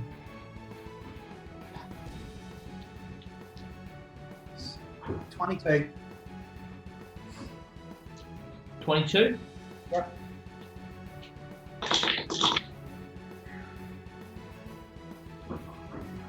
I'm gonna put the lasagna away in a minute. I'm gonna put the lasagna away in a minute. You move inside, and as you're moving inside ahead of Saladin, just before Saladin starts to make a movement, you can hear voices. A conversation, an argument, deep within inside the grotto. As you get further along the wall that you've found, you can see into the small room that makes up the grotto before a deep pool of water behind. There is no ship, which surprises you. There is just a few tables and 6 figures who you can make out in the darkness thanks to your dark vision. 4 are in full plate armor, wearing with large shields, squared shields, and carrying broadswords at their hips. The other 2 figures are a woman, slight in build, long blonde hair, and she's wearing very simple leather armor with very little ostentatiousness to it. There is a 6th figure closer to the water, sat somewhat apart from the rest of them. He is massive, to say the least. Black cloak about his shoulders, obscuring his view, and with your night vision, because it's thermal, you can make out the coldness of a skull shape across his face. Oh, fuck, it's 2. The conversation that you overhear, you hear one of the men in armor muffled by his helm. Killing an innocent is coward's tactics. Bane wills we bring the crusade to the weak country, and our leaders may have aligned goals, but we did not agree to the sowing of chaos, woman. The response of the blonde woman who's really standing up to this guy, the guy is like got a foot on her, and she is standing her ground. Think, blockhead! Sow chaos to remove the captain of the guard and replace with one aligned to Scorer and everyone else? Then, when the army arrives, after dealing with the dwarves, the gate will be open and the city is in chaos, ready for you to take over. Fine. But when High Lord Samson arrives, he will take command of the city, you whore of Malar. Hey. Sorry, she, that's on me. I flipped on Samson multiple times while writing notes. That's me fucking up my own script. Sorry. Fuck. And also, fuck. Whatever. Apalla, we need to discuss the next appearance of the ghost ship. The man responds, Yo, over here, Dava. Better hurry, my ship will be bearing in soon. That's where the conversation ends. Right. After I've overheard this, I start laying my trap very quickly. I stop going in. I'm very heavy duty, limping. I've made myself look like I'm bleeding from the head. Okay. Give me your deception check. This is what we'll run off. In the same way as we're running off Narlock's single stealth checks. Have you gone in as well? I've set the walls, but Not yet. You're waiting until Deception. Oh, you run off your intelligence. until the 3 minutes are up. By that point, you'll have distracted them. 9, 10, 11, 12. Yeah. Not actually pulled out yet, just panting and bleeding. No, this is just what we're running with, yeah? Okay. Okay, you're panting as you go in the appropriate time. You hear the tail end of this conversation, the shouting and the roaring. You don't hear any specifics though. So far, the only one who's heard the whole conversation is Narlock. Okay.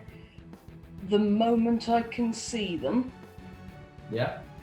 I am a logical person. I am an intelligent person, and I will immediately connect that the woman in red is Dava. She's not in red. She's just in leather armor, but you do recognise the blonde hair.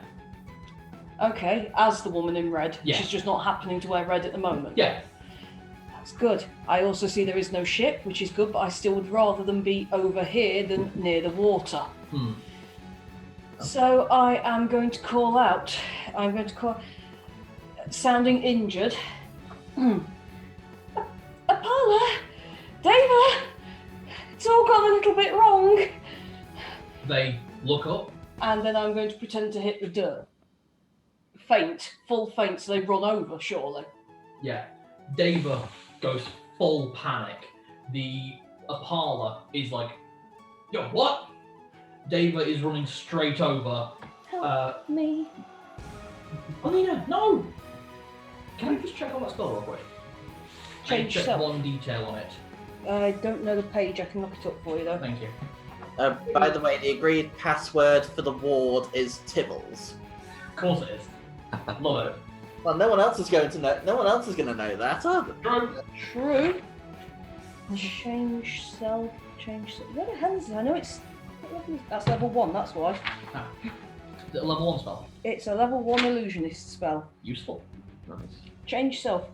Enables the illusionist to alter their appearance of his or her form, including clothing and equipment, to appear a foot shorter or taller, thin, fat, or in between human, humanoid, or any other general man-shaped bipedal creature.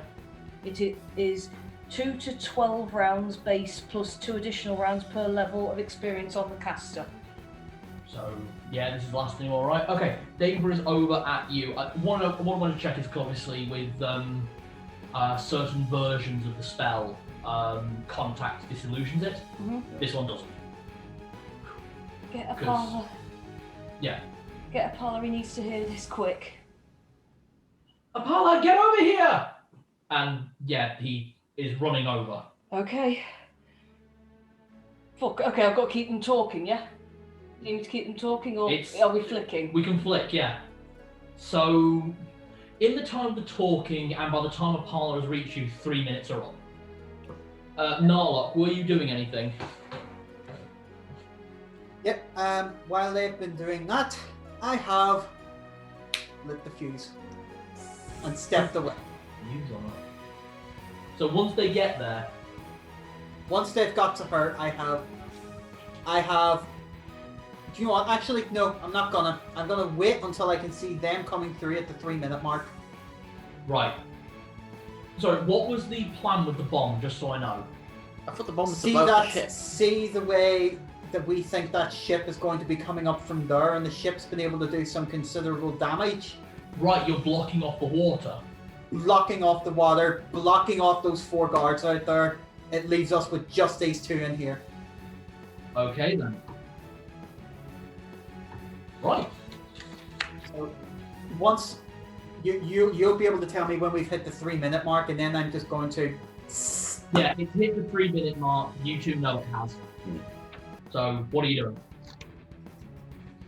Right, as you two go in, I've now gone, right, lit the fuse. Okay.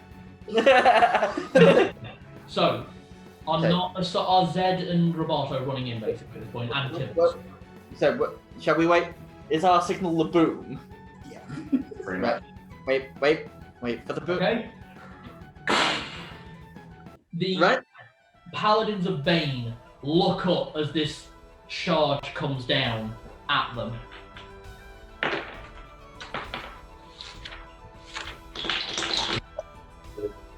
Sorry.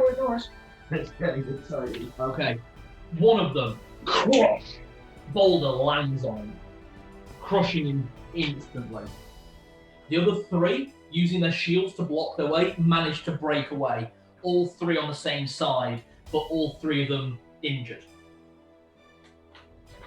Very tricky for that. So he's gone. Do you need an initiative roll to enter structured time? I am going to. We'll just wait for Dudley to get back, yeah? Righto. So they're outside. No, they are inside. They're on the same side as Dava and Apalla, but they're at the back and they've been battered. Has the water been sealed off? The water has been completely sealed off. Can't get his shit back in. I'm still on the floor pretending to be injured. What was that? They're not a blind yet, right? I know they're not. Yeah, they're a bit more focused on, the falling. Yeah, the screen, big explosions going up, like. Yeah, just these rocks just fall down on the paladins. They all try and get their shields up to protect their heads and get towards where Apalla and Deva are. One of them, not quick enough, boulder slams into his chest, crushing him to the floor in an instant. Dead, gone, nothing. The other three all get their shields up to protect themselves, but a few boulders you can see have dented the armor on the way down.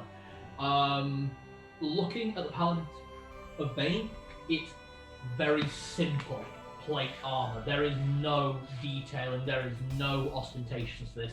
This is pure, good quality military plate mail with a simple bucket helm. Chris, you will vouch me on this bucket helm. Really good. Probably best helmet design. I know, right? It's what's the word I'm looking for? Elegant and simple. That's the way to put it. Yeah. What bucket helmet for the Noctiani? Yeah, bucket helmet's in bucket helm. You know the ones that's like flat top, comes down the side. It's all round.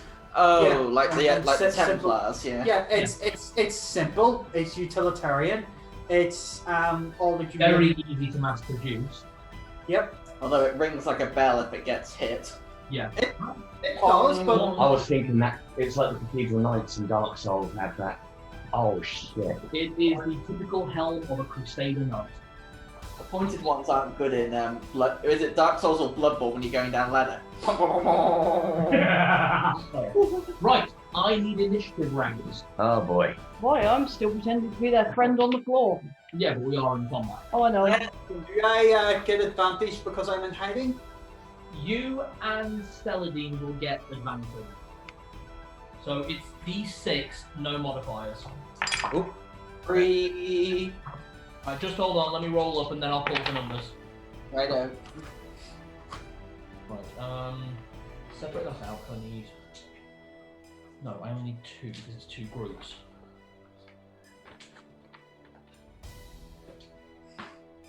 Right. No, that's not good. Could use that one because that's not as good as it's okay. Right then. So, did anyone get 6? Pardon? Celadine. Mustache. Moustache. Nick, Chris, did you get 6? No. No. Anyone get 5? Nope. No. Anyone get 4? Yep.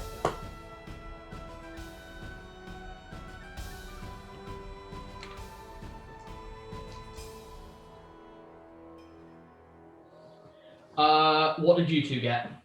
I got 3. Both you got 3. Yay! Roberto, what's your dexterity? My dex is 16.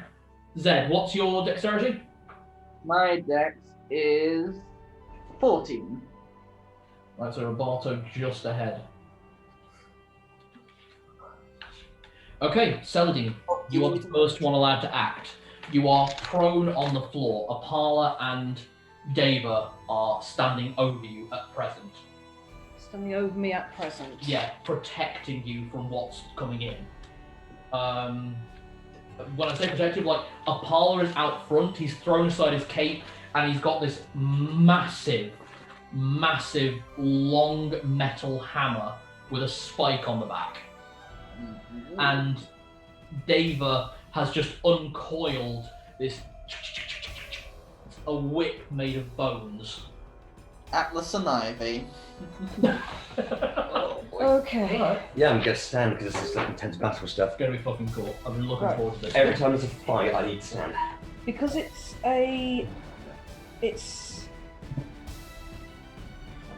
right. It's an ambush round, right? No, the ambush around with the explosions. You are Right. first in combat. I'm first in combat, right. I don't think it would be a smart move of me to get into combat because I am right the fuck behind them. You can hold an action. I can hold an action. Just remember that if you hold a spell and then it comes back to your round and you have not cast that spell, the spell slot is gone. Okay then, oh god, do I make sure I can move away quick or do I try and do some damage now? You don't know, Squizzard, don't be stupid, don't be brave. I am going to hold a cast of invisibility for myself. Okay. And I will cast it the moment that I see Roberto and Narlock are Roberto and Zed are coming in. Okay, so we're basically saying that you are going to... Meantime, I'll be shuffling backwards if at all possible. Right, I am going to go get the whiteboard. I think we might need it. Yep. Oh boy, I'm scared. Time. And badass armor. Wait, hang on. Should I cast invisibility or should I cast something that will make me just harder to hit in general? Oh god. Okay, vote some people who have played Squizzards before. If you take invisibility, you can move away to a safe distance and then fling spells in from a distance. This is true. That makes a lot more sense. I can make myself harder to hit, or I can basically make me invisible, but I can't do anything other than be invisible. At least it gives you plenty of time to find a place where you can hold a defensive position while we draw the main fire. That's okay then. Right. Holding invisibility then. And as I say, trying to shuffle backwards more like I'm frightened of what's happening. Mm-hmm. Right. I'll just draw this up very quick. Gonna be feeding them misinformation. Not at this time. Okay.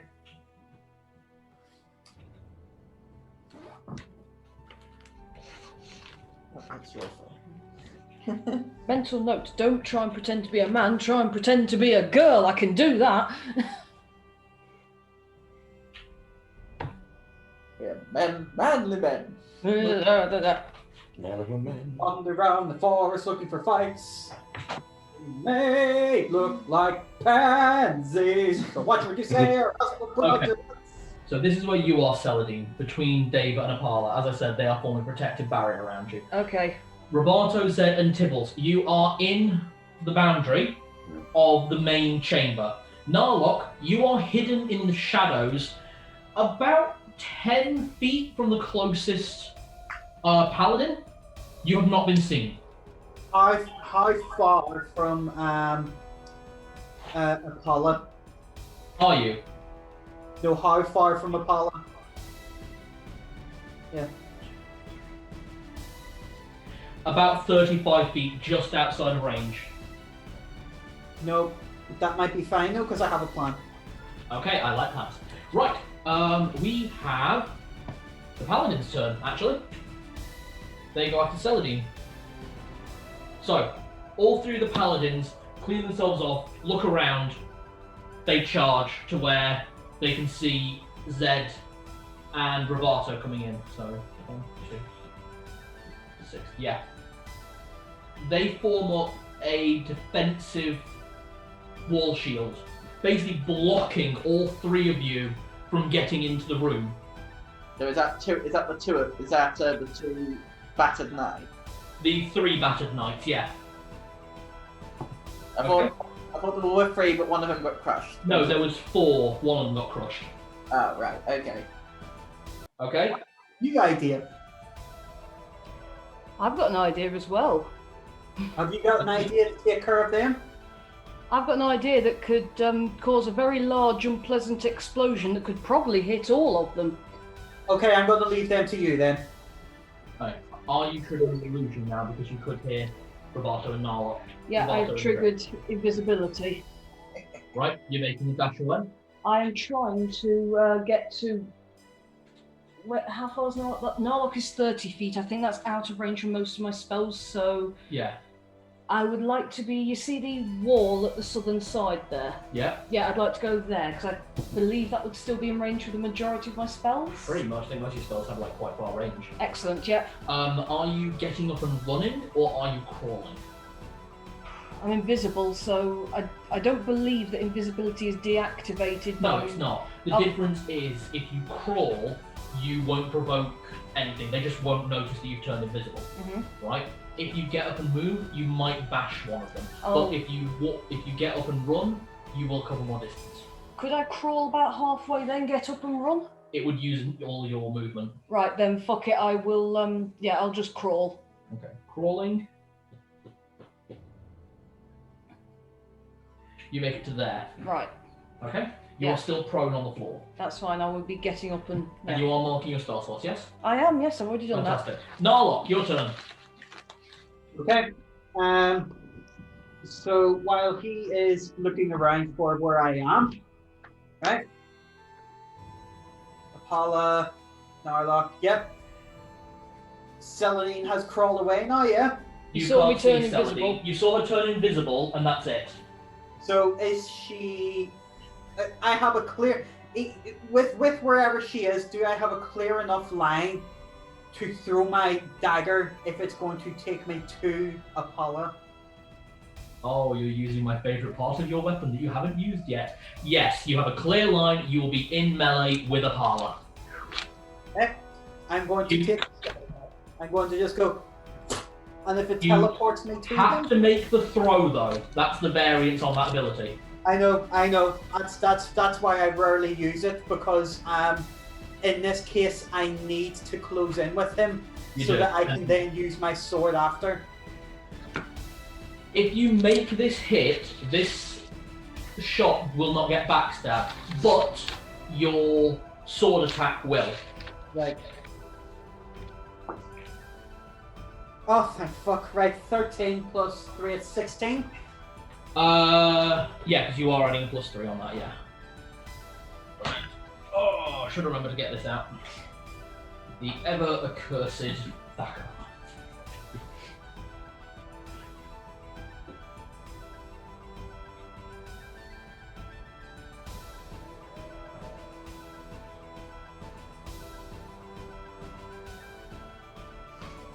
Okay. Cool. Whoo, just. Right, he has been stabbed with that. Yeah, so roll for damage. Okay, that's D3, so roll less than half it. D3 plus 3. So that is... Oh, okay, well, I rolled a 6 on the D6, so that's 3 plus 3, that's 6 damage. And I get backstabbed with the sword. That's if I land hit with the sword. I can do something, but there's no way on earth I won't hit Narlock as well. 17. Probably Tibbles. Is that including your +3 or not including your +3? Not that. That's a 17 plus... Oh yes, plus 3, that's 20, not 20 then. Okay, so it's a 17, yeah? I was just making sure you hadn't added again, yeah? Okay, yeah, that hits, and as a level 6, as a level 6 thief, which is what we run off, times 3 your whole damage. So So D8 plus 3 times 3. D8 plus 3, then your melee modifier as well, if you have one. 5 plus 2, so that's plus... Okay, D8 plus 5 times 3. Yeah, I wrote 6 plus 5 is 11 times, so 33 damage. 33 damage. Jesus, this is why you're a fucking rogue. I've done 39 damage in one go. Very nice. Beautiful. Just stabbed him and then come out. Surprise, cockfag! Fuck yeah! Right. That means I can't do the thing I was going to do because there is absolutely zero chance on earth I wouldn't hit you and probably Tibbles. So I'm not going to do that. So I'm going to have a quick think. Jenny, mages are destructive in all forms. Yes, but I don't want to kill a dog. You probably won't kill And a dog. especially don't want to kill Narlock. You're probably alright. Okay. Really? I have survived worse. Okay. You all know what I want to do then, because looking at that, I think I could hit both of them and the paladins. You centre that on Apalla? Yeah. Is everyone comfortable with the amount of damage they may or may not take from it? I think I should be absolutely fine. Full health, aren't we, at the moment? Yeah.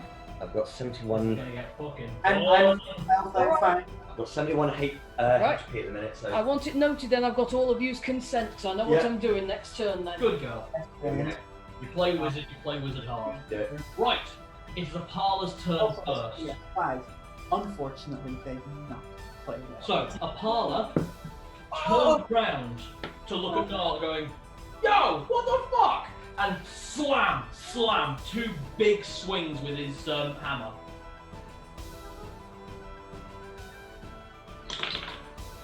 Hit, Why didn't you show me that? hit. It looks like it's gonna miss, and then he winds up elbowing you in the face. Oh. We did know, we did inform each other he's a nasty club fighter. Yeah, that elbow hits. Is that me? Huh? No, Yeah. Narlock. Ah. Yeah, How you're much- not in melee yet. How much damage? If it's a lot, then I'll change my tactic, but... Okay. Okay, so. Yeah, put it there because then everyone will see. 1, 2, 3.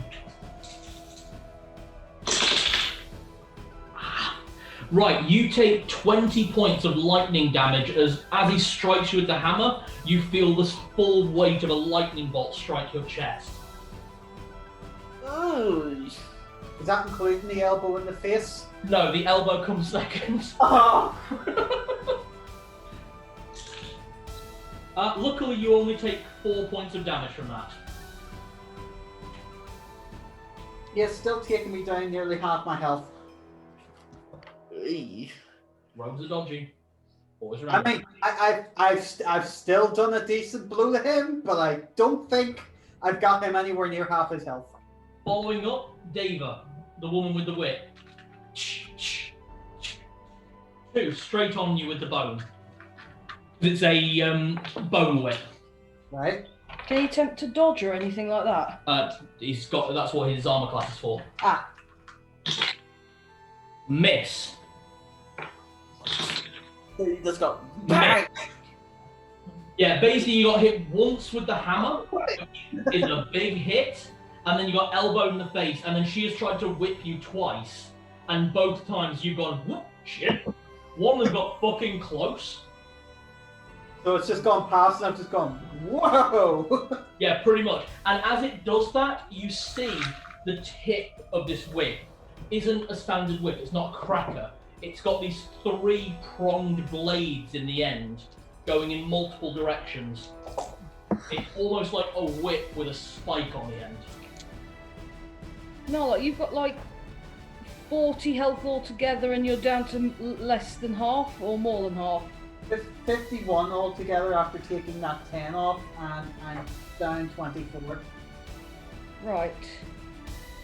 Sort that out on your turn, yeah? No, sorry, Right, you're making plans, yeah? I know. I'm working out if it's worth the risk. Roberto, your turn. The 3 paladins have lined up, as you can see. Yeah? You've just seen Narlock take this crackling force of lightning from behind the paladins. You got to get past these 3 first. Yeah. So, 2 of them are in the utilitarian plate armor. The one right in the middle, though, you notice that his shield is a lot more embossed. You can see the 3-pronged form of Bane, not only on the shield, but it's like more cut out. It's more ornate. Ornate.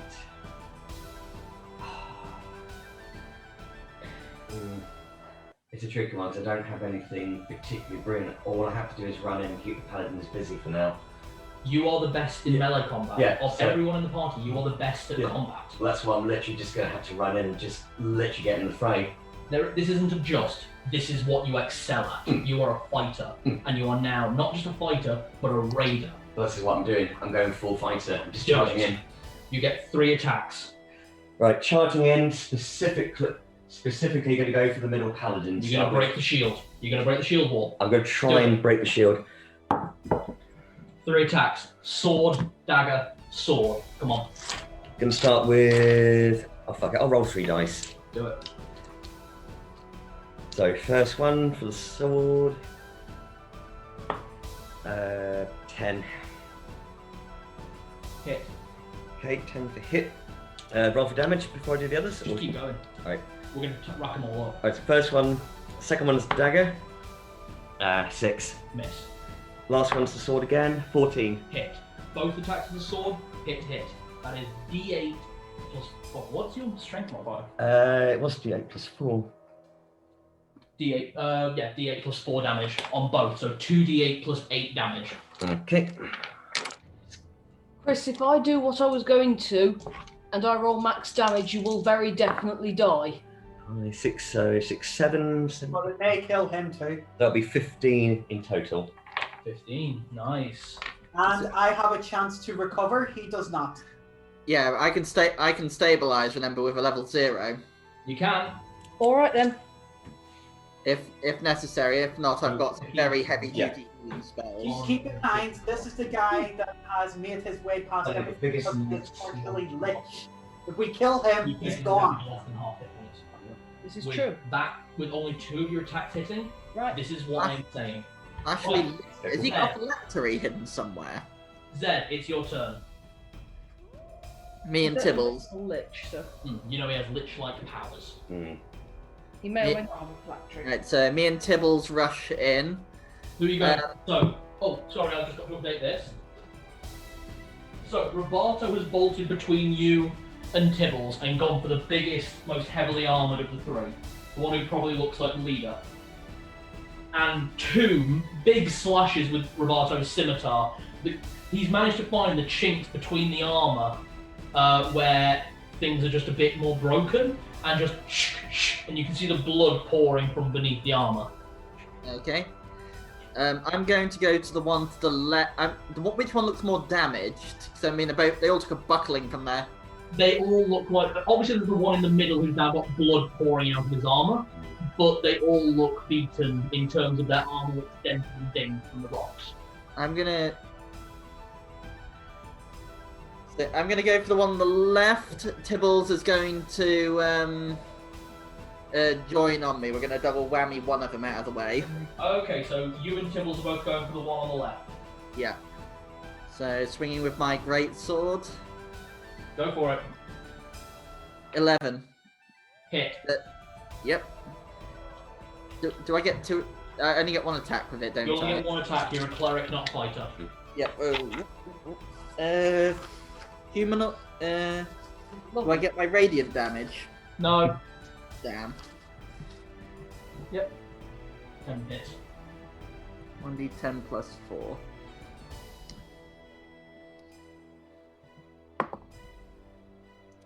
Oh, 6. 6 total. Yeah, 6 total.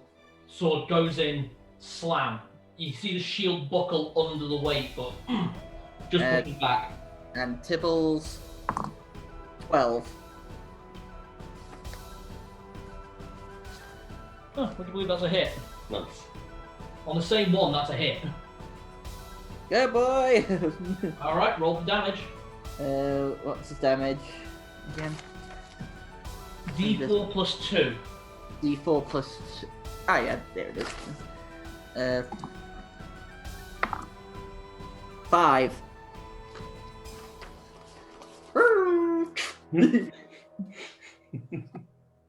The bite goes in, sinks into the neck, and the guy pushes back. You see the blood coming out from there now, and you can see that landing on that hit, it's really jarred that shield arm. Saladin, your turn. I'm within 15 feet of them, aren't I? Of a parley within 10 feet. I would like to back up to 15 feet if I can. Okay, you can scoot back on your back without having to stand up. Right. Why I'd do I like to get up onto my feet. That Do I doesn't set take a fireball? Get to the wall, yes. I'm not trying to get to the wall, I just need to be within 15 feet and because I want to be as far away as possible. God, I hope it does a lot of damage and I hope somehow it doesn't kill you because I worked out how much damage this could do at max and it will kill you if it does. Right. I take out a ball made of sulfur and bat's guano, roll it in my palms, and as the invisibility decasts, you all hear Celadine's voice fill with rage as she snarls out, I cast Fireball! Yeah! And then Aiming squarely at Apalla, Aiming for Apalla. because that should hit the paladins and his The girlfriend. range is corrected 20 feet. It's 15. Radius. Play the top off the grotto. I hug one of the paladins. Save me! Ooh, people wearing plate armor, not good in fight. Range is 10 feet plus 1 to the level. 15 feet, yeah. Insane. Basically, you throw the ball and it My level drops of D6 damage. like a Nagasaki bomb. This doesn't burst of flame, which detonates with a low roar and delivers damage according to the level of the magic user who cast it, i.e.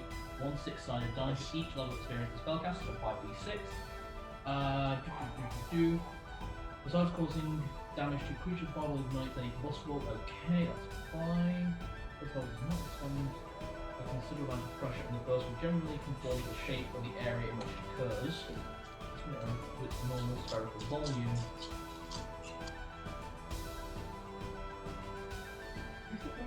I'm genuinely frightened.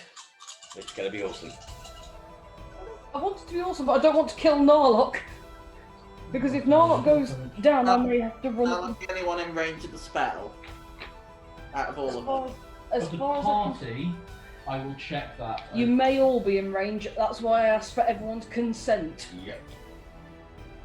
I've still got a couple of potions I can give to other people, but personally, I can't have them. You're all in range. Okay, I No, asked for- everyone is in range. I'll go for it.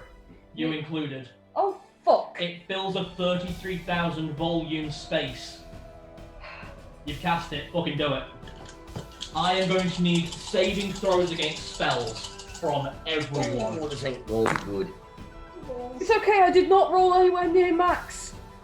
How much did you roll? I need to say 8, 13 or more. 11, 12, 13. All right. So it 14. should say on your paper what you need to roll. No, I get hit. What do I need to roll? I'm too frightened to read. Save against. Spells is 12. Oh, thank God. Yes. I needed to roll 15 or more. I rolled 18. Well 18. done. 16, I'm 16. fine. Right, Narlock, you take no damage. Well done. Right. I have been blown back like that, but I am fine. Okay. I passed. Passed. 16. Passed. Failed. I get I need a roll for Tibbles. What? I don't even have stats for Tibbles. You need to roll 13 or higher. No. They're taking 14 points. Everyone take. Okay. Dudley, you take 14 points of damage. Oh, sorry. Tibbles, pass or fail? He failed. Failed. 14 points of damage. He's down. He's down but not dead. He had 9 HP. 9. You should have higher than that. Maybe rolling for his level ups as well. Nick, did Yeah. you roll for his hit points last level up? When was his last level up? When you hit level 3, You should have one more hit die then. he should have a bare minimum of 17 hit points. Oh, In which case he's fine. Yay! he's okay. But he's badly hurt. His fur has been burnt off. He's still on. Oh, he's a little naked doggy. A six dog. Oh, he. 14 damage. Well, that's what I rolled. I've lined them up. Yeah. Obviously, you take half damage as well. Okay. Yeah. So half Dudley, you're 14. taking 14 points of damage. Oh yeah, You're that's fucking fine. That's nothing. Honest, when are you gonna do that next time? I did. That was in character. I just had the hair shaved off my bum. He's going to Okay. shave his ass. What's half of 14? My brain. 7. Thank you. My brain just farted. That's an easy sum. Sorry, I was so panicky about what I might have just done. How did the knights fare? All 4 dead. Yes! Big bird. Deva and Apalla still up. Whose turn is it? I'm making no attempt. It's theirs, and I am making. No, it was the paladin's turn. But they're all fucking dead. Yeah, all 4 of them are dead. Narlock, it is your turn. You took no damage. You are between Apalla and Deva. I'm holding my sword in my left hand. I put my dagger away, pointed to Apalla. Oh yeah, well I cast gun. Yeah. Nice. Point blank range rolls advantage. Shoot him in the dick. Shark Celebi. Oh, 18. So that's 21 or. It's just 18. Okay, so it's 18 plus. You said plus 3 to roll. No, D10 plus missile. I wasn't going to drink this much, but I need it. Oh, yes. Yes. So that's 18 plus missile is plus 3. Enjoy so yourself, Jenny. That's 21. No, you hit. I need you to roll damage. Oh, right. Okay. So So D10 plus 2 for you. I've got the quivering hand. Fireball, its power. come on. 7. That's 9. 9 damage. 9. Point blank. Yep. I cast gun. I cast gun. You shoot him square in the chest. You see the blood pour out. He is alive. We know they're all immortal. We just need to hurt them. And you see him drop to his knee. As he drops to his knee, Deva makes a dash attack at you. 1 slash with the whip, attempting to push you back. Hit. Right. You take 2 points of damage. Kinky. You are now bound by the whip as well. Oh. Right? You can't move, but that doesn't matter. You watch as she turns into a were-tiger in front of you. There is no ceremony. There is no function. It is bang, instant. She's a fucking weird tiger. Yeah. And in that moment, she grabs Apalla by the collar, lifts him over her head, and goes, "Fuck all of you two!" And you see her slam something on the floor, and they are gone.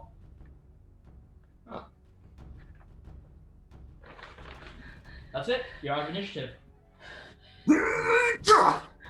Yeah. Oh, by the way, you take an additional 16 points of damage. All of us are. No, Narlock. Basically, as the whip was wound away, it shredded you. It shredded you. That's actually pretty cool. Yeah.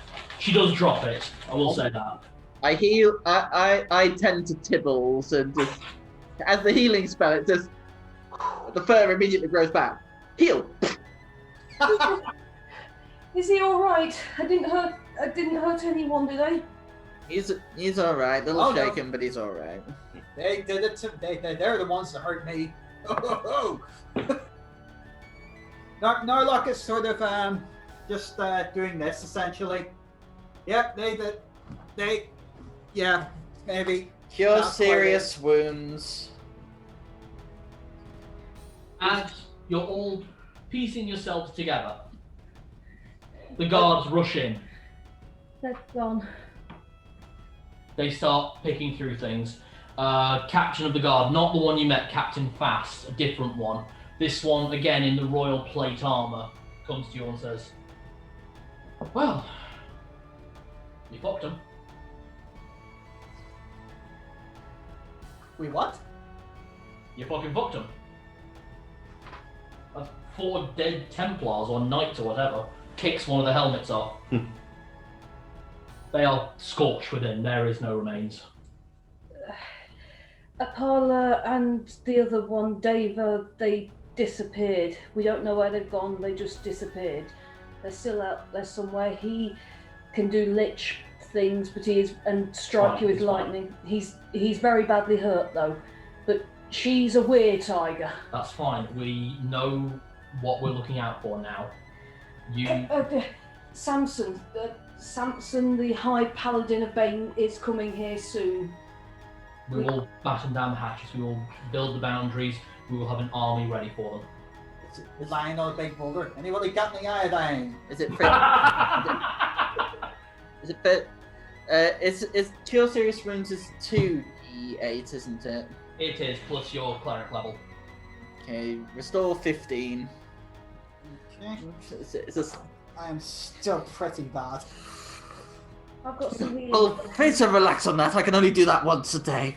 That's I'm fine. I'm just a cleric. And then you cure light wounds, restore another 10.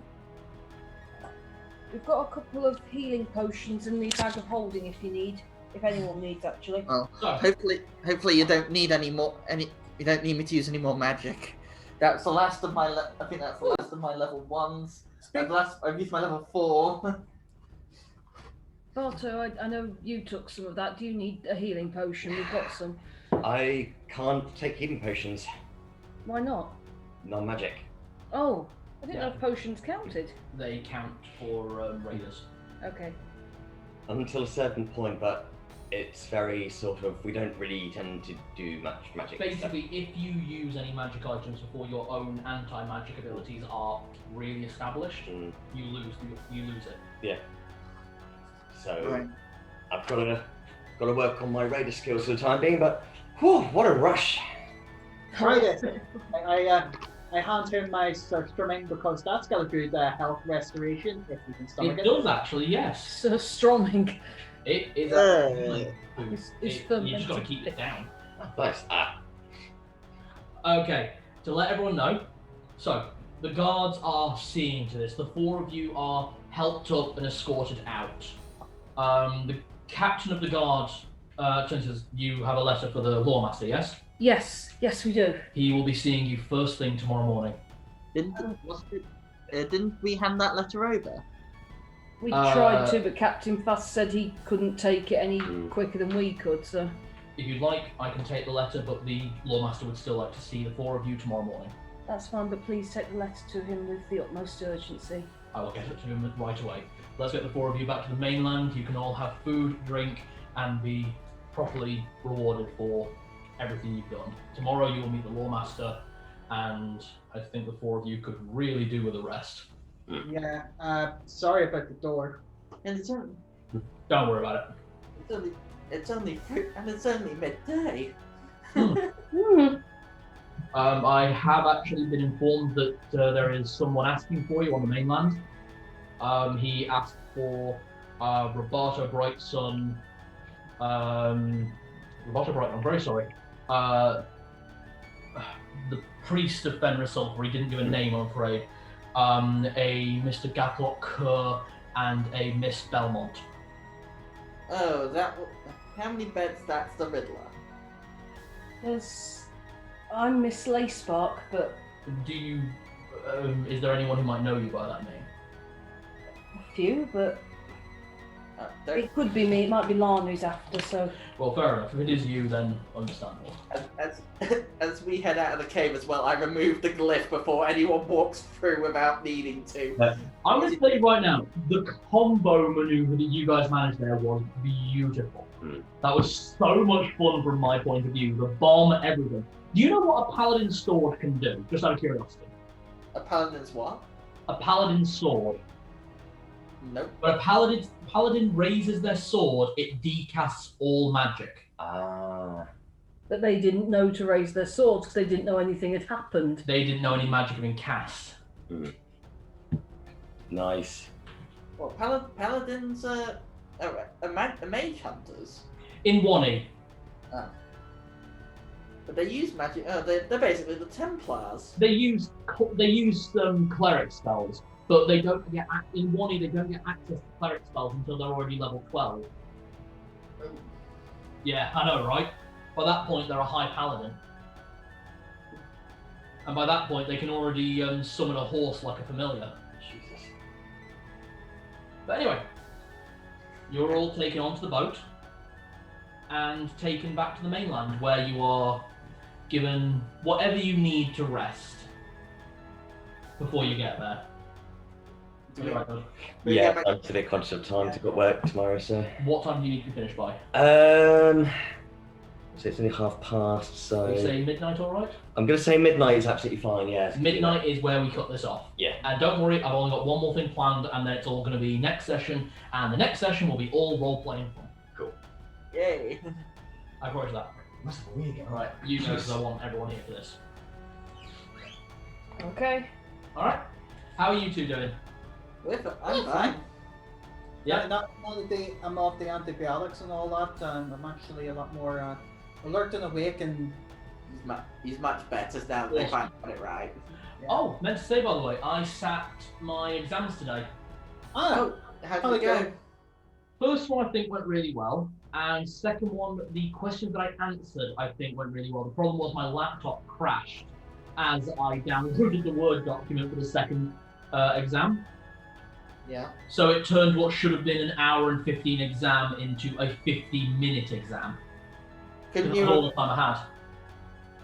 Don't they give you extensive times for at-home exams? Nope, they give you exact time. That's a bit crap. So the first exam went live at 9:30 and had to be submitted before 9:45. Sorry, 10:15, 45 minutes. And the second exam started at 10:45 and ended at 12. What were your topics? It's anatomy and biology, the changes of the bodily system through the lifespan. Luckily, he can retake with no penalty if it has all gone a bit wrong. So. Yeah, because of what's been happening with the COVID and everything. I think we've kind of got something similar in place. If we get a low score, it won't affect our overall grades based on. I'll say this as well for that fight. If Narlock hadn't taken Apalla out with that last shot, the fact that you focused on Apalla was so brilliant, because if it had gone back to his turn, he would have resurrected all of those Templars as skeletal warriors. I wanted him down because he seemed like the biggest threat in the room. I mean, you took 3d8 plus 2 damage. So if the fireball hadn't wiped them out, and if you hadn't have knocked him out, I would have had to shoot forward to heal you before anything else bad happened. I very much, in closing the distance and taking the fireball as well, I very much could have died there, but it would have taken him out. I mean, Apalla was also making, he made 2 attacks a turn, and each one of those did 3d8 plus 2 damage.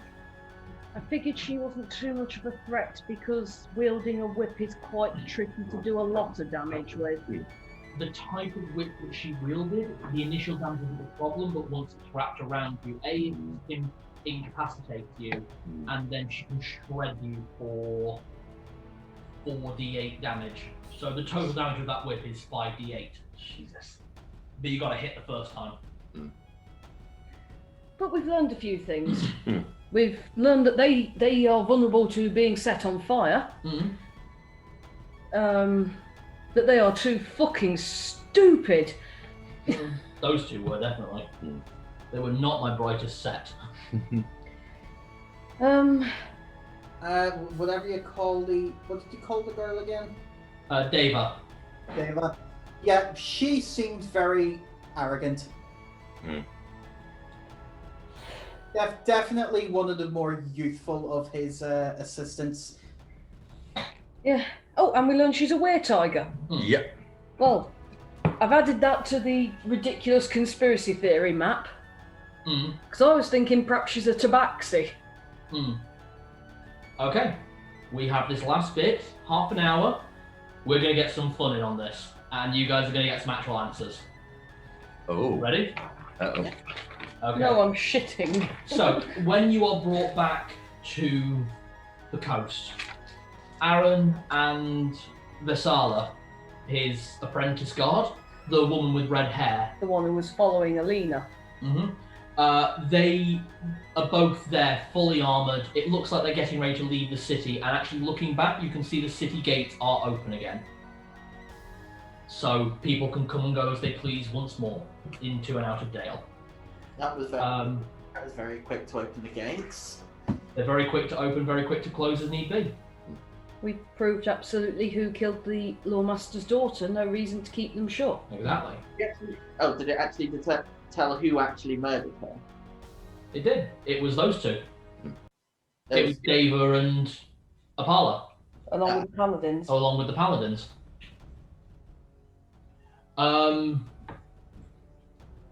Aaron and Vasala, along with a couple more guards, are there just...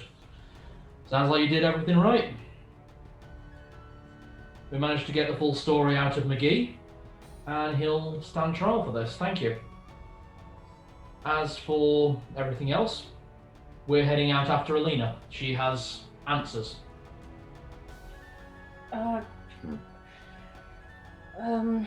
She, I think said she might head for Torval. I don't know.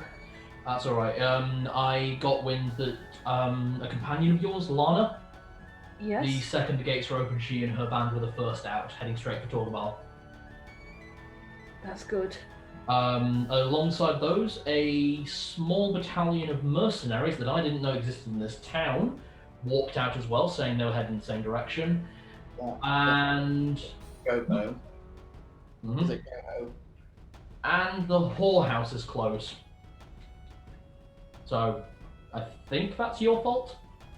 Oh, is that a very sad face on Rapath? He. Oh, Hmm? That's a lot. Saliba. Saliba's place. Yeah. The Janny's Jewel. Yes, they headed out as well. What did, Oh. did the whole thing just collapse down into a lamp or something? No, the building is still there, but it's all been closed up and gone. Okay. We are heading out now. I understand there is someone waiting to meet the four of you at the Traveller's Respite. So, Are we expecting anyone? The traveling. That's the point. What is the date today? The date, it is the 25th. We've got one more day before the Travellers' Festival, I believe. Might be two. yes, 2 days. It's 2 not days. tomorrow, it's the day after. Day after tomorrow is the Travellers' Festival. And I think we've earned a little rest. Absolutely. Right. Head for the inn. Alright. The four of you, to be honest, the way that fight went, none of you are like particularly bloody. The only one who really is Narlock.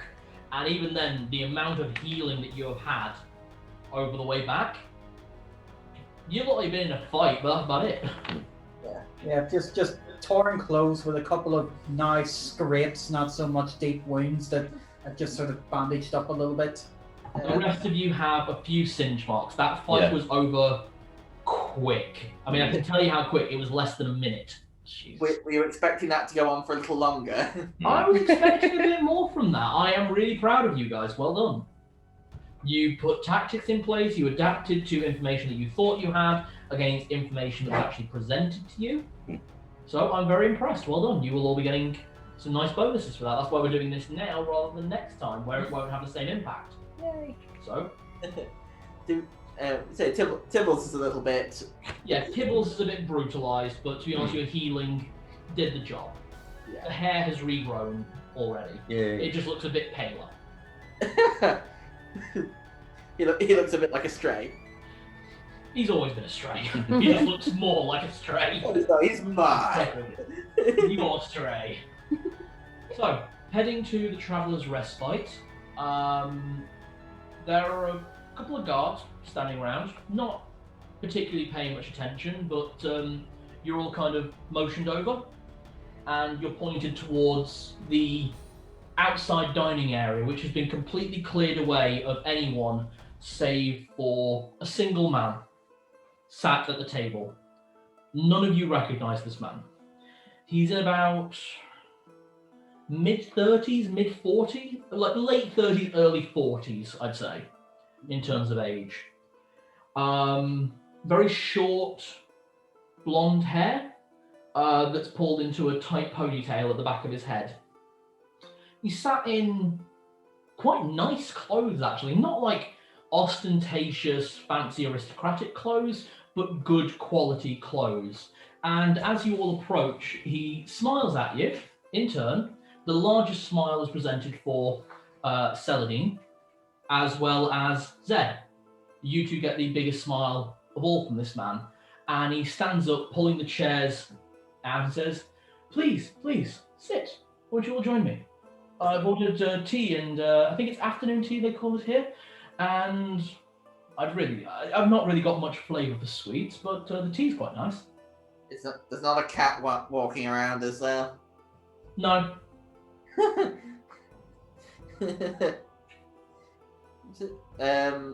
I take the seat. Can I ask who I'm addressing? Ah, of course. Probably better to introduce myself before you decide to spit your drink in my face. My name is Richter Belmont.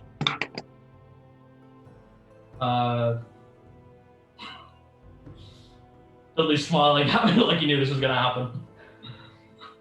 Also, Roberto's shocked and like, Please, eat.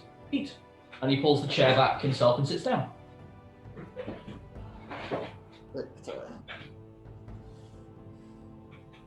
Celadine is Celadine just cuckoo.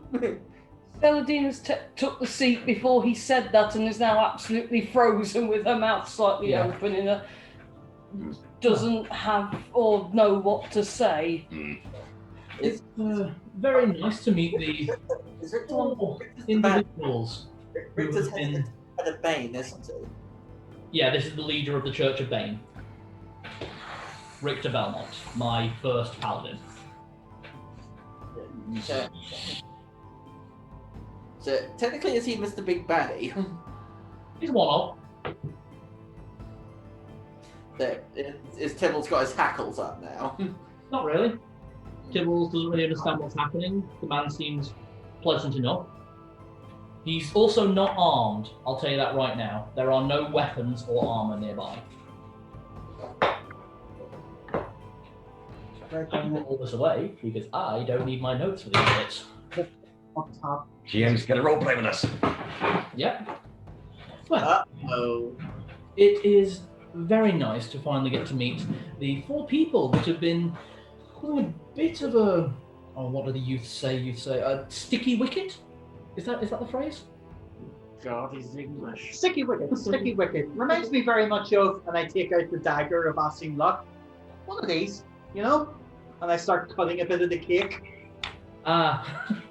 Yes, they're a bit of a thorn in my man's side whenever he's in a bit of a mood. He's not been causing you too much of a bother, has he? Maybe the very fact that I own this thing might be a bit of a proven point on that one. Bit of an understatement. So, why are you involved? I must ask.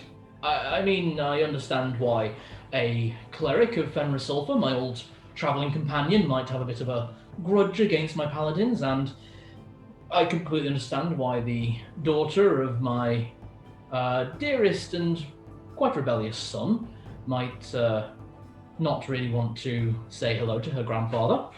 That's quite all right.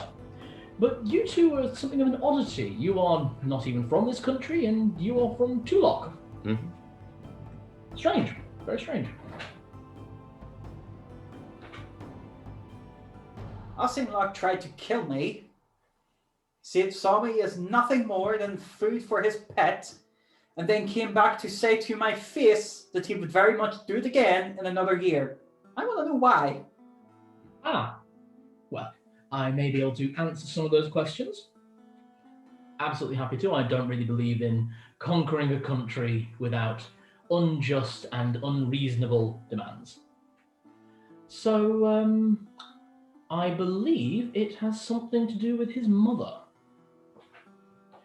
His mother wants something in Torgaval, and Asim'Loch, or Scorer, whatever he likes to go by from time to time, is not the best at saying no to his parents.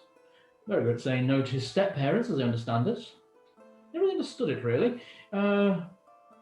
His mother seems to hold something of a strong leash on him. I've always personally preferred sending my children out into the world to see what it really is and make their own decisions, really.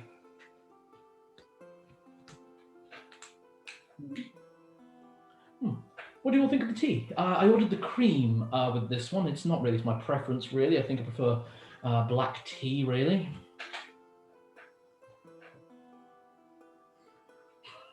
Why are you trying to take over this kingdom? I know why. Oh? The tenants of Bane conquer the weak wherever you see fit because they deserve a strong ruler. Exactly right. And this country deserves a strong ruler. It does not deserve these weak-willed, weak-allied, and easily warring factions to be wasting all their time at each other's throats. It would be so much easier for everyone to work under the same banner, same flag, and move towards a reasonable goal. Does that not just put a stop between the whole divide of species to begin with? I mean, here you have a half-orc, half-flame, half-elf, and another half-orc all working together. Absolutely, it's absolutely fantastic. It's absolutely incredible to see that 4 races, 2 of which who are regularly at war, are actually friends. It really gives me hope for your generation, really it does. But frankly, it's the older generations I feel have lost their way. Perhaps if their leaders didn't live for centuries on end, it might actually change a bit more. In that, we could not agree more, Father Zed. Quite frankly, I am rather tired of being alive for this long. I'm looking for a reasonable ruler to take over Vestalt. But none have presented themselves. Many have tried, but none are strong enough. Strong of will, strong of mind, strong of heart. Not one. So, I live, continuously, until one is presented. No idea, you've not really said anything. Have I missed too many birthdays? I am sorry.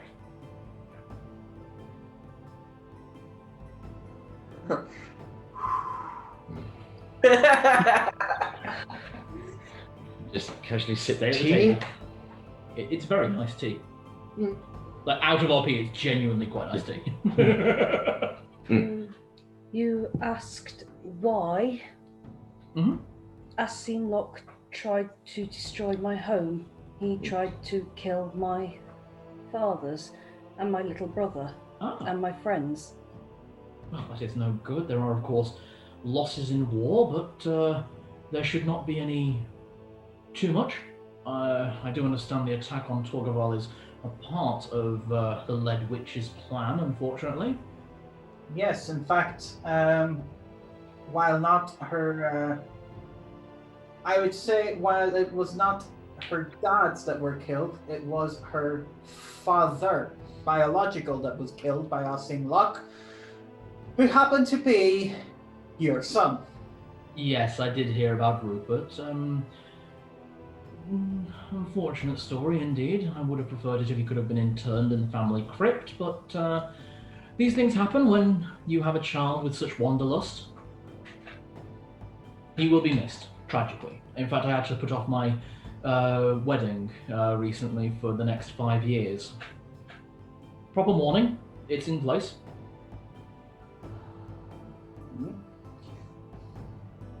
Now, I see if you don't have any questions for me. I do have my own duties to attend to back home. Would you be so kind? Oh, where was it? Ah, yes, here it is.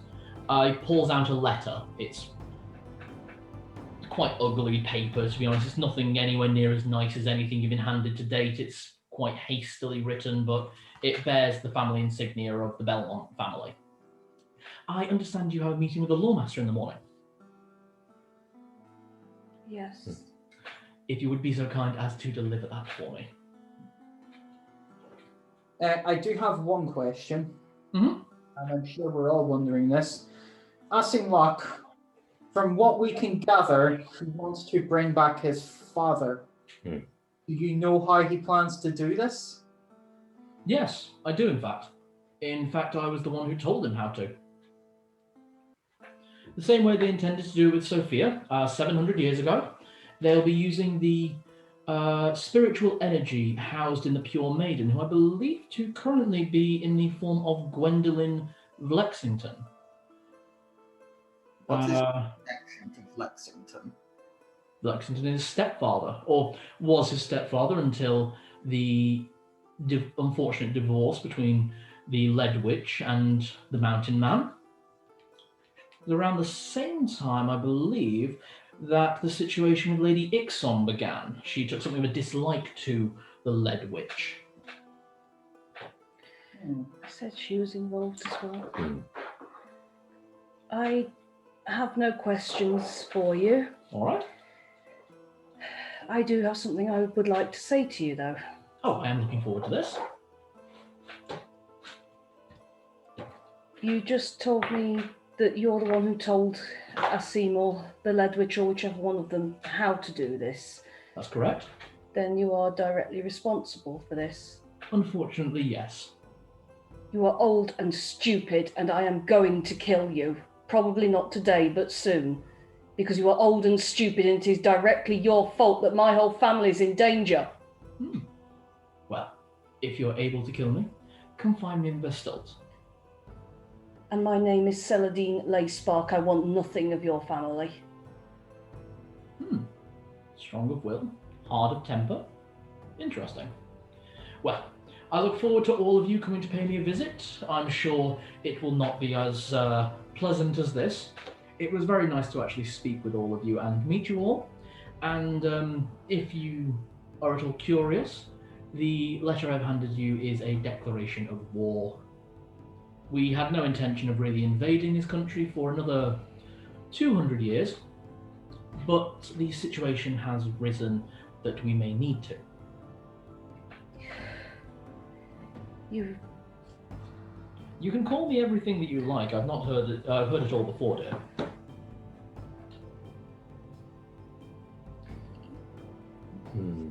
Or a blight on on the natural world. I will see the order restored. There is one thing I have learned from this discussion, though, and I think what we should all be aware. As powerful as he is, a champion of Bane, and yet all this time he is suffering. Why else does he need someone else to take over? Fun thoughts, really. So, Just breathe. If family means anything to you, then it should mean something to you that Rupert was killed by Asim'Loch. Of course it does. If family means nothing to you, then by all means remain allied to him. We'll just keep killing your paladins. We took out 4 of them today and they were no challenge at all. My dear, how old are you? I don't believe that's any of your business. Well, I can certainly say you're younger than I am. And having seen much of the world, family is, of course, one of the most important things there is. But if you think that you are right and I am wrong, then it is time to prove it. Your fanciful words and pretty phrases and declarations of why hurt this, or why harm this, or why do that, or what's wrong with this, it's all very nice. Because there's no reason to be unkind. And that is what you are doing. There is no reason to do this. You are doing it purely for cruelty. I am bringing strength to other countries. I am helping people who need it most.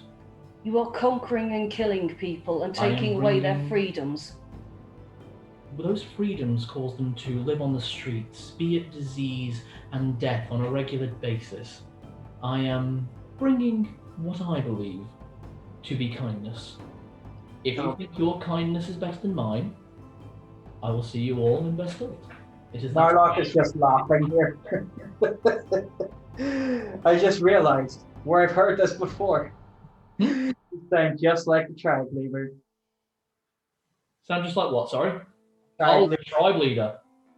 Why do you think I left?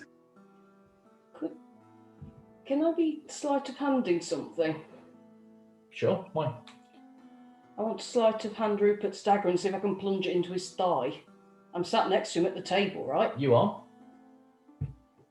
Can I? Don't see why not. Do I have a sleight of hand, actually? You have advantage with it thanks to that bonus action spell. That's good. That's a 15 on the dice. Where am I meant to be going eventually? I need where to Brayla. Yeah, Brayla. after this, it's Brayla. Yeah. Well, so once I have seen to find Brayla, you'll meet the full might of the White Wolf. He catches your hand.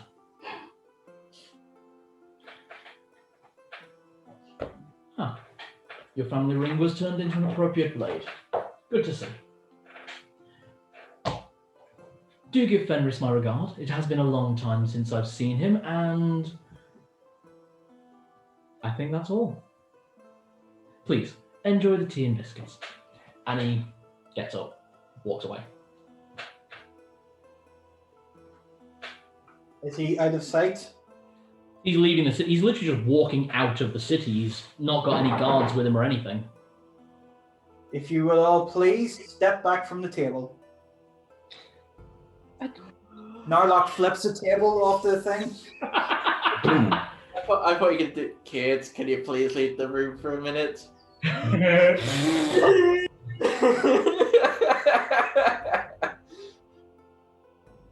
One more thing. Celadine. We will kill him.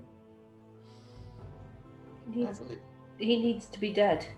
When we do, we will kill Asim'Loch, and I will plunge this blade into his heart. And when we kill him, we will plunge that blade into his. Well, curse his remains down into the soil so that they'll never come back again. Behind you. Oh. Drag on. Measly, what the fuck is that? Cat. Big cat? No, little cat. It is. Is it black and white? It's black and white.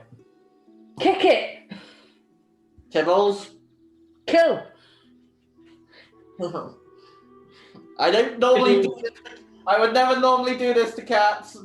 I know. Tibbles chases the cat. The cat runs away. Goes around a corner, and Tibbles stops short. He's just waiting there. Yeah. I get up and look out. Looking around the corner, Yeah. it's Scora. Oh, for fuck's sake! Is everybody playing the parade of bad guys at the He's just minute? there stroking his cat like, that guy's a real asshole. Takes one to know one. Yeah. Great. I walk back, and it gets better. Right, my turn. I'm literally just walking around the corner with the dagger. Do we just hear bangs Yeah, crash? I'm literally how I'm sitting there and I'm seeing a very different perspective on the whole thing. He's there scratching his cat just while you come around the corner. It's like, oh, hello again. And what do you want? I have a couple of questions for you guys more than anything else, and then I'll get out of your hair. To be honest, I don't really want to be here much longer. Oh, fuck, it's you. Hello.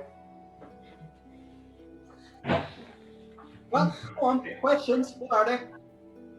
Why are the four of you still in the country? I mean that seriously. I gave you a warning that was going to be attack in like 11 months now, and you're all still here. It's my home.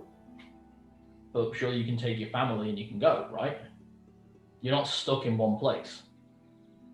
You guys have the advantage of being able to move around. You can go somewhere else. You can go to a different city. You could go to a boat and go on the ocean for a year and then come back. Well, let's say I go back to my homeland. Well, they already told me that I can do exactly what they want or I can leave. So I left. So I come here and you tell me I can do exactly what you want or I leave. So I stayed this time. Or if we go somewhere else, they'll tell us the same thing. Someone's going to come do something and we can leave. It's as simple as that. Then we'll just keep on moving. No, not this time, mate. Not this time. Okay, so it's this far in the sand, no further. Got it. No worries. You have betrayed my god. once before, and I will not allow. I have saved that girl from your minions once before, and I will continue to do so. So that's Sophia, aren't you? We're talking about Gwen. Ah, yes. Gwen Lexington, my half-sister. You know about that. Well, he mentioned about it, so... Bastard always was a bit for heavy talking. You have the option to say no and just leave us alone. We've done nothing to hurt you. Torgaval has done nothing to hurt you. Gwen is not in trouble. Gwen is safe and happy with her father. You have the option to say no. Why do you spend time with your family? Why do you look after your friends? Why do you do anything for anyone else?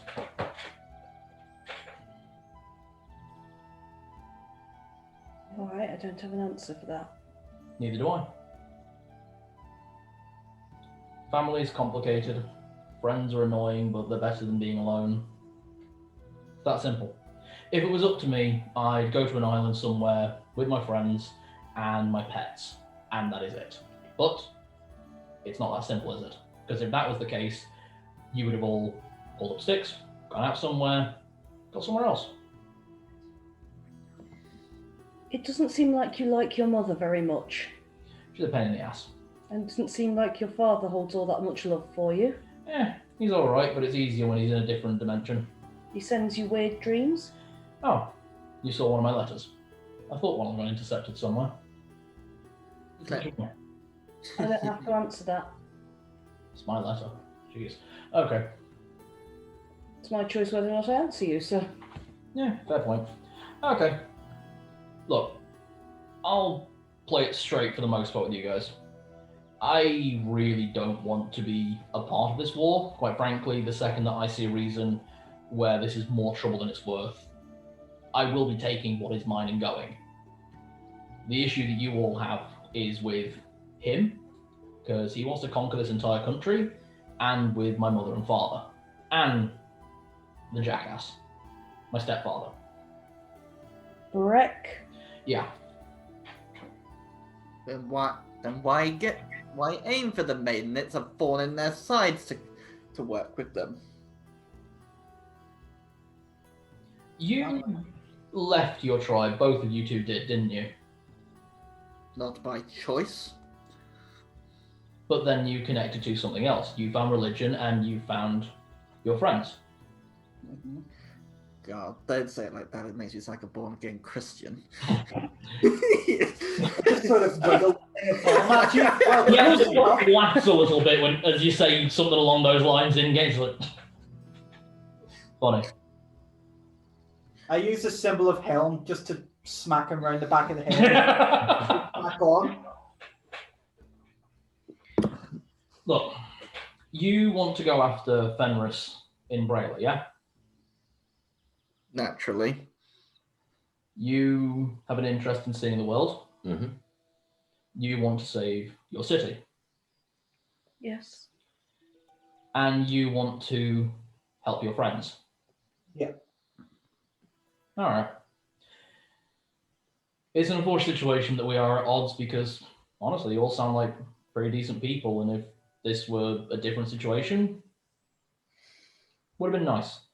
That said, I have no intention of being your actual enemy. I don't really want to be a part of this, neither my friends. I can't repeat that enough at the end of the day. But I do have to be on the same side as my mother and father.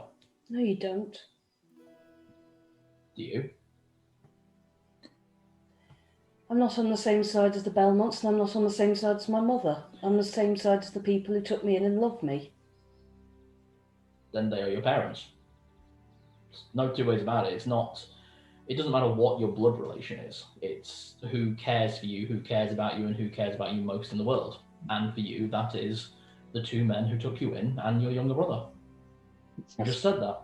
Absolutely fair. Do you think your mother loves you? She does. Unfortunately. Be easier if she didn't. And your father who lives in a different dimension and sends you weird dreams?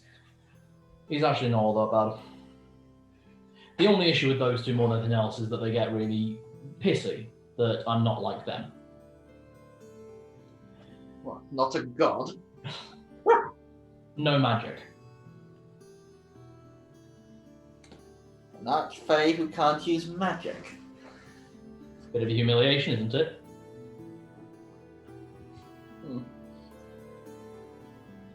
Says a lot.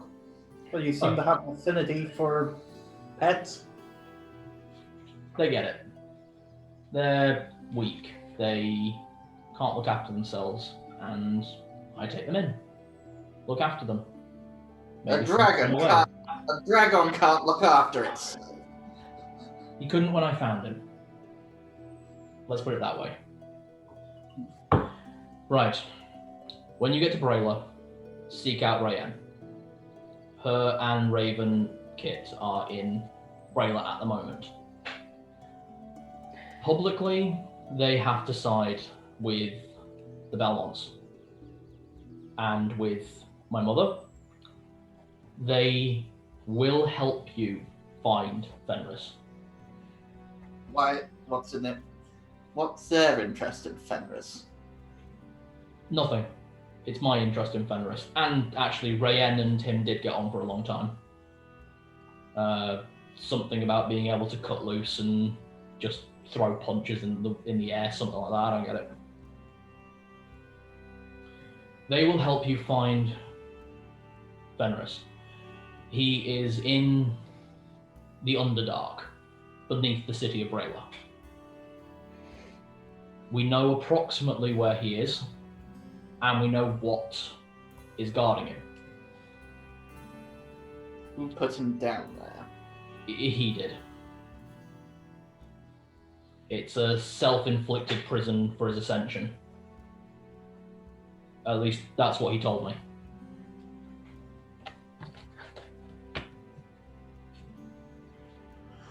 Oh, you're throwing too many spanners in the works. I tend to do that. Last thing. Do you have to go back via the swamp? We've been asked to. I was ordered to. When? When are you going through? Soon. Are you staying here for a number of days? At least 2. At least 2, okay. Why tell him? So far he's been upfront with us. I'm trying something. I'm trying to remember to be nice. When you get there, the Hydra won't be. I'll move him. That's it. I'm kind of just seeing if I can get any kind of connection at this moment. Does it needs to be destroyed, doesn't it? Why does my pet need to be destroyed? Not that that's a kind of a prayer going in my head. Oh. Sorry. Okay. We'll come back to that one. Yeah. I will move my pet somewhere else. Won't be involved in the war. I chose the swamp because Hydras prefer somewhere well covered, decently warm, and damp. Where it can eat people. I did have the intention of eating people. That is fair enough, but I am making a show. I'm being fair, and I will move him. So far, your pets have poisoned a town, filled a dungeon that had almost another town entirely sacrificed to it. You're talking about Pelennor, aren't you? There was, Yeah. What was it? Sea lion. Yeah. Yeah. What you're doing is maybe beneficial for the creatures, but it's not beneficial to everyone else.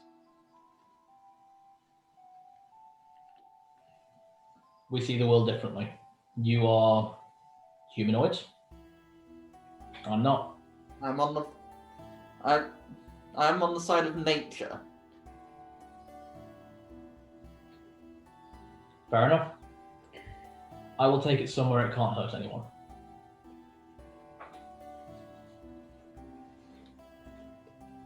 Is that fine? Is that a show of faith enough that you will go to Rayen and Kit in Brayla? It would seem stupid to at least not go and see them, given that you have told us where they are. And if we don't want their help, they are two massive targets. I understand you're doing the show of good faith, though. All right then. And why Lexington?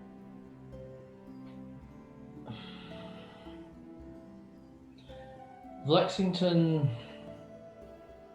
made himself a target of my mother. It's an unfortunate situation. I don't like it. He is a good man. A family man. Sorry, could not. What was it? You were Archfey. If Gwen is your half sister, what is he exactly? We worked it out. He's got to be over 900 years old. He's 832 this year. Right, maths isn't particularly great. Without actually asking him, how could you have known? Gwen is 699. So what exactly is he and his granny? What are they? Mother. They're all human. They're human. They are human. They're human in the same way that Richter is human, an extended lifespan granted by a greater entity. So they're cursed. Depends on how you look at it. If it's something they asked for as a way of protecting Gwen, That kind of boon doesn't come without a consequence. it doesn't. Why do you think he's sending you out rather than doing all this himself? He's a good leader and an honest man, and why is he sending 4 people that could easily die to go up against what he knows to be a mad god? Oh, I was guessing he cannot leave Torgabon. Correct. Neither can his grandmother. And if Gwen leaves as well, so too does the spell end. Then you have no guarantee that Gwen would even survive being taken away from Torgaval, and that is almost certainly what your mother intends to do. Gwen would survive. We have ways.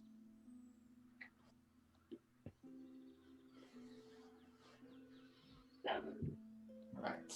Look, you have a lot of questions. I don't have a lot of time at the moment. I need to go and move my pet. So. You have another one here. The Hydra. Oh, that one, right. Sorry, I thought you meant another one of your magical menagerie of monsters. Call them what you want. But if you're willing to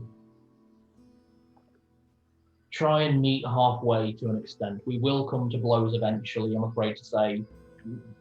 The path you're on goes directly against, unfortunately, the path I'm on. I don't like it, but it's the way it is. We will fight one day. I'd like to put that as far away as possible.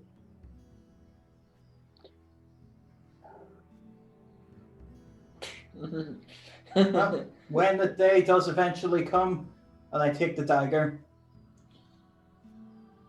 you're going to be reunited one way or the other. It will be an interesting experience. And he moves his cloak to one side and reveals 7 daggers, each one with a gemstone in it with the same blade as yours.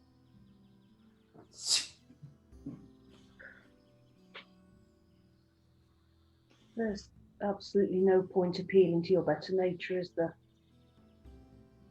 I wish there was. At the end of the day, this is not something I want to be doing, but something I have to be doing.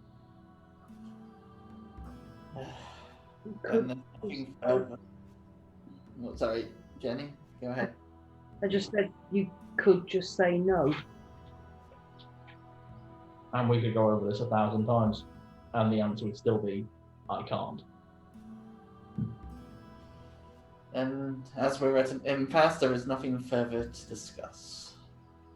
The only way that I can say no to my mother is to be pushed to the absolute limit. And that hasn't happened in 997 years. Damn these millennials. 3 years! 3 years off! He said that hasn't happened in that long, so that means he is at least 1,000 years old. Hmm. You're actually, yeah. Right. I'll be leaving. I'll move the Hydra. What? Seek Rayen and Kit. Please. Hmm? Please. I know it doesn't mean anything, but please. It means a lot more than you think it does, but it doesn't fall on deaf ears. I can say that.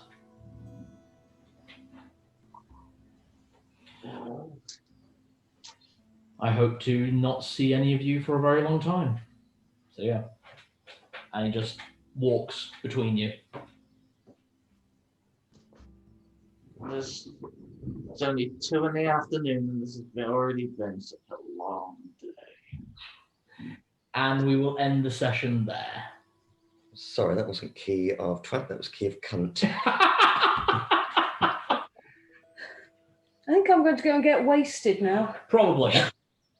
Once again, I think I'm gonna join you, but I need a few moments at the shrine. Whole party. That entire campaign equivalent up to 10,000 experience points each. Yay! I'm finally gonna level up. I'm multi-classing, So- so I'll now allocate where I want to put them. You can. So you could, I believe you might be able to take your fighter class up to the maximum you can reach and then put the rest into Raider. I Might don't be an understand idea. mine because you've added something on mine. I'll check by tomorrow. That's your handwriting, not Yes, mine. it is. That's the new one. So you're now at 35,600. 35,600. 20,840. Yay! 31,500. For fighter level 6, 10,000, you'd not get to level 6, I'm afraid. You Okay. could be at 30,200. Yeah, I'll do that now and then. Yeah, so you're going to work to get fighter to max it before you start leveling Yeah. Raider. So, right. So I'm working on that. Yeah, so you're now at 32,600, which unfortunately is not a level up. Narlock, fuck, you are going up a fair few levels. Nice. Woohoo! 8! Mhm. Sorry, rolled my hit die. Got full. How was that for everyone? Well, that was fucking intense then with the cavalcade of bad guys But I high did, kicking their way in. but I did learn something very interesting, especially about Richter. He wants to die. Yeah, and he wants us to kill him. Well, he doesn't care if you guys are the ones to kill him. He needs to find a worthy throne. He needs to find a worthy ruler to rule his country. That's why he's still alive. Am I right in thinking? And from the sounds of it, what Asim'Loch wanted there is for us to give him a means to get out. Yeah, Pretty much, to be honest. give him a reason. There are a lot of people in this campaign who are doing things because they have to, because they do not have a choice.